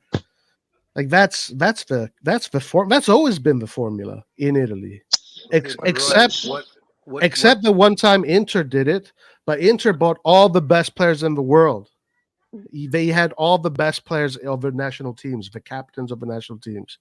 So if you do it that way, fine. But if you're not going to build an Italian core, you're going to struggle. I mean, and it can be any. It has to be a good Italian core too. But Roy, I'm all for the Italian core because I can't believe that Italy has no Italian Milan players in this Euro team. But my thing is, what outside of Scamacca, who else is a top striker that could come into Milan and help us? Well, listen, I think Nathan. Sorry, guys, what is all this noise? I don't know. Okay. Whoever's doing, please. No, it's not me now. It's not me now. Whoever is moving, just mute your mic and then unmute it. But I think it was Nathan that brought this up in the WhatsApp chat, and he said, if he put a list of players: Chiesa, Scamacca, Frattesi, Scalvini, Calafiori, and Tonali. All of these players were players that we have been talking about for years. We've been saying these are going to be the next players that you want to get. So we could have had a core like that. You know, you could have done this, but they don't want to do it. They don't want to do it. Okay, but now let's say right now you could talk to Moncada and say what is the list of Italian players right now that you would want at Milan to be part of the core? Well, the thing is that you can't build it in one season, obviously, but you have to start somewhere. You have to bring players like maybe Buongiorno, Calafiori, Scalvini. You start with the defenders. See who Casadei could be the next. It looks like he's going to be the next big Italian midfielder. That's the guy right there. So Casadei, I would start. Roy, we waiting for Americans players or whatever random players coming from any other league, but we don't wait for Italian talents to grow. It's not acceptable that. They're not good enough. Italian players are not good enough. We're not willing to wait for them. But Reinders from Dutch league, yeah, let's wait 3 seasons to get good. Yeah, but if the project is long-term thing, because that's what they're saying, right? A long-term project kind of thing, might as well invest in Italians, see how it goes. Because if I have to bring in players like Rendiers, Musa, and blah, blah, blah, blah, might as well invest in Italians. What's the difference? Well, because they're foreigners, you think they're better. No, they're not. Well, you know why they did that. That was because of the growth decree, and they saved a lot of money by doing that. And that's why I think the growth decree kind of is the main reason why they didn't do the Italian core thing is because... Oh, yeah, it is, yeah. Because it is, but it's not there anymore. There was a conversation about Raspadori, no? Raspadori was not ready for Milan. That's what people were saying. He's not good enough for Milan. And I was saying, maybe he's not good enough, but I feel like he's a guy that will fight. He knows the league, and he will be useful to Milan. No, people didn't want that. People wanted players like Chukwueze. That's how you build a Italian core team. You slowly add players that will grow during the years, and at this point, you have one. But you didn't do that. But you know, guys, going back to what Nathan wrote, like we knew. How long have we been talking about Scamacca? How long have we been talking about Chiesa? How long have we been talking about Frattesi, Scalvini, Calafiori? We've been talking about these guys since they were 18 and 19. And by the way, there is nothing wrong to buy Scamacca and be our bench striker. There is nothing wrong. You don't need to buy Scamacca to be our starter. You can be our bench striker. Okay, but what about our young? I mean, in our Primavera right now, we have some very good young Italian players. Yes, very good. You know. But Laird, listen, you should do that when Scamacca before came to Atalanta, because if you go to Atalanta. Well, I agree with you, but we didn't buy that. We got Jovic on because now they ask you about 40 million. Like I love Scalvini, I would love to have him at Milan, but if you go to Atalanta now, do you know how much they ask for? At least maybe 50 million or something. Yeah, as Scamacca now it's too late. He costs too much. Like we can't afford Scamacca. Scamacca was 25 million a summer ago, but we bought Chukwueze for 25 million. Yes, that to me is crazy. Yeah, I know that. We had a great opportunity this summer to buy him because he was on a discount. Scamacca was on a discount because of a season he had in England. And that was such a great opportunity. We could have had him for 25 million. Look, we spent 50 million only for Chukwueze Musa, which was no need for them. I don't see the need to buy them last You summer. could have spent 50 million for Scamacca and how's it called? Casadei. Because by having Pulisic, if you get Chukwueze, you knew already he wasn't going to play that much anyway. Well, what's the point? You know? Pioli really wanted Chukwueze. What's that? Pioli really wanted Chukwueze. I think they thought Chukwueze was. I don't know. Better. I think they thought that Chukwueze was going to be the better player. Yeah, I think that's what they really thought. That was scouting. Yeah, but because before he came over, he was pumped too much on the media and everything, you know. He was pumped way too much. And maybe it was just like they had the idea, but maybe they had, I don't know, there was a mistake there for sure. People did a mistake. They thought this guy is black. It looks like Leao. He's gonna be like Leao. That's what they thought. Honestly, honestly, that's how people think. They're that dumb. Yeah, but thinking back now, even 20 million for Musa, don't you think is too much? Way too much. I know the prices today. I know the price today. I don't think so. I think 20 million for Musa is Carmelo, Carmelo, I'll tell you something. If you have in your midfield Kessie, Tonali, and Benacer, buying 20 million Musa is a great move.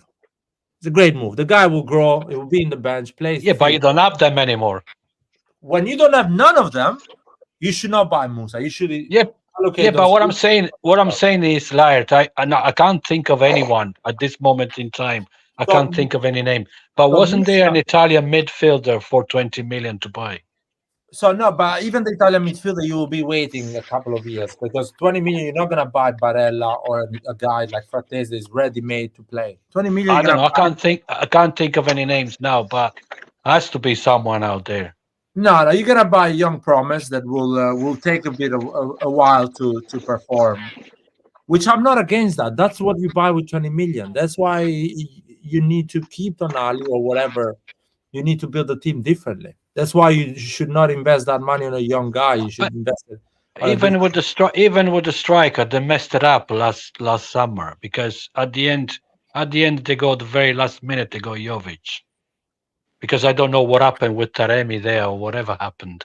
So at the last minute they turn on Jovic. Probably Jovic. They had the Jovic at Casa Milan all the time anyway. They were waiting for the last minute of the transfer market to sign him. You know, you knew Giroud couldn't cope anymore because he couldn't play all the games. Giroud, you knew you need a backup striker. They didn't get that either. But anyway, let's see now this upcoming transfer market. What we need. Oh, actually, that was a good question that we started this conversation. How many players we need this season to not to win it because it's a really big achievement, to be competitive again? So let's say 80, 83, 85 points. I'll say four players at the least. A striker, regista, number 6, and a defender, solid defender, and maybe one right back. Laird, 85 points, you win the Scudetto. No, not next season. You get close. No, not next season. Not next season. No, but look, it's not. There is no like a established number that you win the Scudetto with. Every season is different, but around 85, you most likely are about to win the Scudetto anyway. You challenge in a competitive league. In a competitive season, you challenge, but I don't think you win it next season. But for me, it's two midfielders and 2 strikers. We need 2 defensive midfielder, really good. And a centre back. A centre back, I would have. Nah, centre backs we have enough. I mean, they got rid of Kier, but we definitely have enough. If you think about it, Simic is going to come up into the first team. If you think about it, we have Gabriel Tomori, Ciao, Kalulu centre backs. That is 4 centre backs. You have Florenzi, Calabria on the right, and Kalulu that can do that. That is 3 options. On the left, Florenzi will stay. Yeah, first he's staying. Yeah. And you have Kalulu as well. That's an option. Plus, is like a jolly. Theo Hernandez on the left side. You need a guy on loan to be Theo Hernandez backup or a free agent, or Bartesaghi if he's getting better to play that position. And that's it. The defense is sorted. Magnan and Sportiello as a goalkeeper. Midfielder, you need to buy 2 defensive midfielders that are extremely good, because you have some other players that will play the ball, like Reinders, Adli, Pobega, whatever, or Musa. So you have basically 6 midfielders. But the wings, you have enough. You have Leao, Kafur, and that's plenty wingers, that's for sure. Plus, you have the opportunity. You have the opportunity to bring Salamakers back if you really want, because he's coming back from the loan. I think Bologna will keep him. probably. Well, they don't have the right to buy it. As I think they just got it on What? the dry one. No, they're gonna buy him for 10. They have the option. They have option on Okay, it, but they I have the think option. Maybe they buy it. Milan might try to use it if we try to go for Zixi. Anyway, so you have Chukwueze, Pulisic on the right, and Leao and Okafor on the left. You buy 2 strikers, and you have Okafor as a third striker if needed. You buy 2 strikers. Or 2 midfielders. So you need 2 strikers then. Yeah, 2 strikers, 2 good strikers, really good. Like a Grassi and a Zixi or something like that. Yeah, but just to go back to the defense, but those players there, they're not necessarily reliable. As in Tomori, Kalulu, and Thiaw. If you put 2 good defensive midfielders, they will look a better defense. You will see that when you don't see Reinders and Adli in front of them, but you see 2 good midfielders, you will see improvements. I agree. I think fair. we need a really strong 6. I think we need a right back, and 2 strikers. I don't think we need a lot, because I also hope that we could integrate some of the Primavera players, because I really like I like Jimenez. I like Zaniolo. Not Zaniolo. What's his name again? Zaroli. And I think Cuenca and Camarda should be in the first team squad at least, for next season. So Who? Camarda? Yeah, Camarda and Cuenca. No, he's not ready yet for the first team. No. It's too light. He needs to eat a lot of pasta still. It's very fragile. He needs to build up. Let him play. Let him do his own thing for another year, and then we'll see. We'll take it from there. I don't think he's ready for the big boys, to be honest. But anyway, Zaroli is good. It's good to play with the grown-ups, but he needs to go on loan so he can play a lot of games.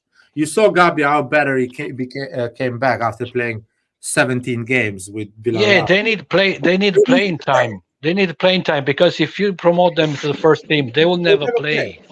Never play. Yeah, exactly. But anyway, well, I said it before. I think Allard didn't like this idea, but you guys are here too. So apparently, what is being reported is that Camarda is going to renew his contract, and next year the plan is to have him play in Serie C in the U23 team. Yo, Roy, they're gonna fucking kill him.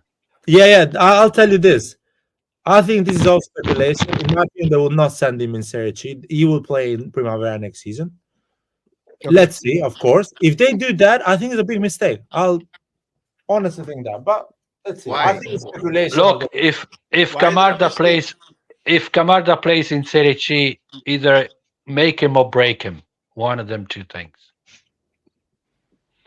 Because they play really tough. They don't care about beauty. They don't care about beautiful football. They fucking kill him. I think he will break him. He will get lost as a player, as a talent, if he goes in Serie C. Let's see.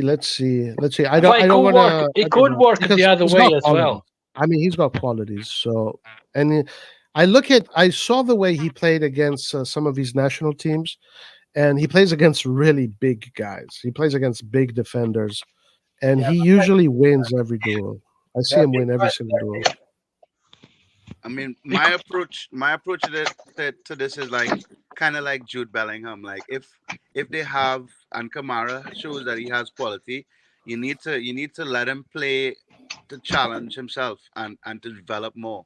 You can't keep sheltering him and have him play in the Primavera at 17. No.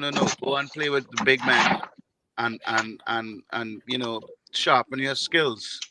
Yeah, but Jude Bellingham was already structured in a different way.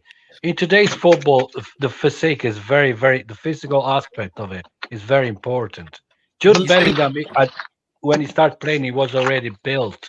But he was 16. You think England Championship is more physical than Serie C? Championship? No, the championship? Yeah. Yes, yeah. Then Serie C, yes. Of course, and he was 16, so I mean, he was still physiologically, his body is still developing. So I mean, I'm just saying, like, Yeah, that's I'm my listen. point. The thing when it comes to the kids, really like the teenagers, the things that matter is the speed and the physicality. You know, because a lot of them have the talents, but those are the things that go up. You know, times 10 when you're playing with the big guys. Let me clarify this. Jude Bellingham game as a midfielder, for him to improve is to get in the middle of the field and pass the ball, run, get the position, tackle players. Is a different development.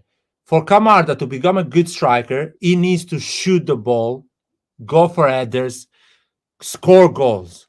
Now, if you think a kid at 16 years old is going to score goals in third division in Italy, I doubt it. I think he will get few chances. He will not get a good pass. He will run a lot without touching the ball the entire game. And by the age of 17, he will have shot the ball twice every game and not develop. I don't know. I don't think so. I don't necessarily agree He's with that. playing I for don't Milan necessarily under agree. It is 23. because I've watched You know, Serie he's C. A playing lot of. for I am under a Serie C 23. expert. I watch so much Serie C. I know what type of football they play. But Camarda has qualities. I think he can figure it out. Like Camarda is a real deal, in my opinion. He's from what I'm seeing. How many goals he scores this season in Primavera in Italy? I'm not sure. In I'm not Primavera. sure. I don't think he touched more than. He didn't score more than 10 goals.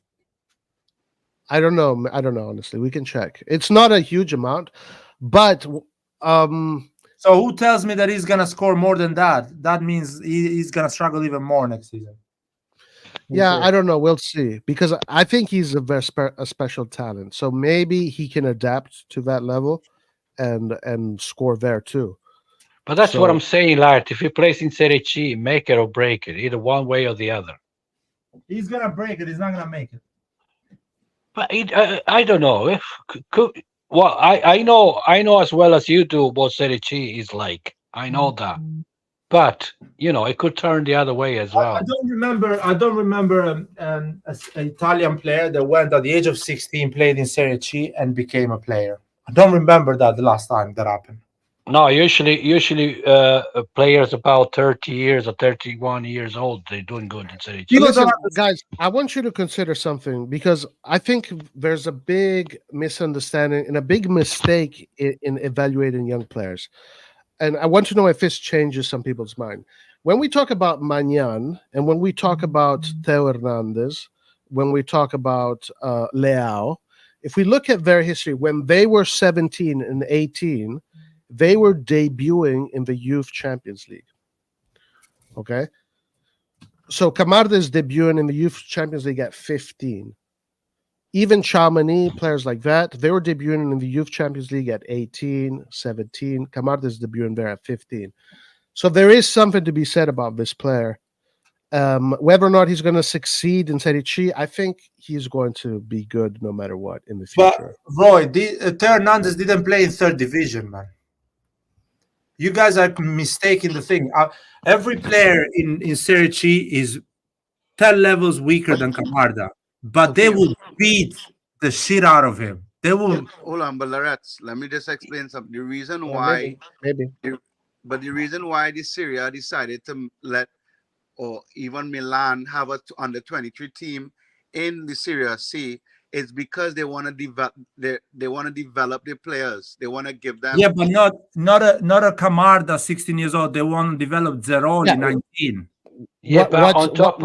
What Laird is saying that Camarda should stay another year of the Primavera and then maybe bring him the next year. That's what you're saying, right? Yeah, but Roy, listen. The fact is also you have to take in consideration the role. Camarda is a striker, which means he will have more physical contacts than any other role on the pitch.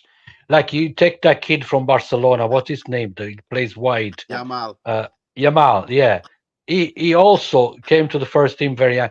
But one thing is playing wide on the pitch, and one thing is playing in the middle there, where all the physical contacts are constant all the game, all along. You see, that makes a difference as well. I don't know. I think you Carmelo. Yeah, I'm talking about such a. Listen to me. Serie C in Italy, all games are rigged, so the referee is not serious. The referee is not. The pitch is not serious. The supporters are not serious. They can beat you if you're not doing well. I know. You're telling me. I know that. The defenders that is on Camarda is 32 years old. He doesn't give a shit. He will go with his studs on your shin and end his career because he doesn't give a shit. So if you think you will put your best, the most talented player to a lower league to get a major injury and disappear completely, people are idiots if they think they will do that for real. I don't think they will do that. They will preserve him. They will allow him to score 20 goals in Primavera. At the age of 17, 18, he will join the first team. That's what they're going to do. They're not going to send him in third division. This season, he has 7 goals for the Primavera and 3 assists. Yes. 7 goals. In Serie C, he doesn't touch the ball, in my opinion. My honest opinion.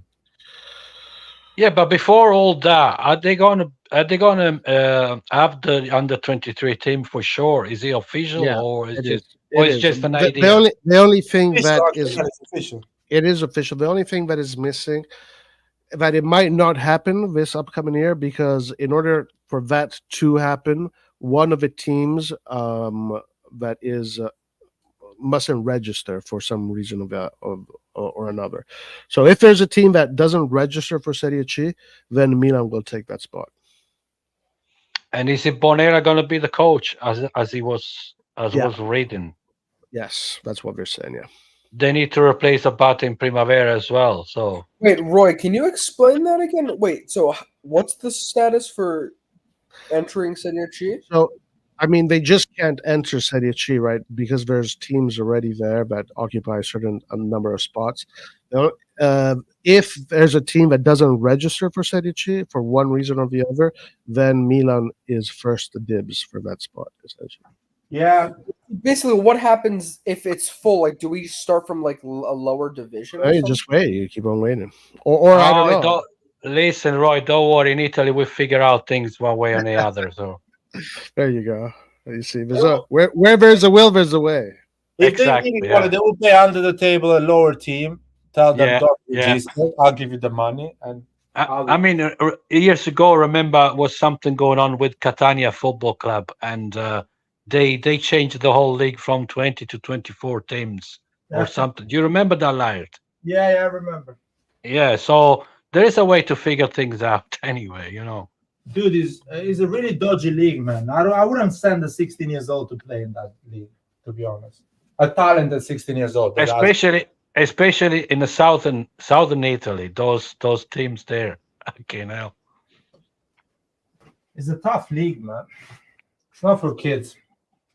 It's for kids that they come. Let's say you are from the youth system of Brescia, or Serie B teams. Yeah, you go in Serie C to build your career. But for players like Camarda that is supposed to start for Milan in 2-3 years' time, it shouldn't go and play in third division. Yeah, but sometimes situation like that, they give you a boost in terms of confidence and personality and all that. Yeah, Carmelo, you cannot send a guy that earns $500,000 a year or $1 million a year to play in Serie C. It's just a joke. No, he's not going to earn that much money. He's not. That is contract. It's going to be $500,000 a year, no? $500,000. Did you say half? What's the average? Light, what's the average wage there in Serie C for players? Well, 3K a month for Serie C players. No, 3-4K a month. Maybe the 3K a month. Yeah. If you're a good player, the striker maybe earns a bit more because it's been the players. If he gets that money that the people saying Camarda will get, players in Serie C will look at him and say, "Who the fuck you think you are getting all that money?" I mean, but sometimes that's the kind of environment that helps build character and yeah, I was saying that's what I was saying. Yeah. Could also work the other way. You don't know. Look, I'm going to say something controversial, and I know this is going to ruffle a few feathers. If he was my son, I would send him to Serie C for this year, for the next year. Nah, bro, you wouldn't send him. I agree with you, Roy. I would do the same thing. If he was my son, I would send him to Real Madrid or Manchester City. Boy, if he was your son, you would have watched Serie C and you wouldn't send him. Believe me, you wouldn't send him. If he was my son, I would get the most money I could get out of it. There is games that the Any ball club. never touches the ground. He's always going from the defender to the other defender. Okay, That's so the type would of- you rather him be loaned out to a Serie B team? No, he should play Primavera, man. He should play Primavera. He should score 30 goals next season. But how does he improve from scoring 30 goals against? Oh, but that's how a striker improves scoring goals, man.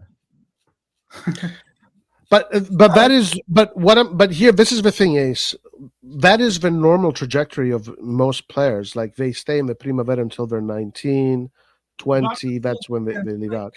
But that's a lot of the trajectory of the players that we see today that are champions did a normal trajectory. You know, most of the players, even the players that we see at Milan, more or less did a normal trajectory. Where at 8 they started playing with the first team at 19, etc., etc. 16 is very unique. It is very unique. So it's delicate. It's a delicate situation. I think he will play for Milan around the age of 18, 17, 18. So he needs another year in Primavera. Yeah, if he was my son, I would have him do Lazio in Serie C and get his ass kicked a little bit, and that would prepare him well for the Serie A. Yeah, get some bruise. Get some bruises. Yeah. Oh, are you going to Italy next summer or this summer? Maybe. I don't know.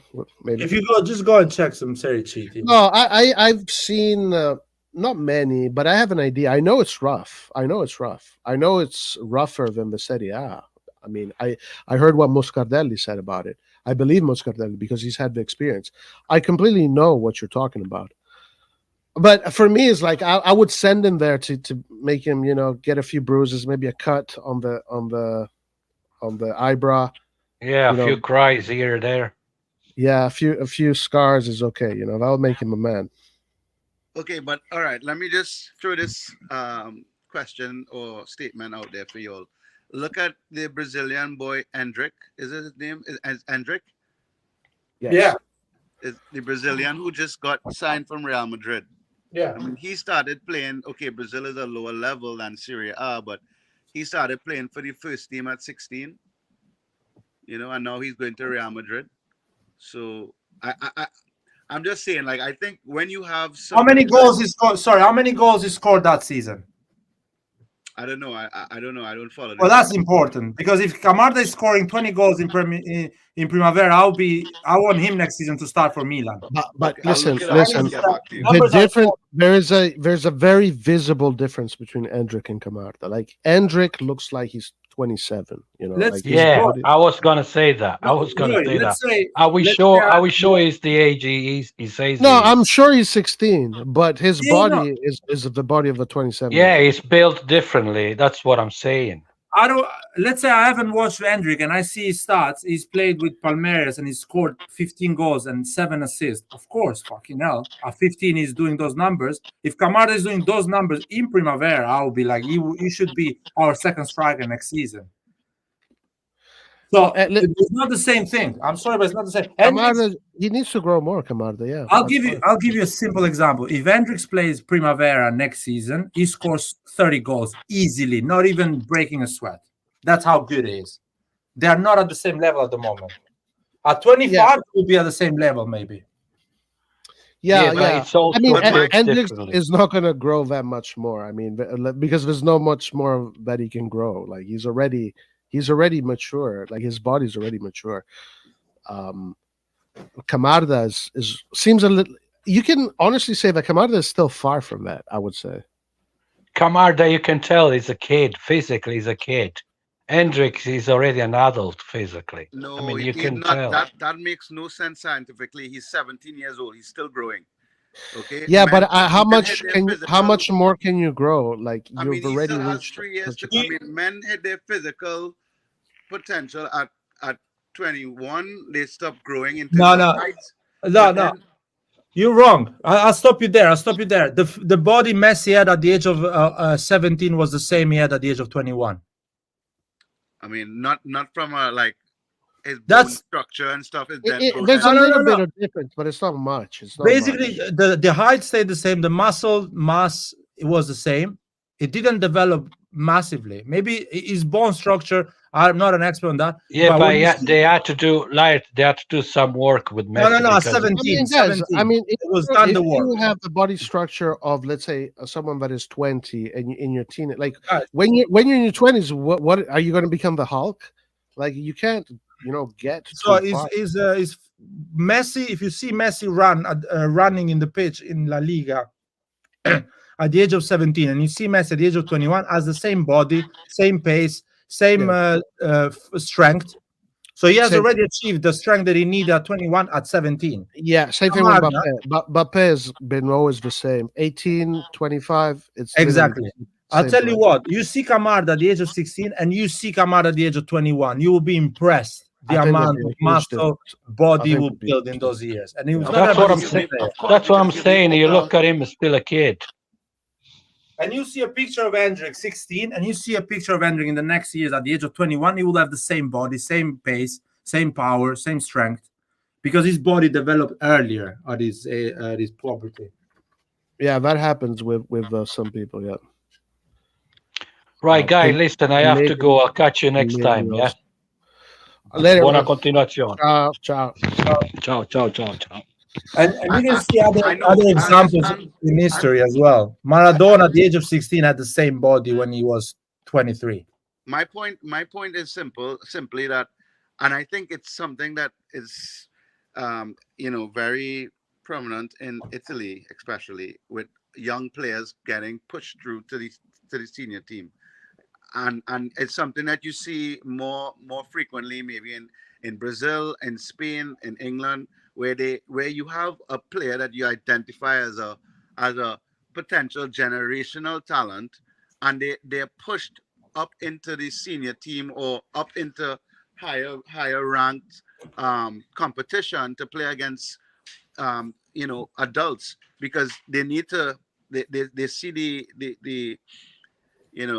the ability to get them quicker at reacting to faster play, and getting the reps in at a higher level. And I feel like in Italy there's always this sense where let's give them a little bit more time, don't rush them, don't and that's the difference probably between the fact that Italy doesn't really have a top striker right now.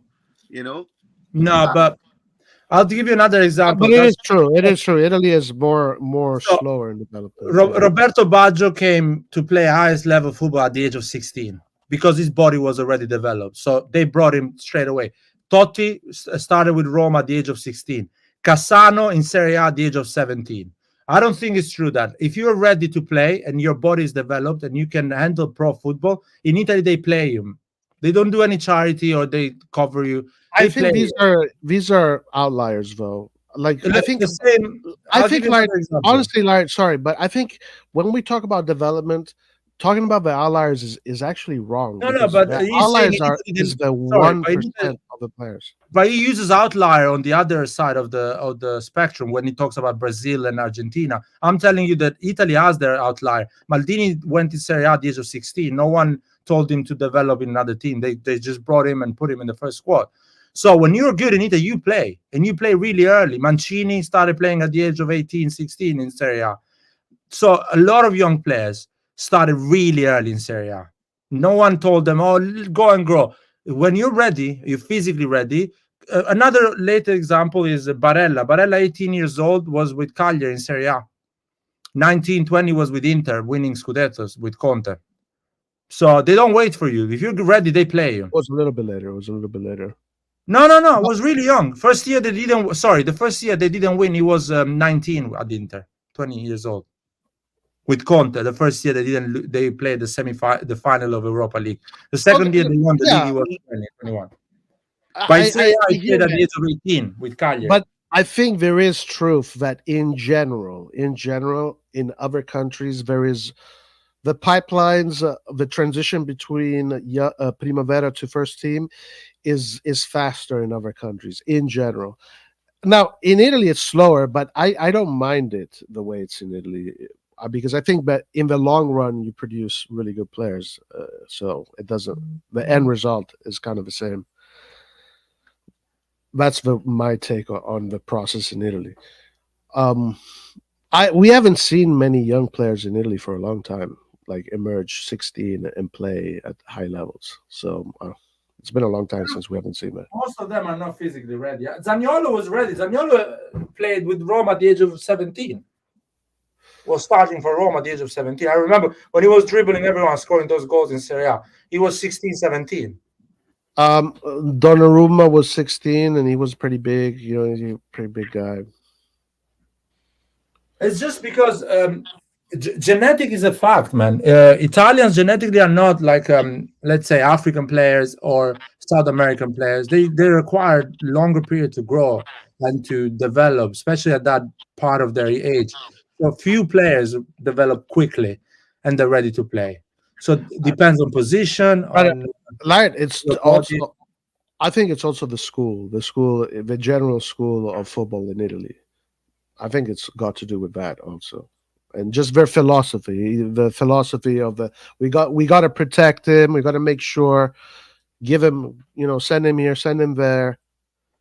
There's a lot of that. The school plays a part because you've been always had a lot of abundance as well. You didn't need to rush these young players because you had already great footballers in the national team. You don't need to rush Del Piero at the age of 16 with the first team because you have Baggio and Donadoni and all the guys. So you can wait for these people. You don't need to rush, Nesta because you have Maldini and Baresi already. So the school, you're right on that side. But at the end of the day, if you're good, you play. I've seen it so many times. There is no point to play Camarda with grown-ups. He's not ready yet, in my opinion. And we saw when he played for us. It was really weak. Yeah, I'm not saying he's fully ready for Serie A, but I mean, like today I watched Italy under 17 versus Sweden under 17, and I mean, Camarda looked so composed and like he looked like he was above the under 17 level already in terms of his thought process and what he wants to do playing. So I just think he needs to be challenged, and maybe not Serie C, maybe Serie B, but he needs to maybe push himself a little bit more now and learn to play against faster defenders. I like the fact that he plays with this level because if you remember, 2 days ago he scored an amazing goal. It went shoulder to shoulder with the defender.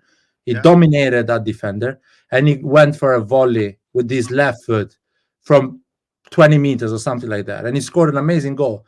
Now, in the same situation, if he plays with grown-ups, he doesn't win that shoulder to shoulder.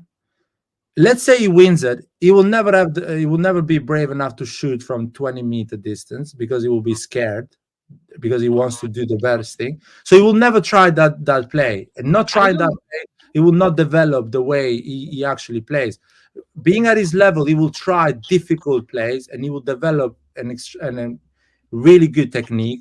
Physically, he will be dominant and he will understand his game. He has to do that. Listen, I don't know where he is physically, but I do a little bit disagree with that because if you let's say you describe that play in Serie C and that defender is much stronger in Serie C, he's going to push you away.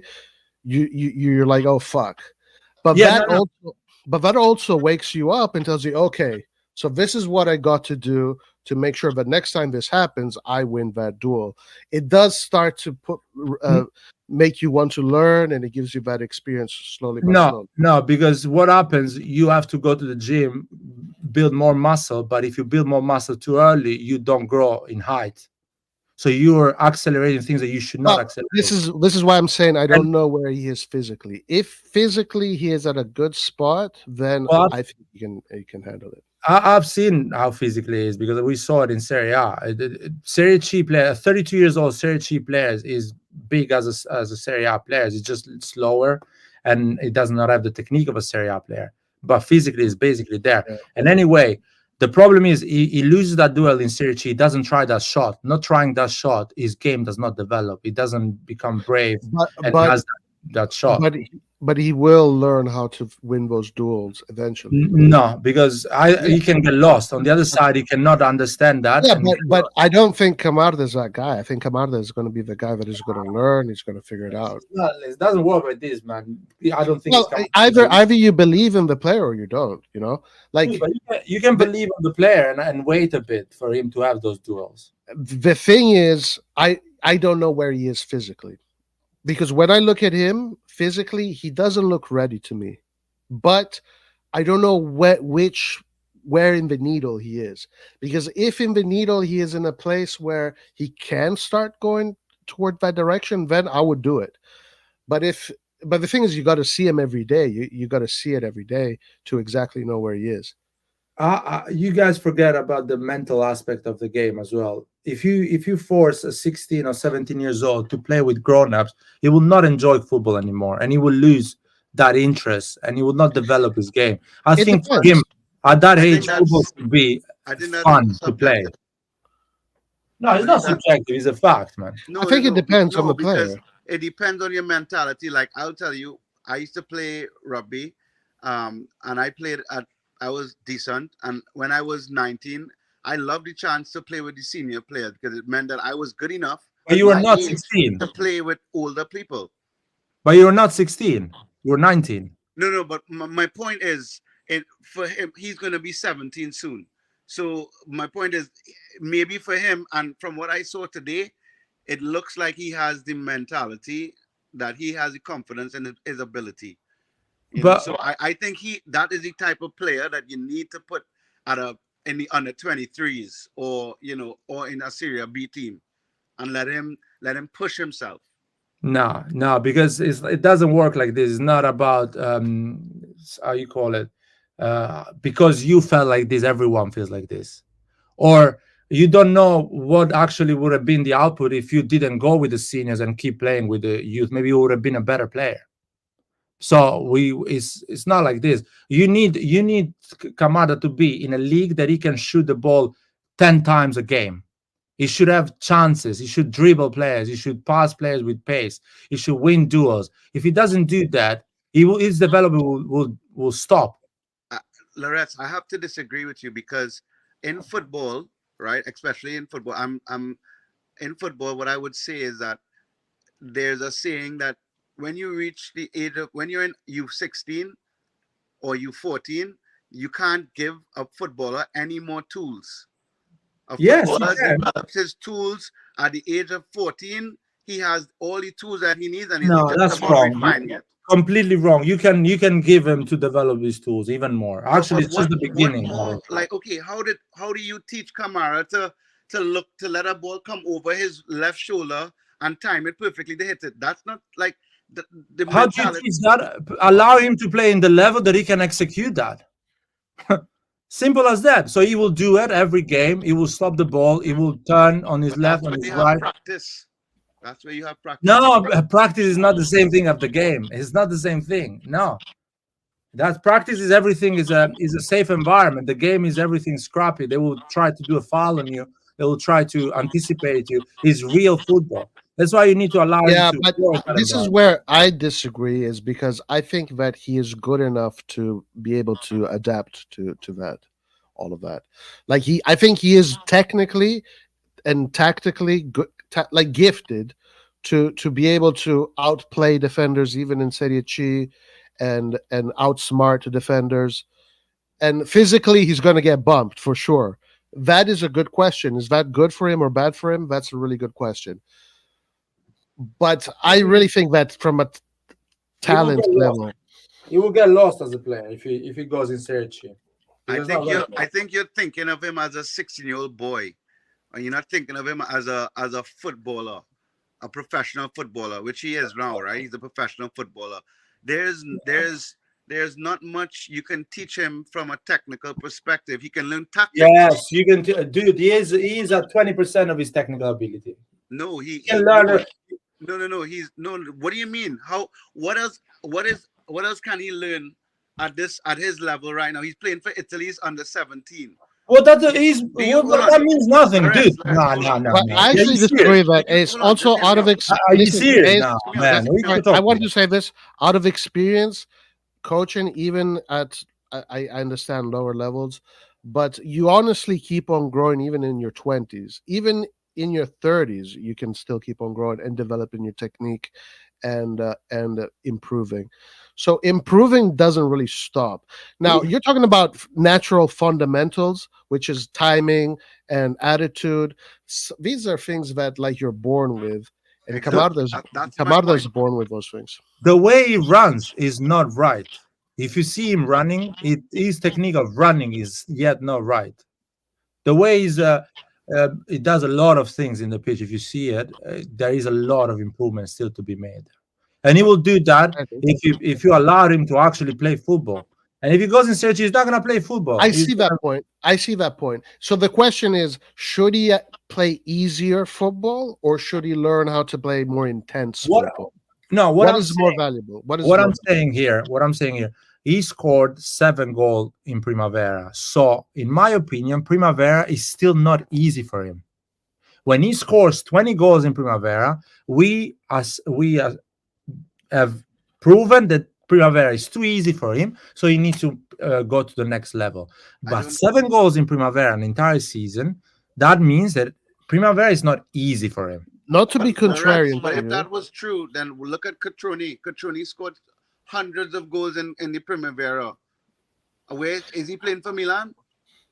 But listen. I actually want to be statistically correct. I don't know if these players that ended up being top players had really big records in the Primavera.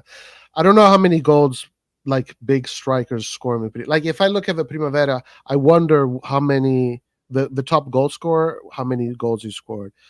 If I'm guessing, it's probably 13, 14, maybe, like the top scorer.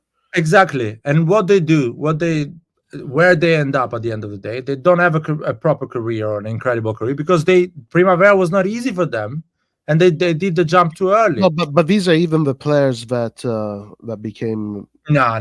There is players. Yeah, like Del Piero. I don't think Del Piero was scoring 20 goals a season in the Primavera. Stuff like that. First of all, Del Piero was in a youth system of a team that was in Serie B. So technically, he was already with the first team that was he was at the level of the first team at the age of 16. Okay, so I mean, just in general, like if we even go by like Inzaghi, Tony, Gilardino, like if we look at their numbers in the Primavera, I don't think they're scoring 20 goals a season. Like I don't think so. No, I think if you go and check the old youth, it's just like, first of all, like there's not enough games to score that many goals. I think it's but 30, honestly, 36 games. the stats of scoring goals is not important at that level. Like I don't care if Camarda is scoring 25 goals in the Primavera. I want to know, okay, is his positioning in the attacking third in the right place? What does he think? Is he reading the movement of the defender? You know, like you wanna, So how do you understand that if you don't get a chance? You need to get a chance out of it to understand, okay, I did it right. In your mind, when you are a football player, you are processing the whole situation. Okay. You make a movement, and that movement gives you a chance. You understand, okay, that was a good movement. You grow. But if you go in a league that every movement you do doesn't bring you anywhere because the level is too high for you, you don't understand what is right and what is good. You need to be at your right level so you understand the movement you're doing, the timing, the headers, the dribbling, the pace you're making, the shot you're creating. You understand and you process what is good and what is right for your game. You understand your limits as well. Listen, my limit is I'm not too fast, so I need to change my game. I need to develop my game and become a Lewandowski, not a Mbappe. That's how you understand that, being at your level. So you go on those duels. But if you go on a higher level and you see that everyone is outpacing you, everyone is physically stronger than you, you don't understand what is your strength, what is your game, what do you need to feed to become that player. Okay, so I'm looking at the numbers, and 100% you can score 20 goals. They have 34 games. And so I'm looking at the stats right now. So the top goal scorer is a guy called Burnett, and he scored 20 goals. Then the next guy is 18, 17, 16. The First Milan player with the most goals is El Hilali with 13 goals. And then you even have Kenyan Yildiz he had 11 goals. So Yildiz had 11 goals, and then he went to He's playing with Juventus as well, yeah. And then he went to Juventus. And he's a number 10, yeah? And he's a number 10, yes.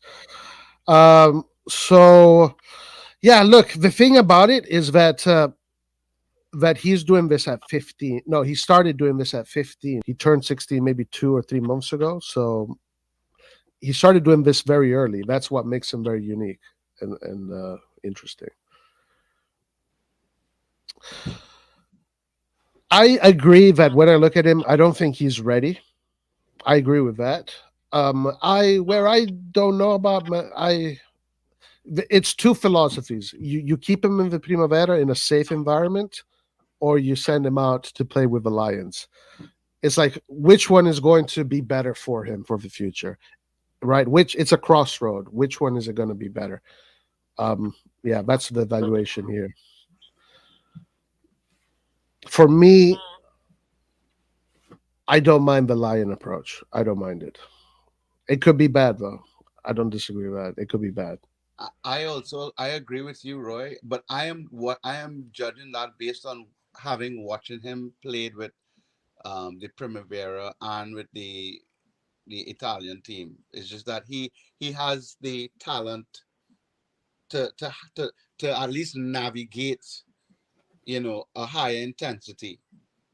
Whether that's just my point of view. I just having the talent to do it. Yeah, but it's unfair because that's relative. You don't know if Serie C level is higher than that, or at least it's more complicated. So the level he's playing right now, he's playing with players that don't want to break his legs. They want to play football because they are the same age. They want to win a trophy. It looks like a safe environment, but it's a competitive environment. When every player is in the pitch, is playing fair and square for their career, to score goals, to win games, and it's fair. If he goes in Serie C, it's not a fair environment. They will break. Yeah. It's so dog eat dog. It's dog eat dog. This is for sure. He's horrible. He will not develop his game in this environment. He plays with people of his age or even older than him. But that's a good question. That's a good question. Why wouldn't it develop his game? Because for me, if he's good enough with the ball, that is what is going to give him personality and character. Exactly. He's going to live that experience, and that is going to make him into a man. That is going to make him into a man because there is no safe spots here. Like here, you're playing against players that will hurt you. Laretz, let me ask you a question. American testosterone, he becomes a man. He doesn't need to become a man. He needs to be a good football player. Let me ask you a question, Laretz. His next step is to become a good football player. I don't disagree with that because I think the other approach can work too. I think it's safer. He becomes a man when he loses virginity. He's not going to become a man playing in Serie C. He needs to lose his virginity. That is when he becomes a man. He probably doesn't have enough hair on his dick to be considered a man yet. Okay, so he's not going to become a man soon. He needs to be a good footballer. Let me ask you a question. So let's just say let's say he takes your approach. I mean, there's no wrong approach here, right? But my question to you is this. We let him play with Syria in the Primavera, and then he gets, so when he reaches the Syria and defenders will break your leg to stop you from scoring. Wouldn't that be more of a shell shock to him? No, in Serie A, they're playing for a sportive objective. They're not going to break legs to kids. Okay, in Serie A, you get a red card if you break his leg, if you do a bad foul. Okay, and if you break somebody's leg, I would hope to think if you break somebody's leg at any level, you may get a red card. No. In Serie C, there is no meaning because that team that Milan has in Serie C, there is zero meaning. They don't win anything, no money, nothing. The first team in Serie A, they win money. They win a game, they win a season. So there is a reason why you get into this. So there's more value in winning tackles in Serie A than there would be at Serie C. So when is it appropriate for him to get a taste of that intensity? When he has the body to handle that intensity. That is so simple. It is simple.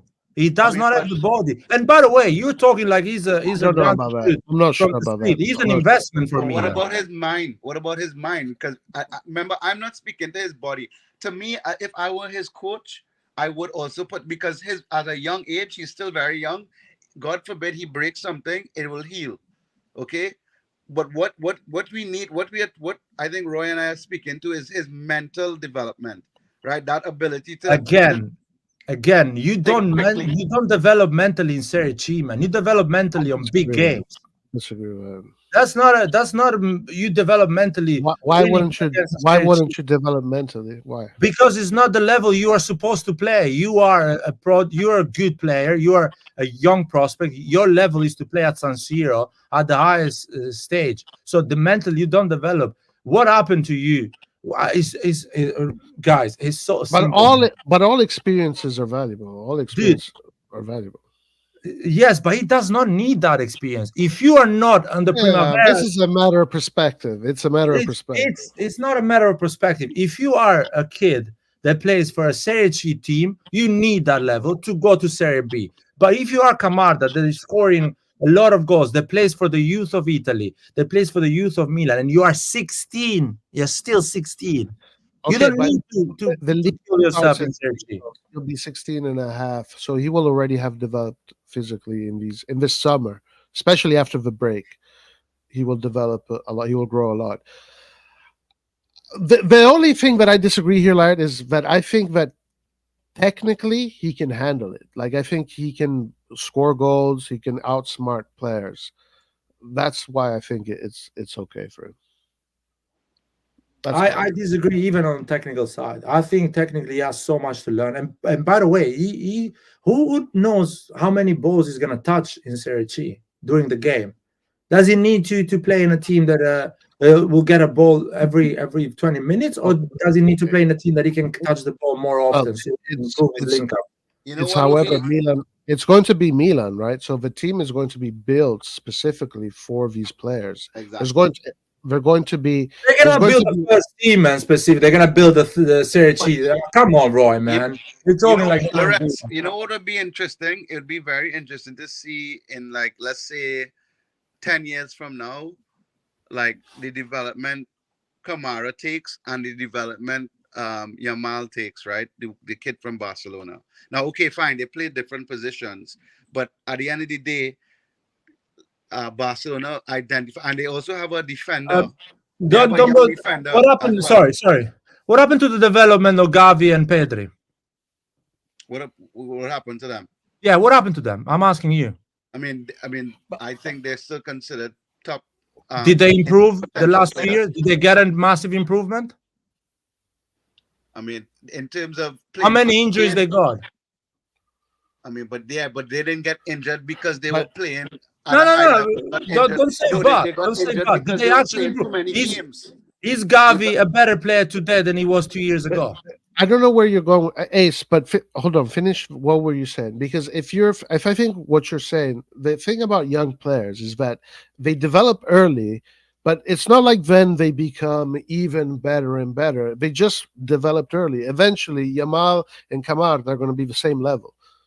No. What I'm saying that doesn't mean we have seen a lot of examples of players starting really early and their development stops. They don't improve that much. That's what it is, like.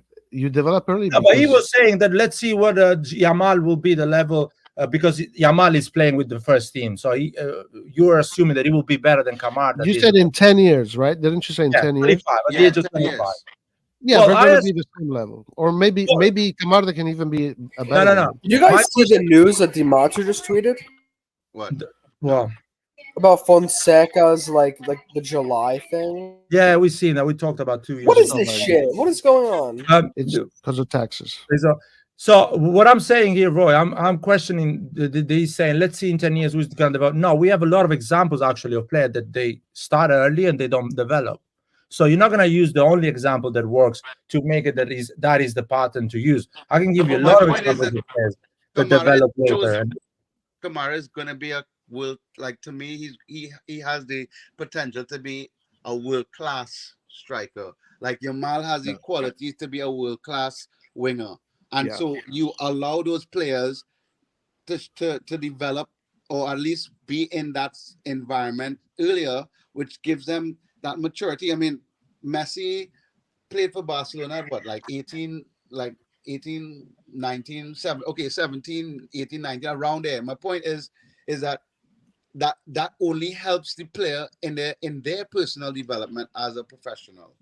And that's all I'm saying. I'm just No, saying. your point makes zero sense because Messi was dominating the youth system he was playing. Like literally, no one was stopping him. For him, there was no meaning. He was fucking dribbling 5 players in La Liga at the age of 16. Camarda, if he plays in Serie A, doesn't dribble half player. He's a We, different. you cannot make the same example. Messi, I don't think Messi is a good example because Messi is such an exactly. outlier. I'm not But saying he's Messi. My point is that my But point you is point with a player that actually is like Camarda, that is 16, not doing well, and still being played on a no, but team. he is the hold on. my Camarda point, is doing well. Camarda is guys. doing very well. My point is simple. My point is not that Camara is Messi or could be like Messi. My point is that the club have identified that this player has the talent to become a world-class player, and so they expedite the level that they play at. Yeah, but they That's what I'm expedite the saying. process. and I'm telling you that accelerating that does not mean that you get more out of it. You probably get less. If you probably listen to me, instead of Pep Guardiola had Jadon Sancho, Phil Foden, and Brahim Diaz on his first team. He told his team, Brahim Diaz and Jadon Sancho needs to leave because they are not at the level of the first squad. Phil Foden is at the level of the first squad and he will be staying. Brahim Diaz became a good level football player at the age of 21. 4 or 5 years later, 5 years later, he was 16. Jadon Sancho became a good player 4 years later at the age of 20 in Germany at a different level. Phil Foden at the age of 18 was playing for Man City and was playing in and out, not every game, few games. These 3 players were dominating that league, the youth league. They were clearly physically different levels. Phil Foden was ready to start in the Premier League. The other 2 had to follow different growth to achieve the level of a pro football player. And that's what I'm telling you. Some players, they are ready 16, they can start with. Some players, you need to wait 3-4 years if you want to achieve the right development. Simple as that. Lewandowski started banging goals at the right level at the age of 30, 23, 24, not at the age of 16. Erling Haaland at the age of 18 is banging goals. Different development, different physicality. It's just different, man. Well, listen, we'll see when they decide to bring him up. We'll see what they decide. Also, I just read that Chaka Touré, Palermo is not buying Chaka Touré, so Chaka Touré will be in the Lega Pro team. If Chaka Touré is in the Lega Pro team, Camarda can be in the Lega Pro team. But Chaka is 19, man. He's 18, 19. Okay, but we saw them play together. Listen, I'm also looking at something else here. Luis Haza, who is an incredible midfielder. This guy is going to be, in my opinion, maybe I'm completely wrong about this guy, so forgive me, all right? But for me, from what I've seen from this player, Luis Haza, this guy's going to be one of the best midfielders in the world, in my opinion. And he scored 7 goals in the Primavera this year. He's a midfielder, but like if I... Huh? How old is he? He's probably 18, 19. Yeah, he will go. If he doesn't go to the first team, next season he will go to the Serie C team of Juventus or something like that. No, he is in the Serie C team. Oh, okay. So, and he might now. I don't know what we're doing with him next, but like if he's playing there, you know, like he's smaller than Camarda, but this guy is incredible. Yeah, but don't confuse. Like Nathan is saying, with muscle development. I mean, like Nathan is saying in the chat right now, like, you know, injuries could happen at any time, you know, so you can't really you know, as much as you want to protect your young talent, like they could get injured at any time. So, you know, I just think that, I mean, I understand your point and I see what you're saying, but I also feel like, you know, sometimes you need to part of development is testing your limits and testing, how much you can adjust and improve. So we'll see what happens. I honestly think it's too early to test that. He needs to score goals. I want him to score goals. I want him to enjoy football. I want him to understand what is his best football. He's not gonna do that in Serie C. He's not gonna do that. It's such a We'll have to agree to disagree here. Yeah, completely. We will have to. I see his point. I see Layard's point too, and I think Layard's approach is safer. Like, it's more responsible. While this approach here might be a little bit more risky. I see your approach, yours and Ace, too opportunistic. It's like, let's get the golden eggs from this goose as soon as possible. But why you guys want to rush it? I did say if I really knew where he is physically, I could have a much more. He needs to go to school every day from 9 until 2 p.m. From that, he needs to do his homework. He needs to train every day. And he needs to actually have a life, some friends, to play video games, to go out, to get a fucking dinner out. He needs to have a normal life. If you eliminate everything and you just think he's a machine and he needs to play football with grown-ups, he will start giving up, and or at least the chances of him giving up will be so high that you will lose one of the biggest talent because you thought these guys are Spartans, are not fucking human beings. But the Spartan approach, it worked. It worked. Well, it didn't work because Sparta was not an empire of 2,000 years, man. The Romans were an empire of 2,000 years, and it worked for the time it worked. They didn't throw the weakest from the mountain, man. They thought, you know what? Let's be smart. Let's do tactics. If we want to hold an empire for 2,000 years. Okay, I get it. But the Spartans did win wars, and they were able to protect their lands for a bunch of time. But yeah, I know that in the end they got conquered, etc.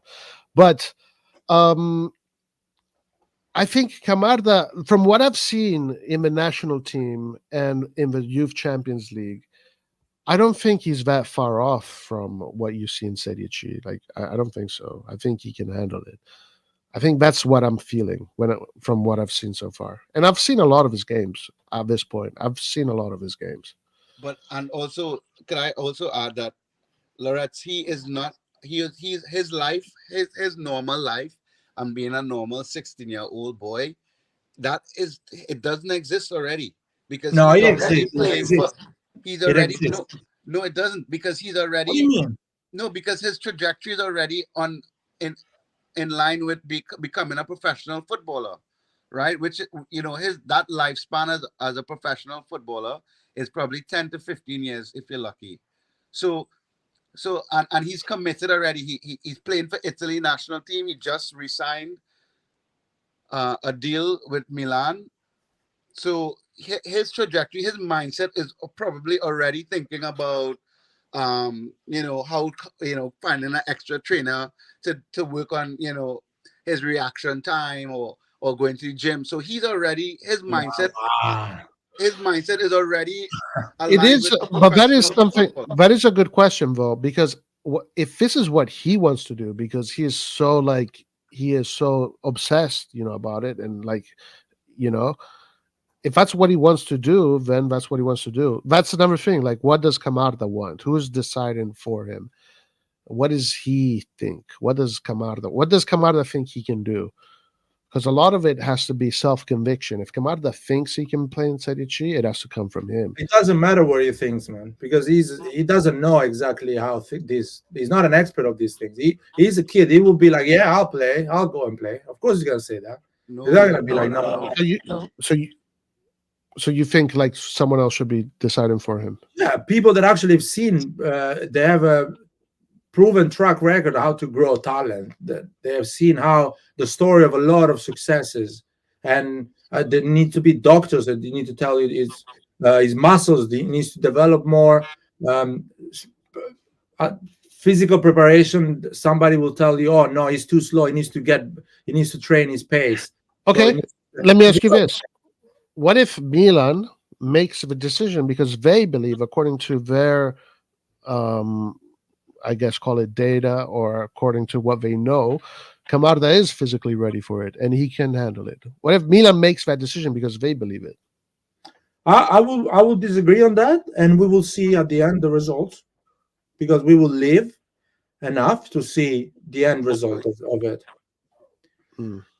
We saw the end result of Pato. The guy got injured Oh massively. man, hopefully that does not happen to Camarda. No way. Exactly. The guy started playing at the age of 16 with grown-ups, and his muscle were fucked at the age of 21. Let's not jinx Camarda's career. So I'm not saying it's gonna happen the same, but we've seen a lot of failure in a lot of situation. We've seen Ronaldo, prime Ronaldo, at the age of 21, getting rushed, coming back from an injury. So experts have been fucked up, messed it up a lot of times. I mean, What I've seen in my life, Ronaldo started playing when he was playing for Sporting when he was 17. I mean, I understand. no, the real Ronaldo, the Brazilian one, one. I mean, but my point is, well, firstly, let me just say, Ronnie in the chat. Yes, I'm a Trini. There's a Trini on here. And then just to continue, you all need to remember, like, he has an agent. You know what I mean? He has an agent that, brokered a deal with Milan, AC Milan, to sign him. So his mindset, I would hope, if he has an agent and that's the kind of position that he's, putting himself in, that he already has people around him that are advising him on where he is physically, sorry, and what he should be doing is the best for his career. I'm sure he's gonna want to be playing with the under 23s because that's gonna put him in a better position as a 17-year-old to make Milan's first team. You know what I mean? Yeah, and if I was his agent or someone that is advising him, I will tell him you should stay another season in Primavera. But like, you can't really say that because you really need to know where he is physically to be so sure about that. Well, but I can see it, man. I've seen his games. He's not physically ready to play with grown-ups. I'm sorry, man. Because he looks like a baby. Is that? Are you? No. It's not that. It's not that. It's not that. It's just he's not exceptionally big. Like you will see. I'll give you an example. If you think about Van Basten at the age of 18 or 16 with Ajax, he was already running like a grown-up. He's as you call it, quads were big like a grown-ups. If you look, I have DVDs of Marco Van Basten. I know everything about Marco Van Basten, and I can see images of him playing in the mud at the age of 16. His quads are bigger than any other grown-up around him, and he's playing. But Camarda, he does not have those quads. No, it does not have that. But look at but if you want to use the eyeball test, then look at Yamal. Does Yamal look like a fully grown man? He looks like a little boy, but he's playing for Barcelona because clearly the doctors and but his quads are not going to get bigger than that. What? Sorry? His quads are not going to get bigger than that. Of course they are. It's muscle. No.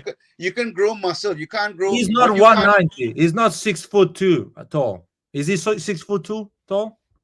No, but he could. We don't know how tall he's going to be because you still grow until you're 21. No, he's not going to get taller. I can bet you anything you want. Maybe he will gain 3 centimeters more. He's not going to get taller than that. Okay. And if you see him run, he already runs like a professional adult player. He has that pace, that posture. It's called, well, he just has good running technique. But my point is, you can't judge somebody based on. I can tell you. I can tell you just looking at someone running, he's ready to play with grown-ups or not. There is people. You need to get yourself into scouting. You need to become a scout. Dude, there is scout players or youth system coaches. They can tell you that. It is. I mean, my point is, in terms of his muscle density, like his muscles quality, like that muscle quality is something you can develop. You can grow your muscle density.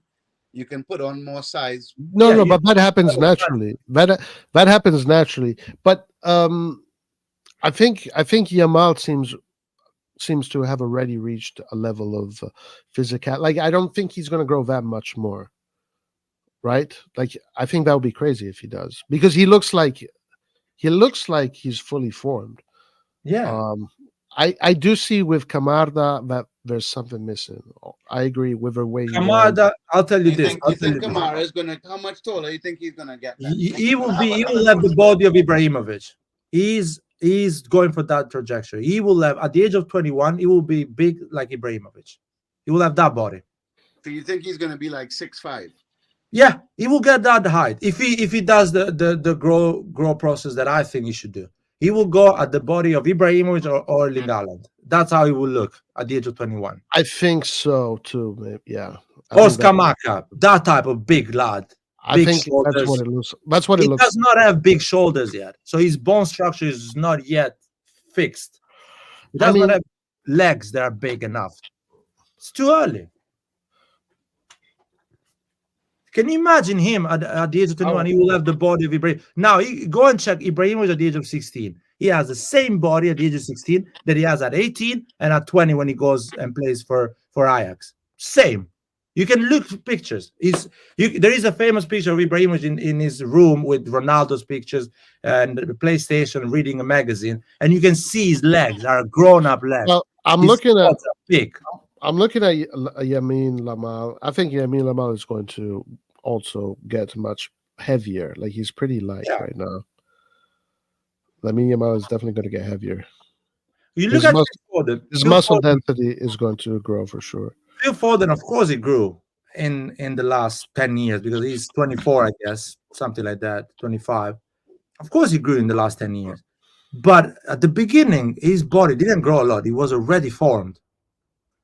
It's been always. I kind of agree, but I don't know, man. I think he's ready, man. I think he's ready. Put him in with the Lions. Let him fight against the Lions.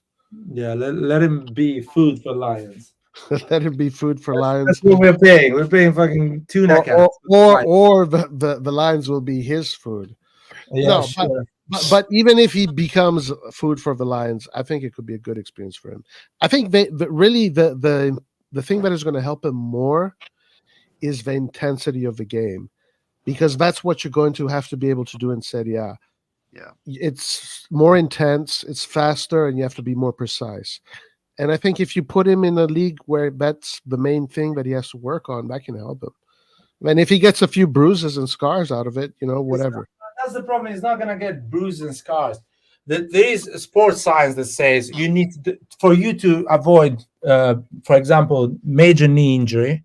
These are sports science, and you can see that usually black players or African players they have less knee injuries of white, Caucasian European players.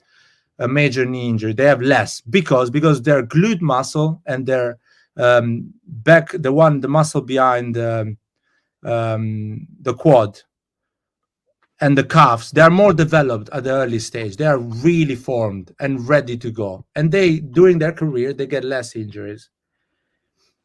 For example, if you see Leao at the age of 20, if you remember 21, his glute, his legs were more developed than another 21 years old, like Selemakers. Because his body develops differently. His genetic is way more advanced on that side. So he's ready to play with grown-ups because his posture is running. He's already formed. Camarda has not developed those part of the muscles. So if he goes and plays with grown-ups, he will suffer a lot of knee injury. His posture will not be straightened by his muscles.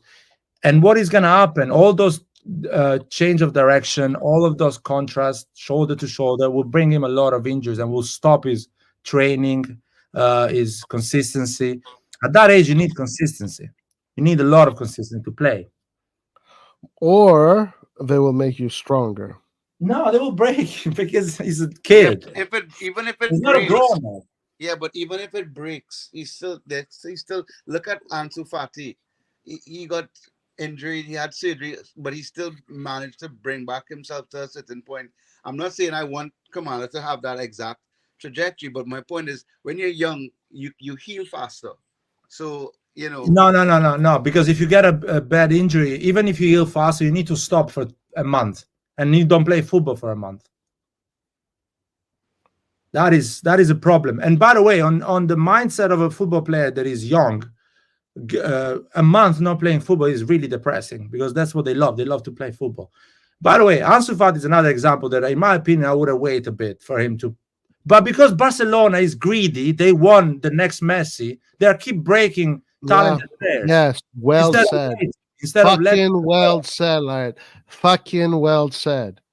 Because they want to sell this whole, we will build the next Messi, and they're ruining the careers of these players. They're ruining talent after talent instead of wait. Just fucking wait. Ansu Fati is still too young. They play him totally agree with that.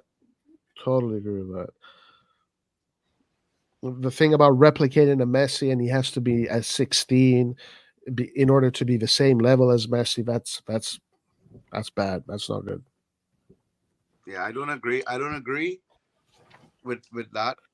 If the intention is not focused on development of the player, and I made a disclaimer, and I'm gonna say it again, right?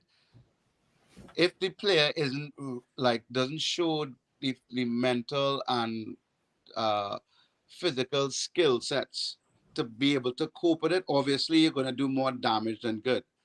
And Roy and I are not saying, and Roy said it, like he doesn't know where Camarda is in terms of his physical development or his, capacity physically. I'm not saying to force him into playing with Syria, see if he's not developed yet, or he doesn't have the capacity to take that load. But I'm saying if he does tick those boxes in terms of physical readiness, then yeah, it's gonna help his game mentally for him to play against faster, stronger people. That's all I think we're saying. Yeah, the difference here is that Laird thinks it's going to break him. It's going to be damage for him. Like, while we maybe think that it's actually going to be good for him. So that's really the difference in opinion. I've seen another thing that is makes me have this pessimistic approach is because I've seen more bad examples than good examples. For example, Zaniolo started with Roma at the age of 16, 17. And you can see that the guy was ready to actually play in Serie A. It looked like can handle the level, but probably was too early even for him. Maybe he should have been played slowly, not too much pressure. The team should not rely a lot of him. He should have been like an extra. I've seen a lot of examples of good players getting too early in their professional Okay, career. what about this stat right here? So Camarda right now is 6 feet, and he weighs 80 kilos. Yeah, he's basically 6 feet is 183, if I'm not wrong, and he weighs 80 kilos. Is good. I think it's a good size. I didn't know he was that heavy. But I think what I think he's gonna be 6'5". He's gonna reach 190. 6'5". Damn. He's gonna be taller than Leao, just a bit more taller than Leao, so 190, and he will weigh 90 kilos. So he has around 7 centimeters still to grow. He has another 10 kilos of muscle to put in. He's not gonna put them, of course, at the age of 18, but by 2021 we'll have that weight. And his shoulder, I think, needs to get broader. His legs, I think, are not. His running technique is too, how you call it, curve in his shoulders. So he has to develop on those sides. I think he will be ready to play for the first team at the age of 18, 17, 18. He should be in the first squad. AC Milan. Yeah. And you know what? And I want to say, looking at some pictures of Lamine Yamal, I agree. Like, maybe they rushed Lamine Yamal. Yeah, because he started playing for Barca when he was 16, no? Yeah, because he looks like a child, man. But I don't know if honestly, I don't know. I'll have to see maybe Kamara's mom and dad, or maybe like I don't know. It's really hard to say how tall, if he's going to be as tall as Zlatan, because Right. I mean, Yeah. when I was 17, I was 5'11", and I only grew like three inches after that, like, you know. So I mean, it's really hard to tell unless you know what their genetic background is. You know, if his mom is like 6'1" or 6'2", and his dad is like 6'5", then you know for sure Yeah. he's gonna have a big growth spurt again. Right. Well, if Camarda grows 3 inches, he goes 6'5". Okay, that's a lot though. Yeah. Because That's 3 a- inches if is he's- 8 centimeters. It's 7.5 centimeters. He's The- one. like, I mean, he's 16, so he should have at least 5 more years of probably growing vertically. I think. If he's going to sprout like that and kind of become like a basketball player, pretty much, we'll see. Maybe not though. Maybe not. If he doesn't do any weight exercises, because he's 16, so he just does running, swimming in the summer, and all those exercises, jumping, he will get those 7 centimeters easily, because he has another 4 years to get those 7 centimeters, and he's growing. Okay. Anyway, listen, we have to. I have to go. Unfortunately. But you got. Are you continue? You're gonna continue. No, let's close it because I need to go. I need to. Thanks again, guys, for having me. Thank you, Ace. Join, man. No problem, bro. What is the comment here? Maybe we ignored a few people. I'm not sure, but I really actually do have to go. I do have to go. But yeah, it's a good discussion. It's very interesting, and I think there's a lot that we're going to be talking about because there's a lot of news going to happen this week. So we're gonna, be more live more frequently. All right, so thanks for joining, my man. Appreciate it. Yeah, man. Forza Milan. Forza Milan. Everybody that joins us in the chat, thank you guys. We'll see you next time. Alla prossima. Arrivederci and ciao. Ciao.